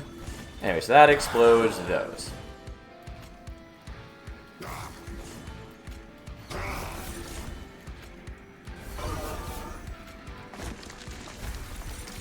And then I don't quite kill here, but it is a lot of damage.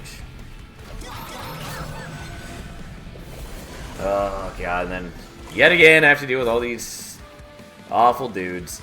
Oops, wrong order. Don't mind me as I get distracted by the fact that I want that guy dead very badly. Unfortunately, I don't have a way to hit Seraph this turn, otherwise I could just murder him. But that's okay. Anyway, we do this first. Then we do that. Then we do that. And that, so he builds up more reanimate and yada yada yada yada yada. Here we are. Honestly, let's get rid of your spell shields, even though I am buffing these guys. Which is perhaps ill-advised.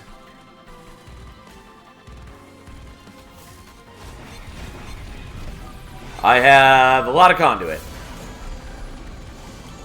I can also probably just shoot Seraph to death at this point. Yeah, I definitely can.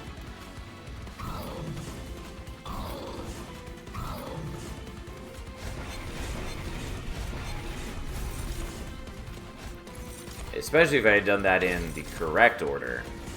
But that's okay. Doesn't matter. For my own enjoyment, we kill you, and then we kill you. He's dead. It was a bit of a clumsy fight, but we got there.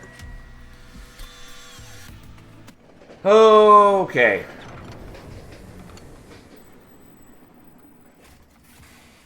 Fight the Titans.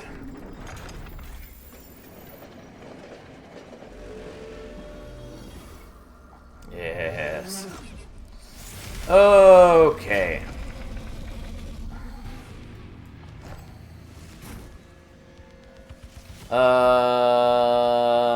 Yeah, I think I do still want to be setting up on mid-floor, even though it has problems for me.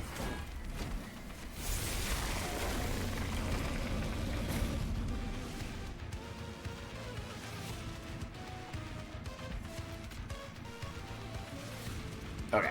It's gonna look weird, but we're gonna do secret ingredient first.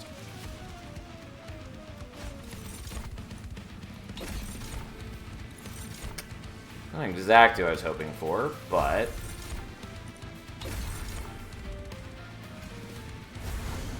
that's still not enough, unfortunately.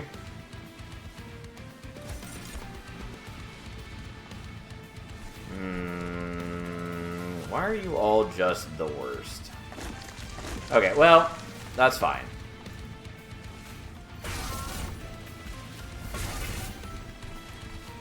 Because he does survive if I do it this way.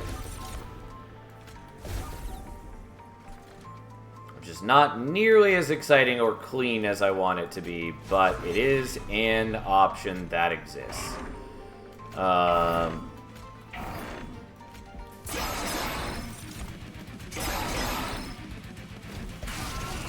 I don't get the Pyrolites, which is a problem, but that's something.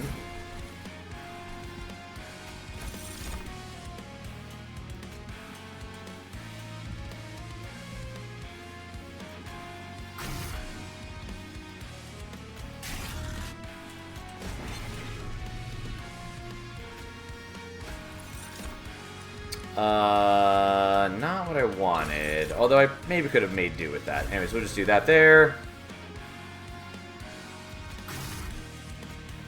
Who cares about that?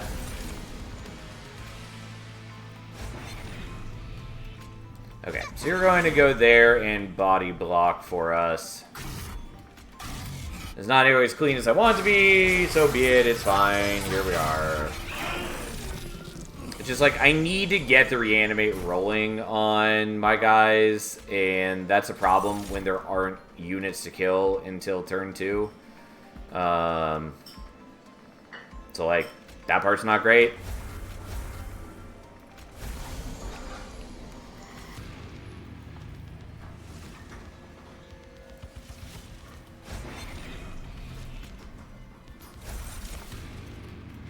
We'll put you back up front and sacrifice you, because that's what we do. Unfortunately, you're not dazed anymore, because I didn't daze you nearly as much as I wanted on turn 1, but here we are. We are going to knock off your damage shields, because that is important to me for reasons. I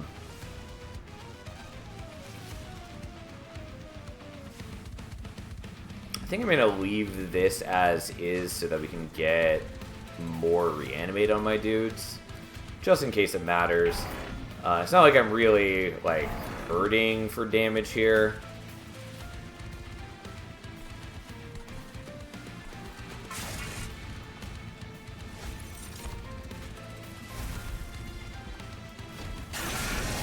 Anyways, I do start taking pyre damage. It's whatever, who cares.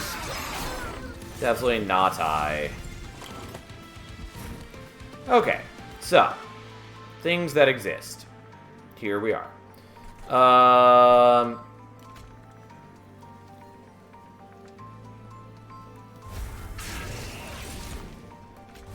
Do the Pyrolite to speed that process up a little bit.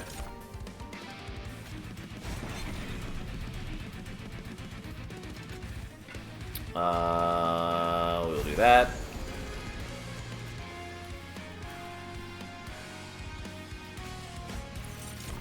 We'll just put that on for now.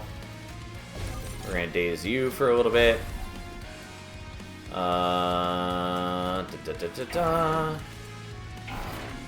You're going to explode all these guys, which does also hit Dominion nicely. And then we do that. We are as good as we can be for the moment.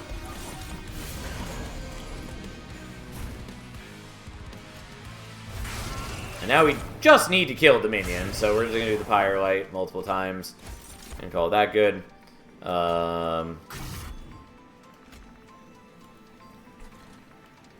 Technically, I can do 1 damage to him. I didn't mean to play that there, but that's fine.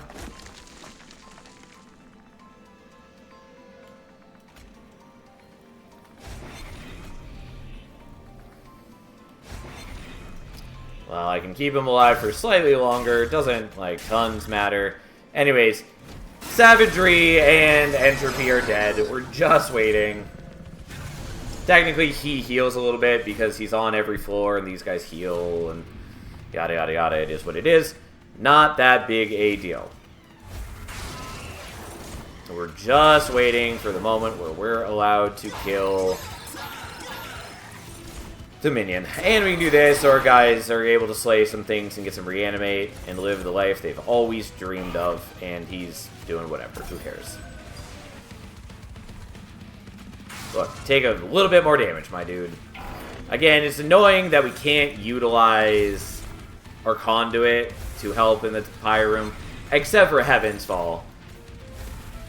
But, like, it's a rare, and we only get to play it occasionally.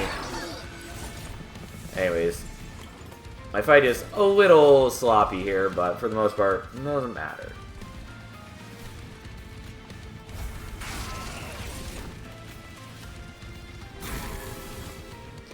It'd be nice if I could heal more there, but on the other hand, I can just get the kill. I will play out my other thing just for my own enjoyment, but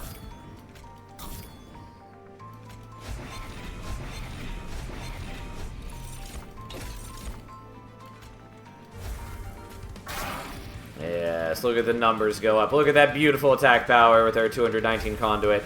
And then we kill Dominion before we take any further damage.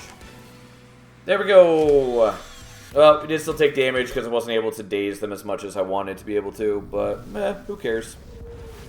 Again, it was not like a fight we were in danger of losing. Even if we had lost one of the astrologers, we had enough damage via the incanting that it would have gone quite well. Woo, Heaven's Fall. And another crown is acquired. Eventually I'll get my win streaks higher. I definitely can go higher than 7, but so be it. It's not a concern right now. Previous incant triggers, 336, or 366. 472 this time. Also just way more spells played. Yeah, it turns out remove, consume, spell chain, Garfield box will do that for you. It's definitely my favorite option in that event. If the unit one dumped out the units immediately, or if you could control the ordering that it dumped them out in, I would like it way more. But it's just a little awkward, and especially with the way that bosses spawn on top floor, I find it a bit limiting. I do kind of want to force like a Lion's Mane run, because we just haven't seen her in forever. Alright, have a nice night, Fury. Good having you. I'll be back tomorrow as normal. We do have Squad Leader, which is kind of cute. Do I want to live a Squad Leader-shaped life? Who knows? I know, Cat. I stopped petting you so I can actually, like, play the game. It is a terrible fate. We are not taking Purchase Reflection. Shroom units gain regen 1 on Harvest. It's so weird. Like, it's kind of a holdover. But most of the Shroom units have too low HP to benefit from Harvest, or from regen.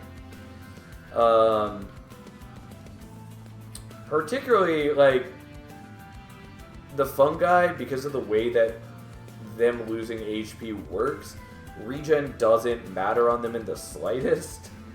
Because every 4 HP they would just lose a stack of Fungi, and so it doesn't help. Giant Mushroom Pile go. Yeah, I might. The problem is that we have no ways to spawn them right now, basically. We've got Infectory, but we don't even have Eager Conscript.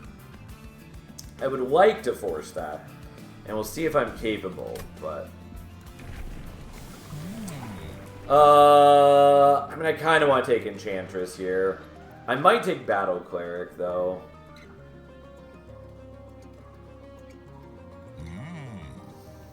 Especially because it's been a while since we played Battle Cleric. And we definitely played Enchantress last night to good effect.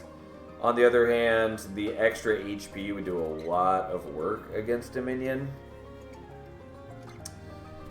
I'm going to take Enchantress. We don't have a very good start, though. So that's a concern, but we'll see what happens.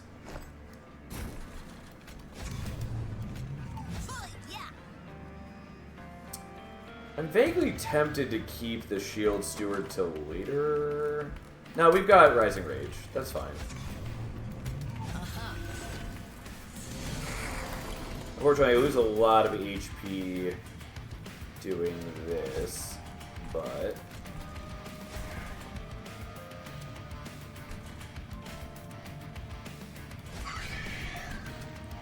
Okay, so the question is, do I want to play Infectory here, or do I want to do Inspire here? And I think we just want to do Infectory here. Still take a little bit of damage on the Pyre, but that's just because we don't have enough hits to stop it. Had we drawn Spore Touch, we would have, but we didn't. That said, here's a Spore Touch. And here's some Valor. Partly that's nice because it will start protecting the fun guys a little bit. Not a lot, but a little bit.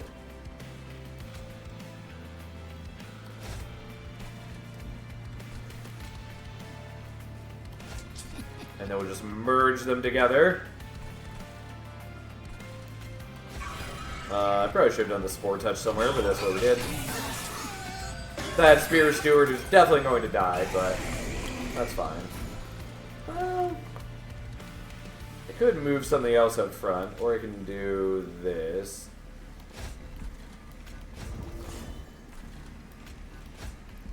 We'll just take the damage there.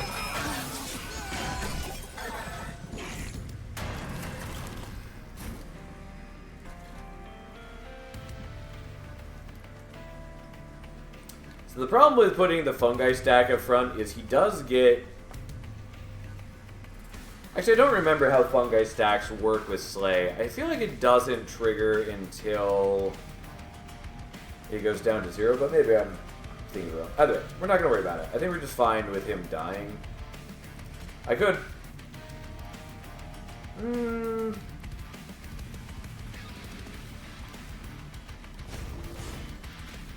Nah, let's do this. Especially because they do get a fair bit of armor for being up front.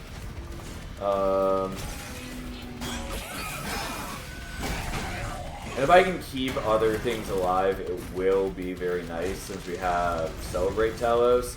So the more things I can keep alive, the easier it is to keep more things alive in the future.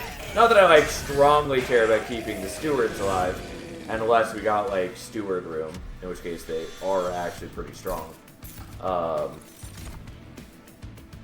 Don't really care about Liquid Courage. Kind of want the Warbler.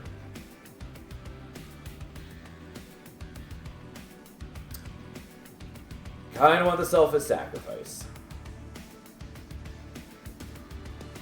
Do I want the Warbler? The problem is what I really want is just like 5 squad leaders. That's what I want. And I might live in that world.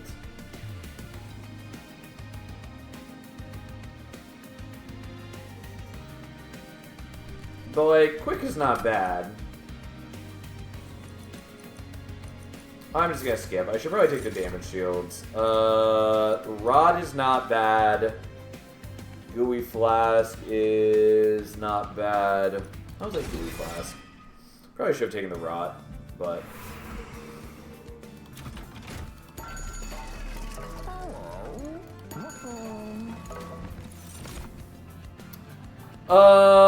We should probably take the Cluster Kernel here.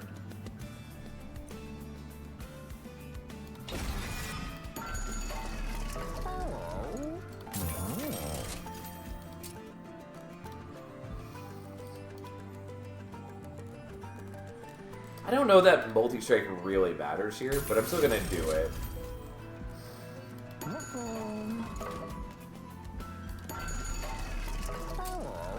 Could also just do that. I don't love this, but that might be worth it. Just to give me some bit of strength right now.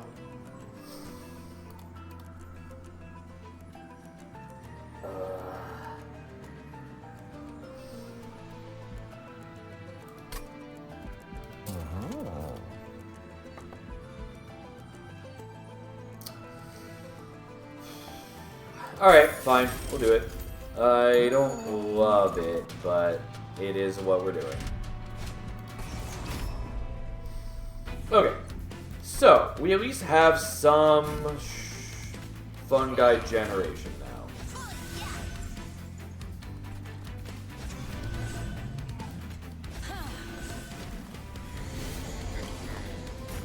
And there's the Infectory, which we do want.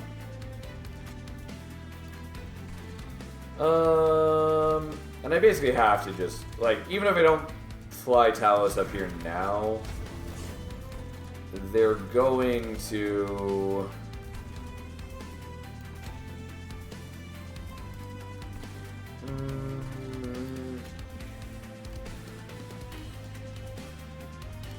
Yeah, I'll just kill you now. Even though I don't fly Talos up there now, the fungi that are generated are going to block me from putting other things up here, so we may as well do that now.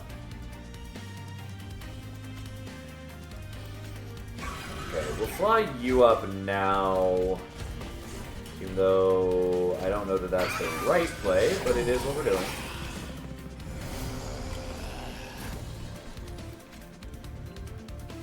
Okay, we'll weaken you a little bit.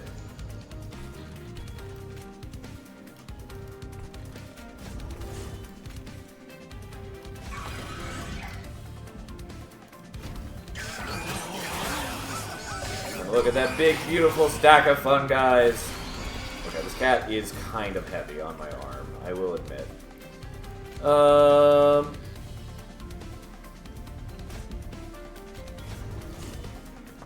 Doesn't have a whole ton of stuff.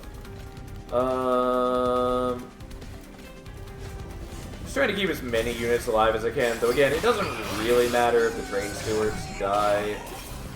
Just trying to keep them protected. And I sort of can. There's a chance that we get the Rising Rage again next turn. Oh, you just die here anyways. Well, my bad.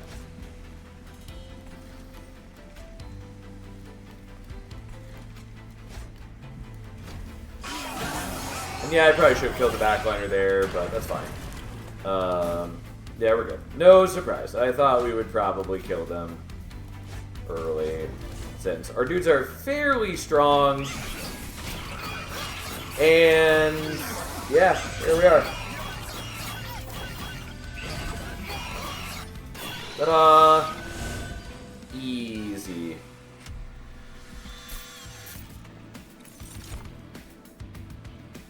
Another Rising Rage is cute. I think we want the Self-a-Sacrifice, if anything.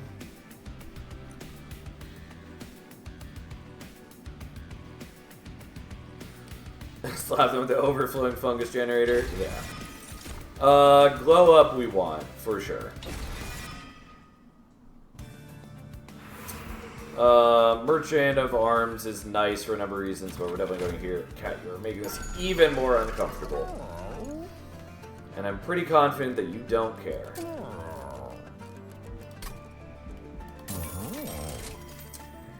Spell Chain is one of the things we were looking for. Intrinsic was the main other. But we'll do that. And we'll do that. We could also like do Holdover, but I'm pretty happy with just doing that right now. That's fine. We could do Avenger, and it wouldn't be like the worst thing. The Shroom seems so strong, easily the strongest clan.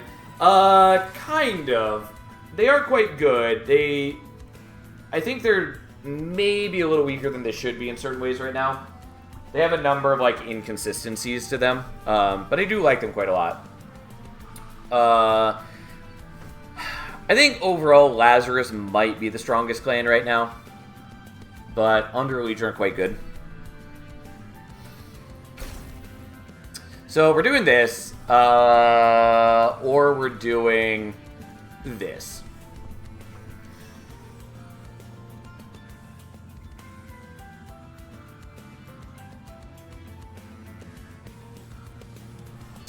I think we're doing this, though. Is it a little much? Yes. Is it good? Also, yes. Oh, man. Okay, so.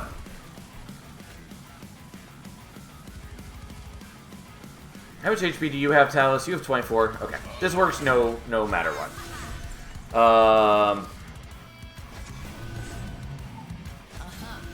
I could also just play you up top to begin with. Yeah, that's fine. Okay, so we'll do that and that, and then I guess play you out, and then the glow-ups don't matter yet, but we'll give you some decay. And now the troops start stacking. We'll protect you as well, even though it is what it is. Sure, have that. I could do other things. I'm being a little greedy by trying to kill multiple things on top floor so we get the infectionary stacks. Ultimately, not a big deal. So, some of these guys will die is the only problem. But it's still worth it, because we still end up with just definitely enough shrooms. And, like, yeah, he gets a lot stronger, which is a concern.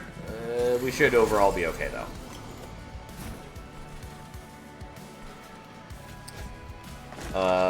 We're just gonna get rid of some cards and hold on to the Gooey Flask, I guess. Again, the Valor on the Shrooms does protect them a little bit, which is nice. Okay, so we're gonna do this so they get the damage shields first. And then we're gonna do the Glow Up, which increases the stacks of troops, but also gives them more damage shields, also gives them more armor via the Valor. It's pretty good. So it doesn't matter that he has so much attack. Doesn't matter. Okay, so we still have one more slot up here, although you die. Well, there's not really a way I can protect you.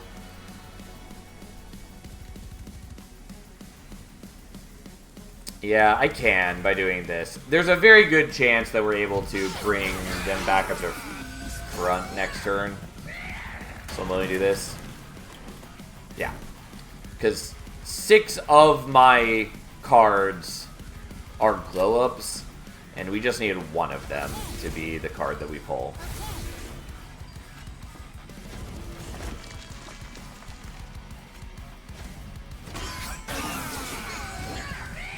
Again, I don't really need to save the Spear Steward, but like, no, why not?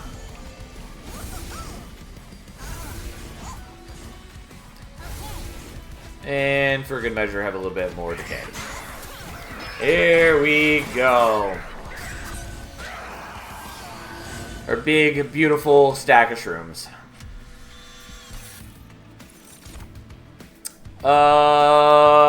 Blood-Soaked Arena is cool, but we don't want it because it doesn't work with what we're doing. Contagious is cool if we're sapping enemies. Unearthed Treasure. I'm not... Well, I could use it to get back to Gooey Flask or the Selfless Sacrifice. It is good. I think we're skipping it, though. And, like, I could take a Spore Launcher here, but it would be very awkward. It's a great unit. We're not going to worry about it. We're not going to take the Cluster Kernel. We are going to take Draw.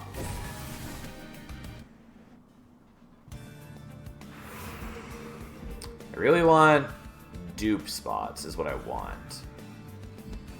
I kind of want to go here looking for Smidgestone. There's some other okay things here, but I think we just want to look for Smidgestone. It's not a big deal if I don't find it, but... Okay.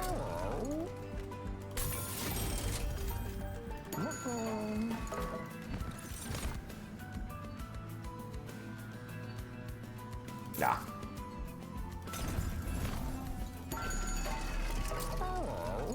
It's a little greedy to do it that way, but that's fine. Yeah, unfortunately, the spawn is not affected by dualism for reasons. So we're not going to worry about that. And then we're going to go further Enchantress. Honestly, dipping into Celestial Radiance is not bad when we're giving the Fungi stack Trample. But so be it. We're doing this. Okay. Mind you, I do need to be scaling harder than I'm scaling, because, like, late game heavies in particular are a problem. But that's fine. We're sort of figuring it out. Oh, and I can just naturally put one of you here now.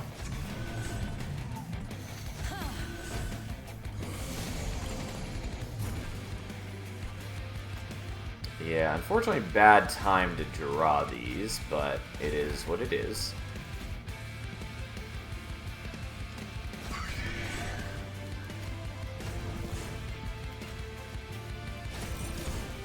Actually, we should do that on you. I may as well increase their Valor, since that's the one thing I can propagate at the moment.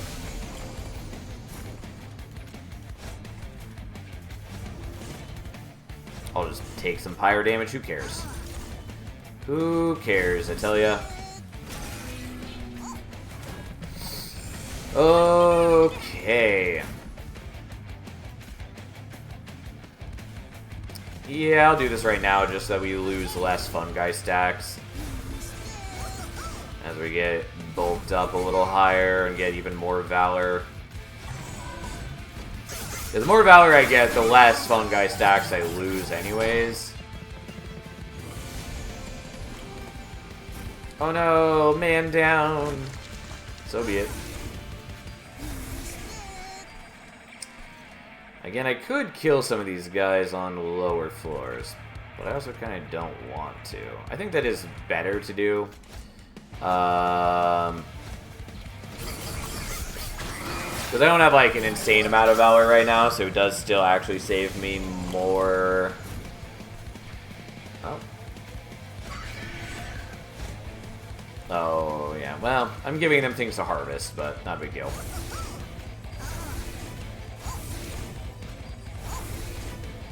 Okay, we'll kill you just for the sake of it. Overall, I'm still coming out ahead. That's a little concerning, though. But, I don't know. Let's just cheese them a little bit. It is very satisfying to do that.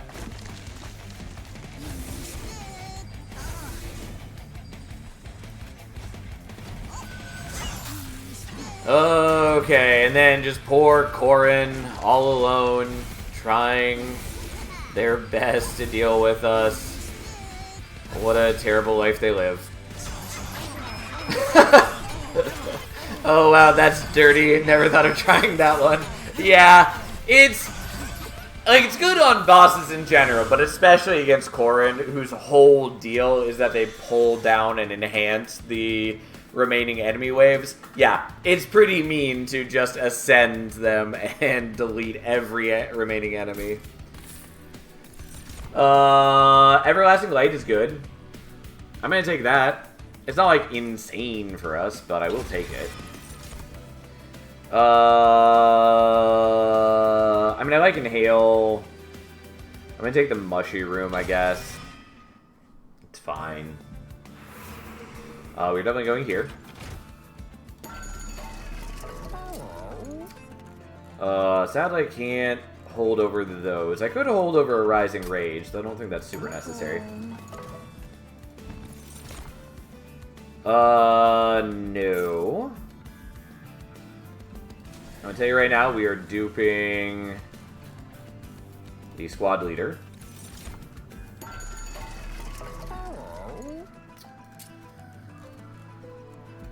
We're just gonna re-roll this. Intrinsic.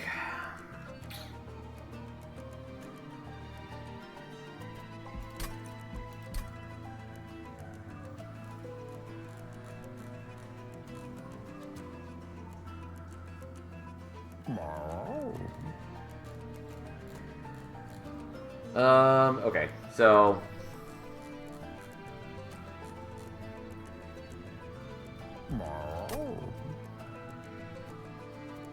sorry, I'm just doing calculations. So I'm gonna have 1, 2, 3, 4, 5. So I can fit 2 more squad leaders. And as far as Ember costs go, that's 2, 3, 4. And so if I take Ember at the next thing, I'd have 6. So I could fit the other 2 squad leaders, no problem in that regard. As far as capacity goes, we would have 1, 2, 3, 4, 5 should be fine. So, like, I don't need Intrinsic Rising Rage. So, Intrinsic Selfless Sacrifice is a maybe, except that I would need, like, Permafrost on it.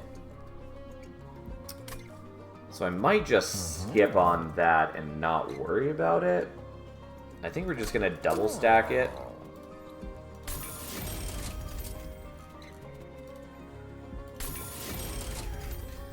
Maybe we should have done that differently. That's fine, though. We're going to start getting rid of things we don't need, namely the Spore Touches.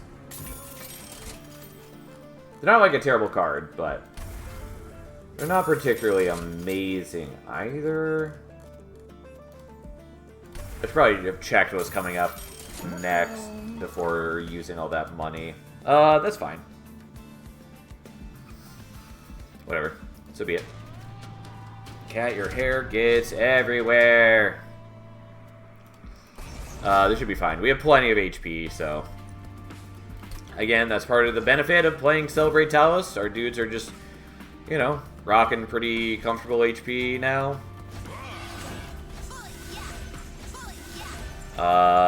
There's not really any reason... Well, I'll still play you there in case we draw a Spear Steward turn 1. We did not. Unfortunately, we drew this turn 1, which I really didn't want to.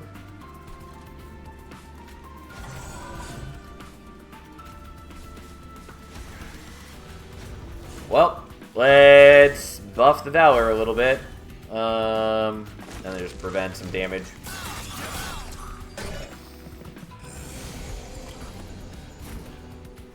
Okay, so you get that, and I think we're doing Everlasting Light on... Nah, we're gonna do it on you. It's nice to have on the multi-strike dudes, but whatever, it's fine. Unfortunately, I can't kill you, which is sad, but it is what it is.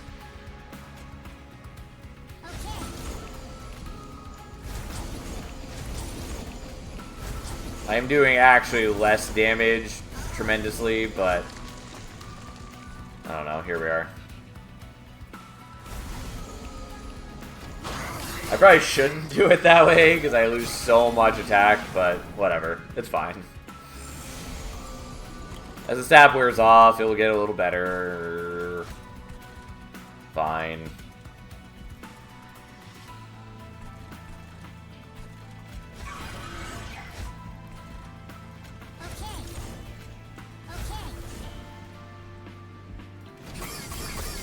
Alright, and then we do some work.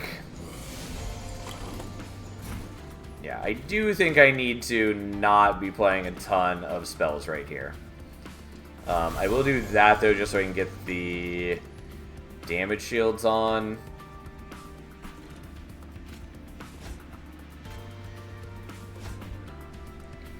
But I will skip the glow up right now just because I have a bunch of sap already and I would like to reduce that problem. But mostly we're fine.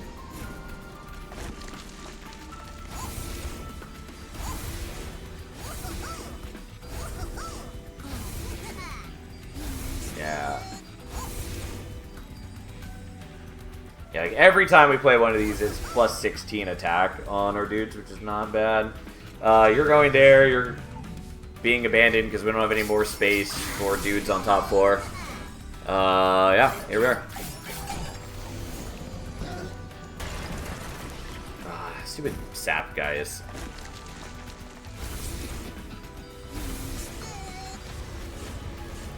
Yeah, just look at all that beautiful power.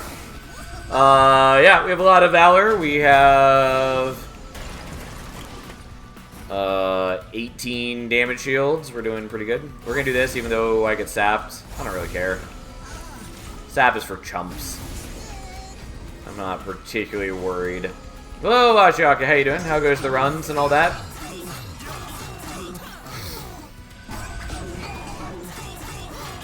And thus the big beautiful stack takes its vengeance. I got 3 Sentient runs done. Very nice. Okay, so Deadly Plunge. Deal damage to the front enemy unit equal to 3 times this unit's attack or health and armor. I always have to confirm that this is not the Descend one, because I always get them wrong. Maybe want Benediction. Deadly Plunge is cute with the big fun guy stack, though. I think we just want Benediction. Demonize is also sort of interesting.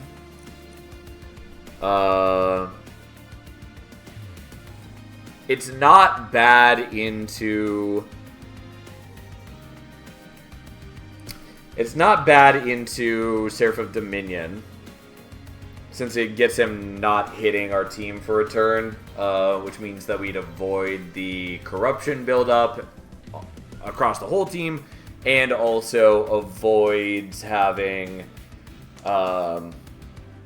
you wouldn't get a strike in to double the melee weakness, or not the melee weakness, the corruption. We could also use it on Dominion in the Titan fight to speed up the fight a little bit, which is a maybe. I do also just like Benediction. I'm just going to do Benediction. Last one's the duty. Shadow Eater, Morsel Master, Morsel Maker bottom, and then a Revenge Sentient top with Animus of Will. But the carry was the Battle Sentient with Equalizer Ring, 2 Furnace Taps. Also special shout out to Ember Forge for keeping me from being completely Ember poor. Yeah. I still want Ember Forge to be reworked so that it applies mid-turn, since that would make it an actually meaningful, good unit. Well, it would have a meaningful niche in the clan, since it would be an in-clan way to bypass Ember Drain, which is what I want it to be. Okay.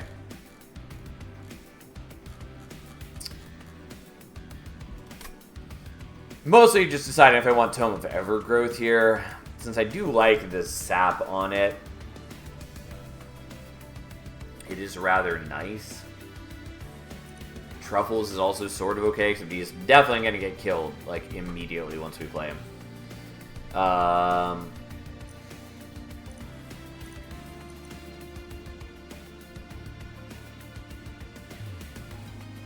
cannot for the life of me decide what Death Cap is for. Like,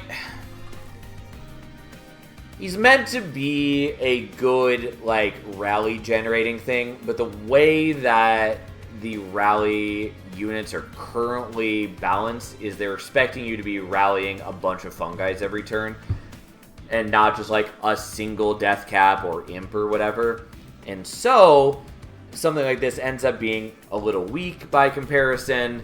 Also, especially with like Spore Launcher being at 3 capacity is just so at a premium in Under Legion that it's hard to fit just like an extra little unit like this. So that's annoying.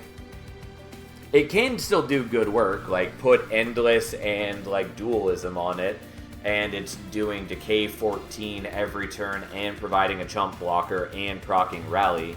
And like Decay 14 on its own is what, 42 damage to all enemy units? Like, that's not bad. Like, it's just that you do have to invest a fair bit into it, and I don't know. Like, it's not the worst. It's just that it is not fit so cleanly into the builds as I would like it to.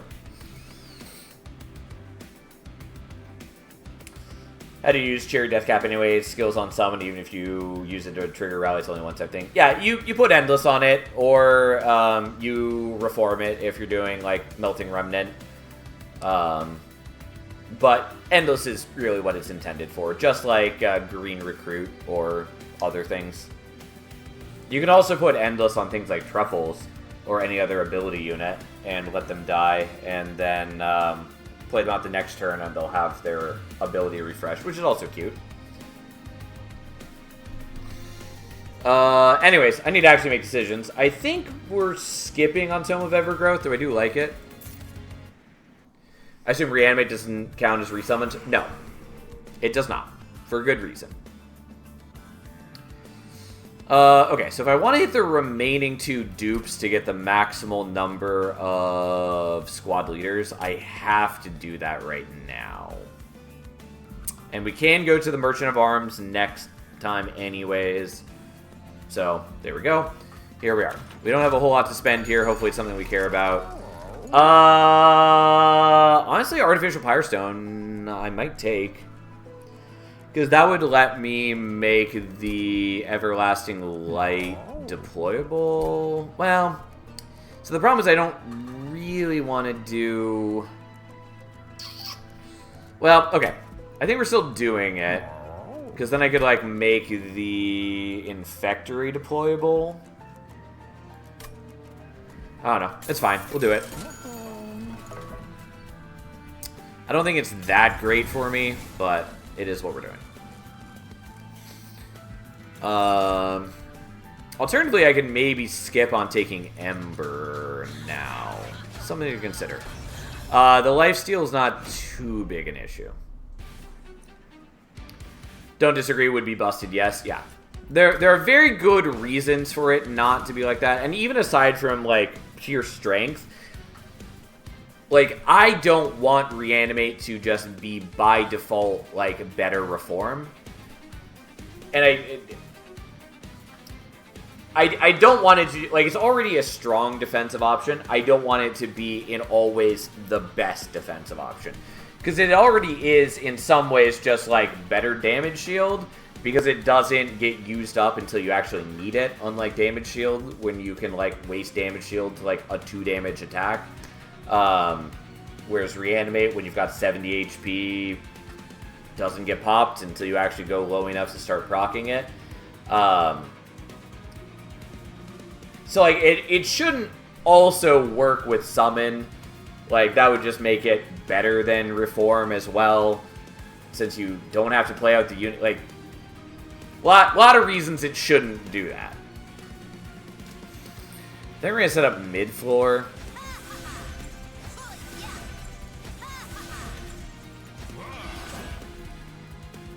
So, if I skip on Ember, I could now still do one last squad leader and, like, a Infectory. I think we're just going to do that, then. You go there. You're going to die. Who cares? You're going to get bullied by Kale. It is what it is. God, I need to stop drawing this on turn 1. It's really not helpful.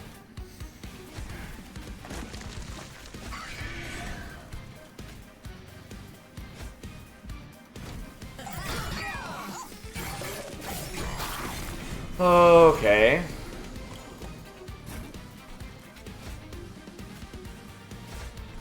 Yeah, it doesn't really help my situation.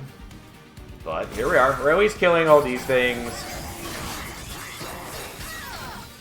And once I can start using the glow-ups, we're in good shape.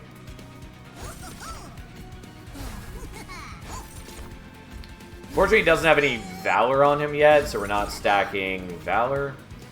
So that's unfortunate, but... So do I want the Everlasting Light on you? Kind of. At the moment, it's less impressive, but it becomes a lot more impressive. Also, I really shouldn't have you in front.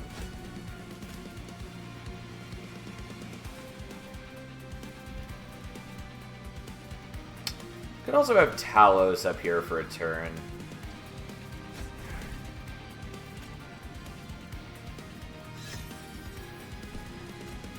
Alright, that's fine. You'll die. Who cares? Anyways, whatever. Here we are. Not ideal.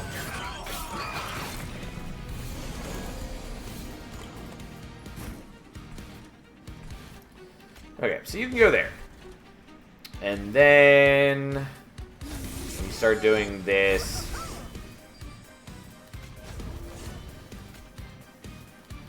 I'm gonna play that out just to get out of the deck. And now you actually have some Valor. Unfortunately, we're not really getting super great benefit from the Everlasting Light now because it's not on the...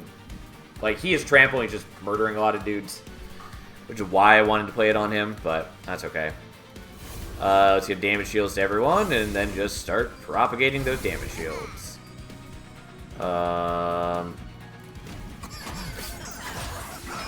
Ooh, he still keeps some damage shields. Anyways, overall, we're doing well. Also giving sap to dudes is nice. It's not the end-all be-all, because he still ends up with a lot of attack thanks to eating the thing. But that's okay.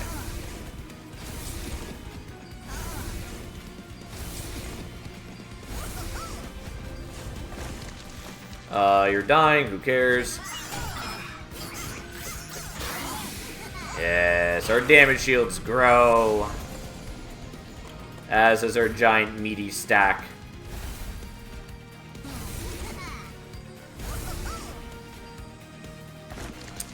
I could ascend you or you. Yeah, just for my own enjoyment.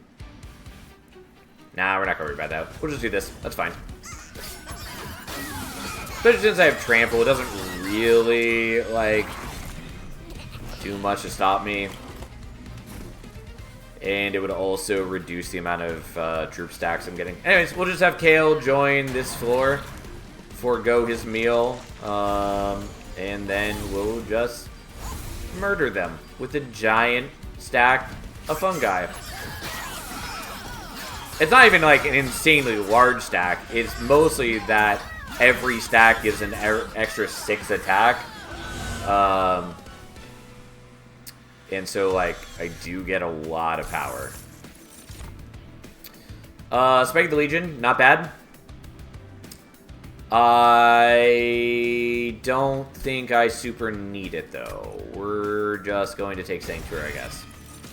And then we're going to take Draw. I was going to take Ember, but with the Ancient Pyre Tap, that no longer seems necessary. Go in here.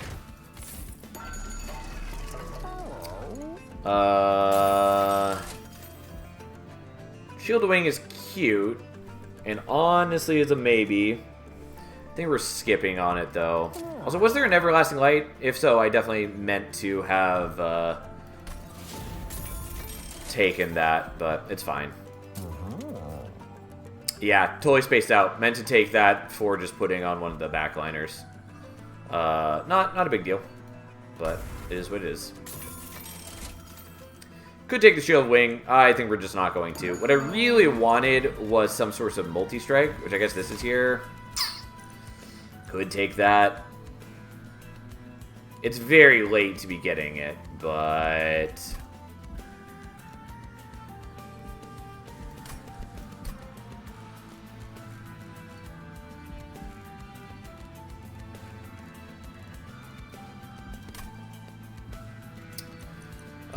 Sure, fine.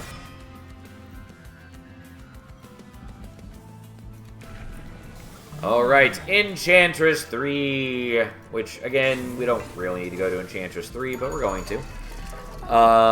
And we'll combine these. It's really not necessary, but we're doing it because we can. Oh no, it's Rax, however shall we manage?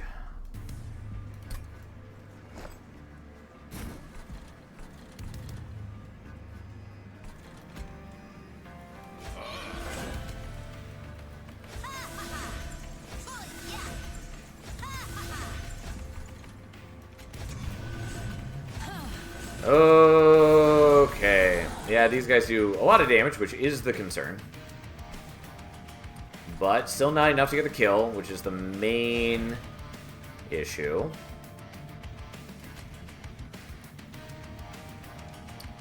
Well, sadly, can't use the things I care about right now.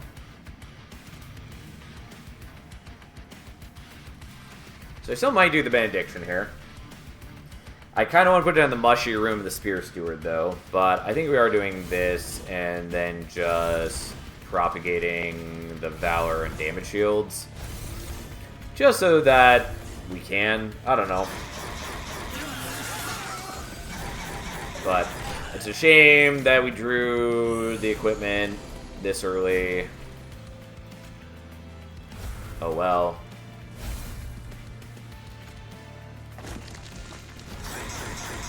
Yeah, he loses all the damage shield, which isn't ideal, but it is what it is.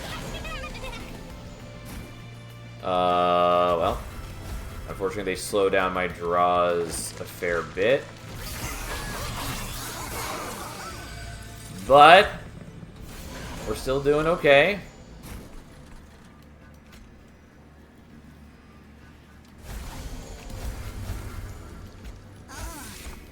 Kind of wanted to Rising Rage some of the guys so that I would get less Scourge cards, so the Scourge cards are messing with me.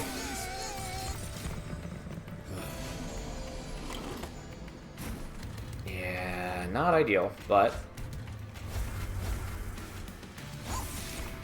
Like, I still don't even have any Valor on the fun guys.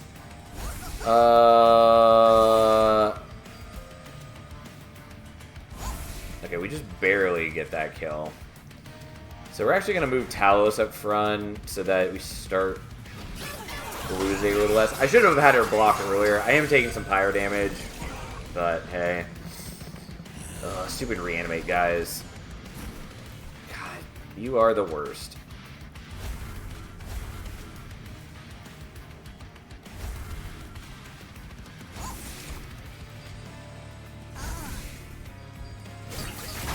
Yeah, well, so be it. I'm going to take some damage on the pyre. It's fine. We got HP. Who cares? Rax is a concern. God, I wanted this earlier. This looks real bad.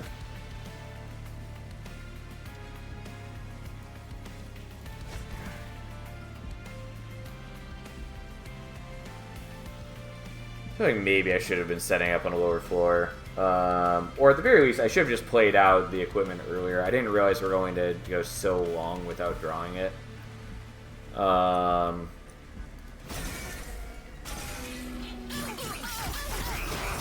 I do take a lot of damage here, unfortunately. But I should survive.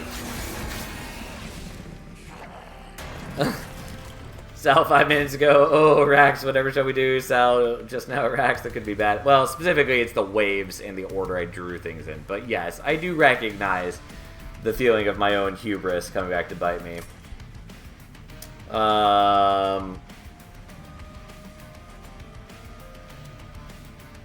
Kind of want to restart the battle. I don't think we need to, but I do want to. As long as you're aware. Yeah, no. No, I feel it pretty substantially. It's just like, again, I drew badly, and with the ordering of the...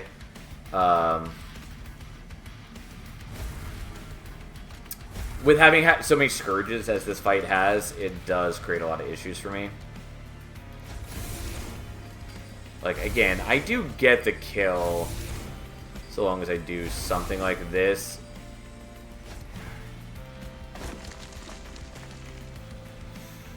Although Talos dies, which is unfortunate, and I do lose a ton of life. No,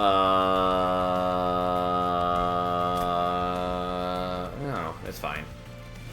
We still can beat the Titans like this. It looks a lot worse, though. But I don't know. It's the hubris of my own actions. Unfortunately, we got, like, no benefit from our blade. And a lot of things went wrong. Yeah, 85 damage from that, like, one wave I leaked. Unfortunate.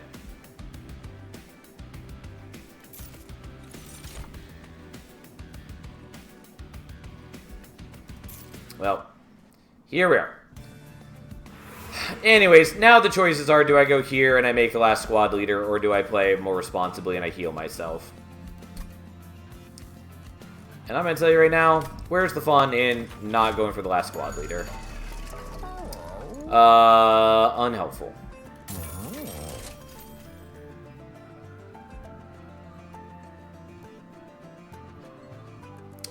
Yeah, we'll do the jack strips, I think.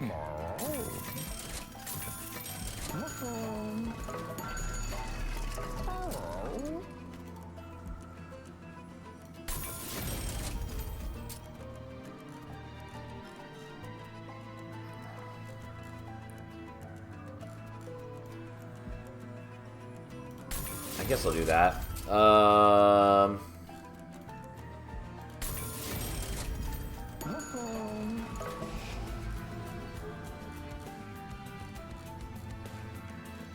Yeah, I don't know. Here we are.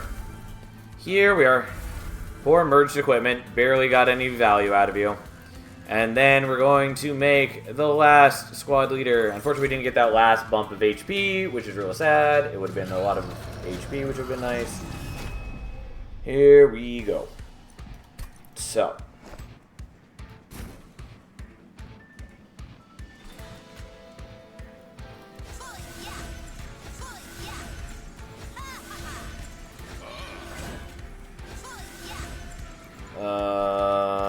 We'll put you up there. Oh, I'm sorry.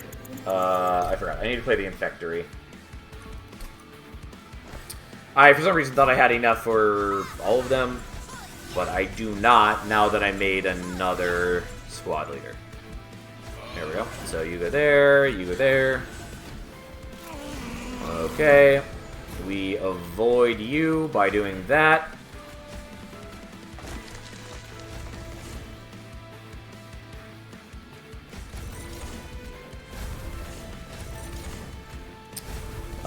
Unfortunately, we are going to have a lot of corruption, but so be it.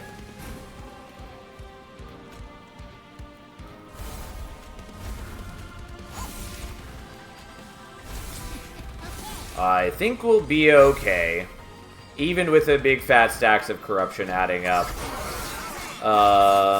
At least on the frontliner. The backliner's not great with the minion giving corruption every turn, because he's an asshole like that. Definitely my least favorite part of the fight, but it is what it is.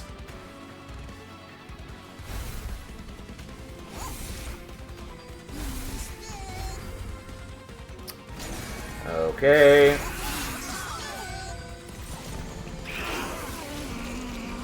But our frontliner has copious levels of damage shields, which is something. I do want to do the Benediction, but alas.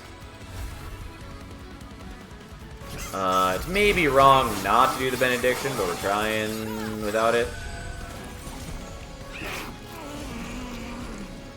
But my backliners are... well, it's not too high yet, but it is concerning nonetheless.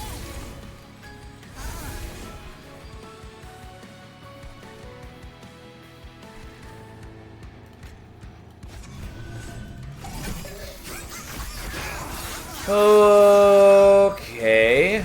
Well, our big, beautiful stack is getting more beautiful by the day.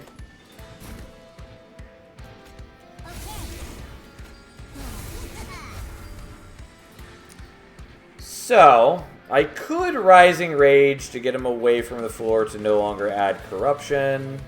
Could also just move the Scourge dude up here. I think we're fine. Well... alright, we'll do it. We'll do that and get one less Scourge card.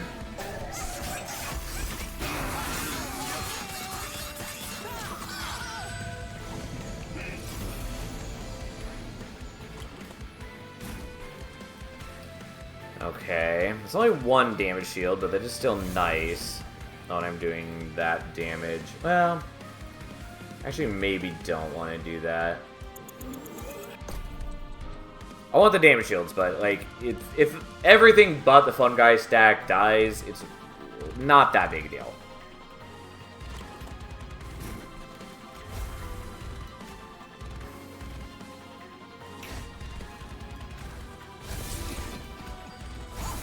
Like, it'll make me sad, but realistically, I will lose a lot of damage by losing the 4 squad leaders, but I should still have enough to take down Dominion, no problem. You lose Trample? Yes, but I'm not going to lose them until Relentless either way. Like, even if they do die, it's not going to be until then.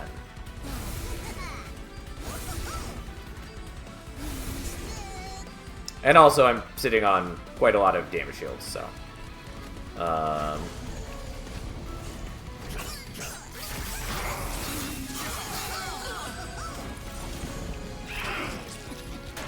plus, all my dudes except Talos have a bunch of regens. Like, they're not, like, crazy dying.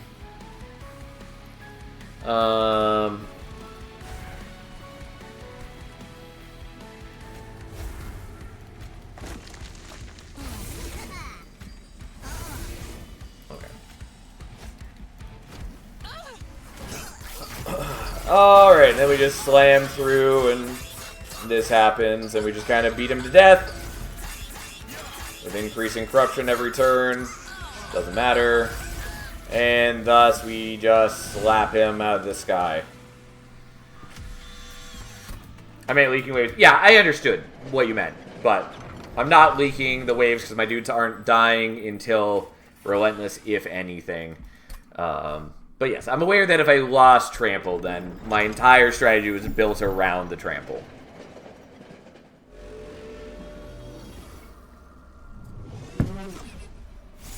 That is very much understood to be the case.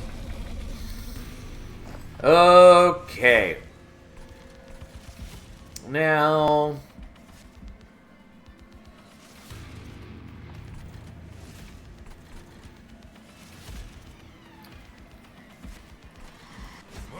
we're gonna set up our dudes on mid-floor. And you can go there.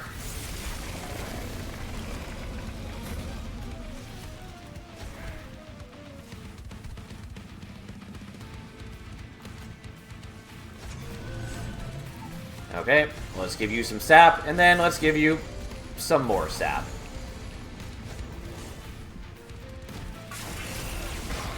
And that's okay. Unfortunately, we drew the equipment already, which is not what I wanted, but fine.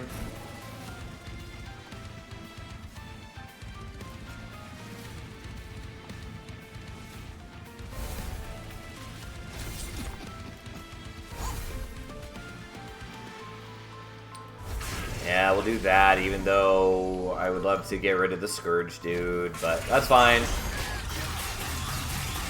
That's fine.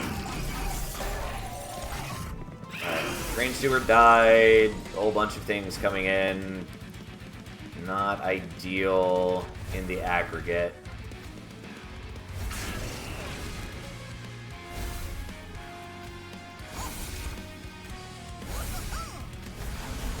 Okay. Alright, so we have to get a little creative to take less damage, but mostly we're fine. Dominion's not really doing damage to us, so that cuts out a fair bit of the damage.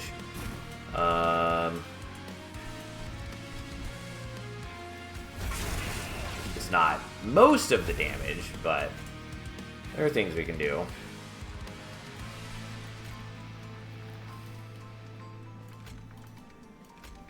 And unfortunately, you'll die either way, because I don't have enough for what I want. God, fucking multi-striking sweep dudes are the worst.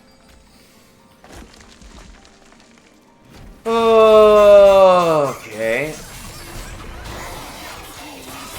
Well, at least there's not a lot of these sweep dudes.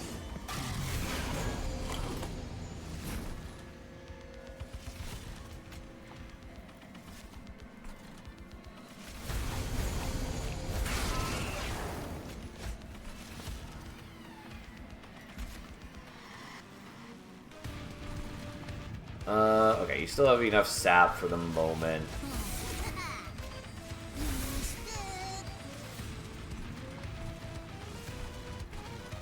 Whatever. Yeah, Sweep Dudes absolutely ruin Umbra. Yeah, they are not great. Not super fast at killing savagery, but that's fine. Same with Entropy, honestly, but that will get better with time.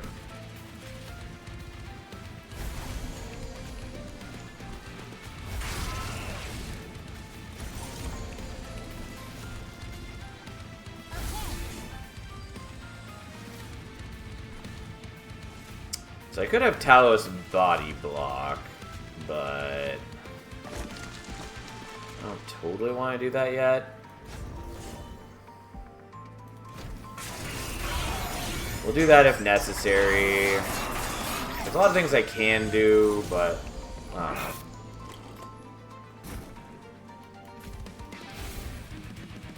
Yeah, I really wish I had that earlier. Honestly, probably should have just accepted it.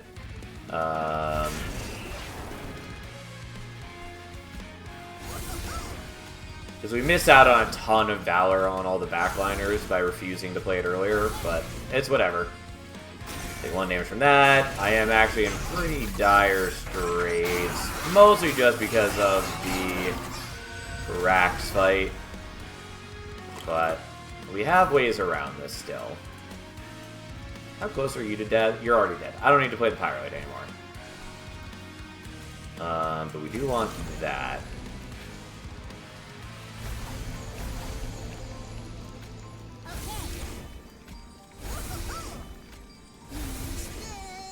Okay.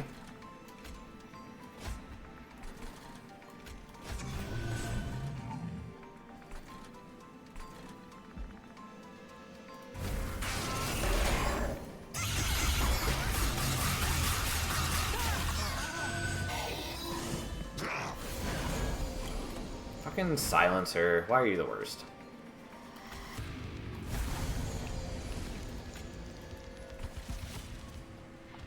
Okay. God, I'm still not killing Entropy. There's such big meat walls. Alright, well, time for some of the backup plans.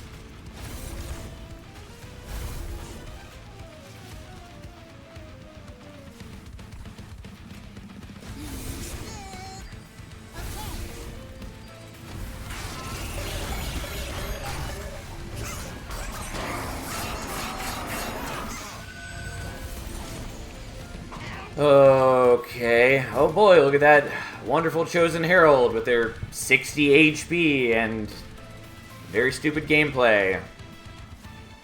Oh god, and so my backup plan I can't implement because I can't fly Talos on this turn. Luckily I'm not dying here, but it is stupid that I can't do that. Whatever. Continue being sapped. Doesn't really matter at this point, but...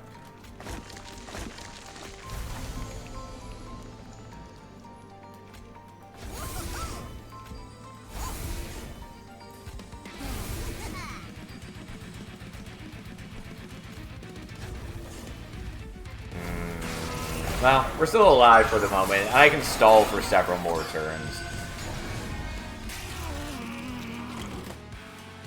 God, I keep drawing the Rising Rage on, like, not a turn where I want it.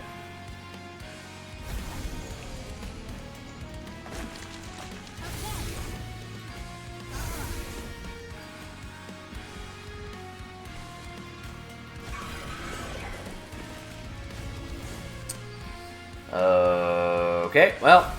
Unfortunately, I still have to get through Entropy, which is the problem. But there are ways I can do this. And yes, you can generate a second Pyrelite by letting units ascend to Dominion's chamber, which feels very weird that that is possible, but it does work. Okay. God, you are so much weaker if you are not with your buddies. But that's fine.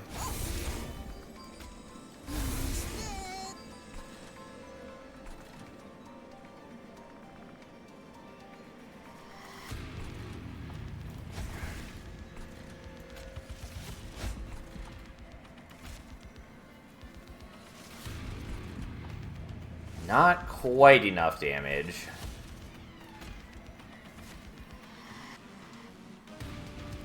But we should still be okay. Never mind. I thought I had enough HP, and I guess I was mistaken. My bad. I looked at that wrong. Could have stopped that. Whoops. That was fully within my control to stop, and I fucked it up. Well, so be it. It does feel bad that I've lost twice to the Titans tonight, when I normally crush them no problem. That's fine.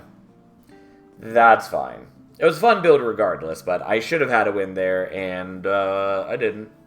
Through my own hubris.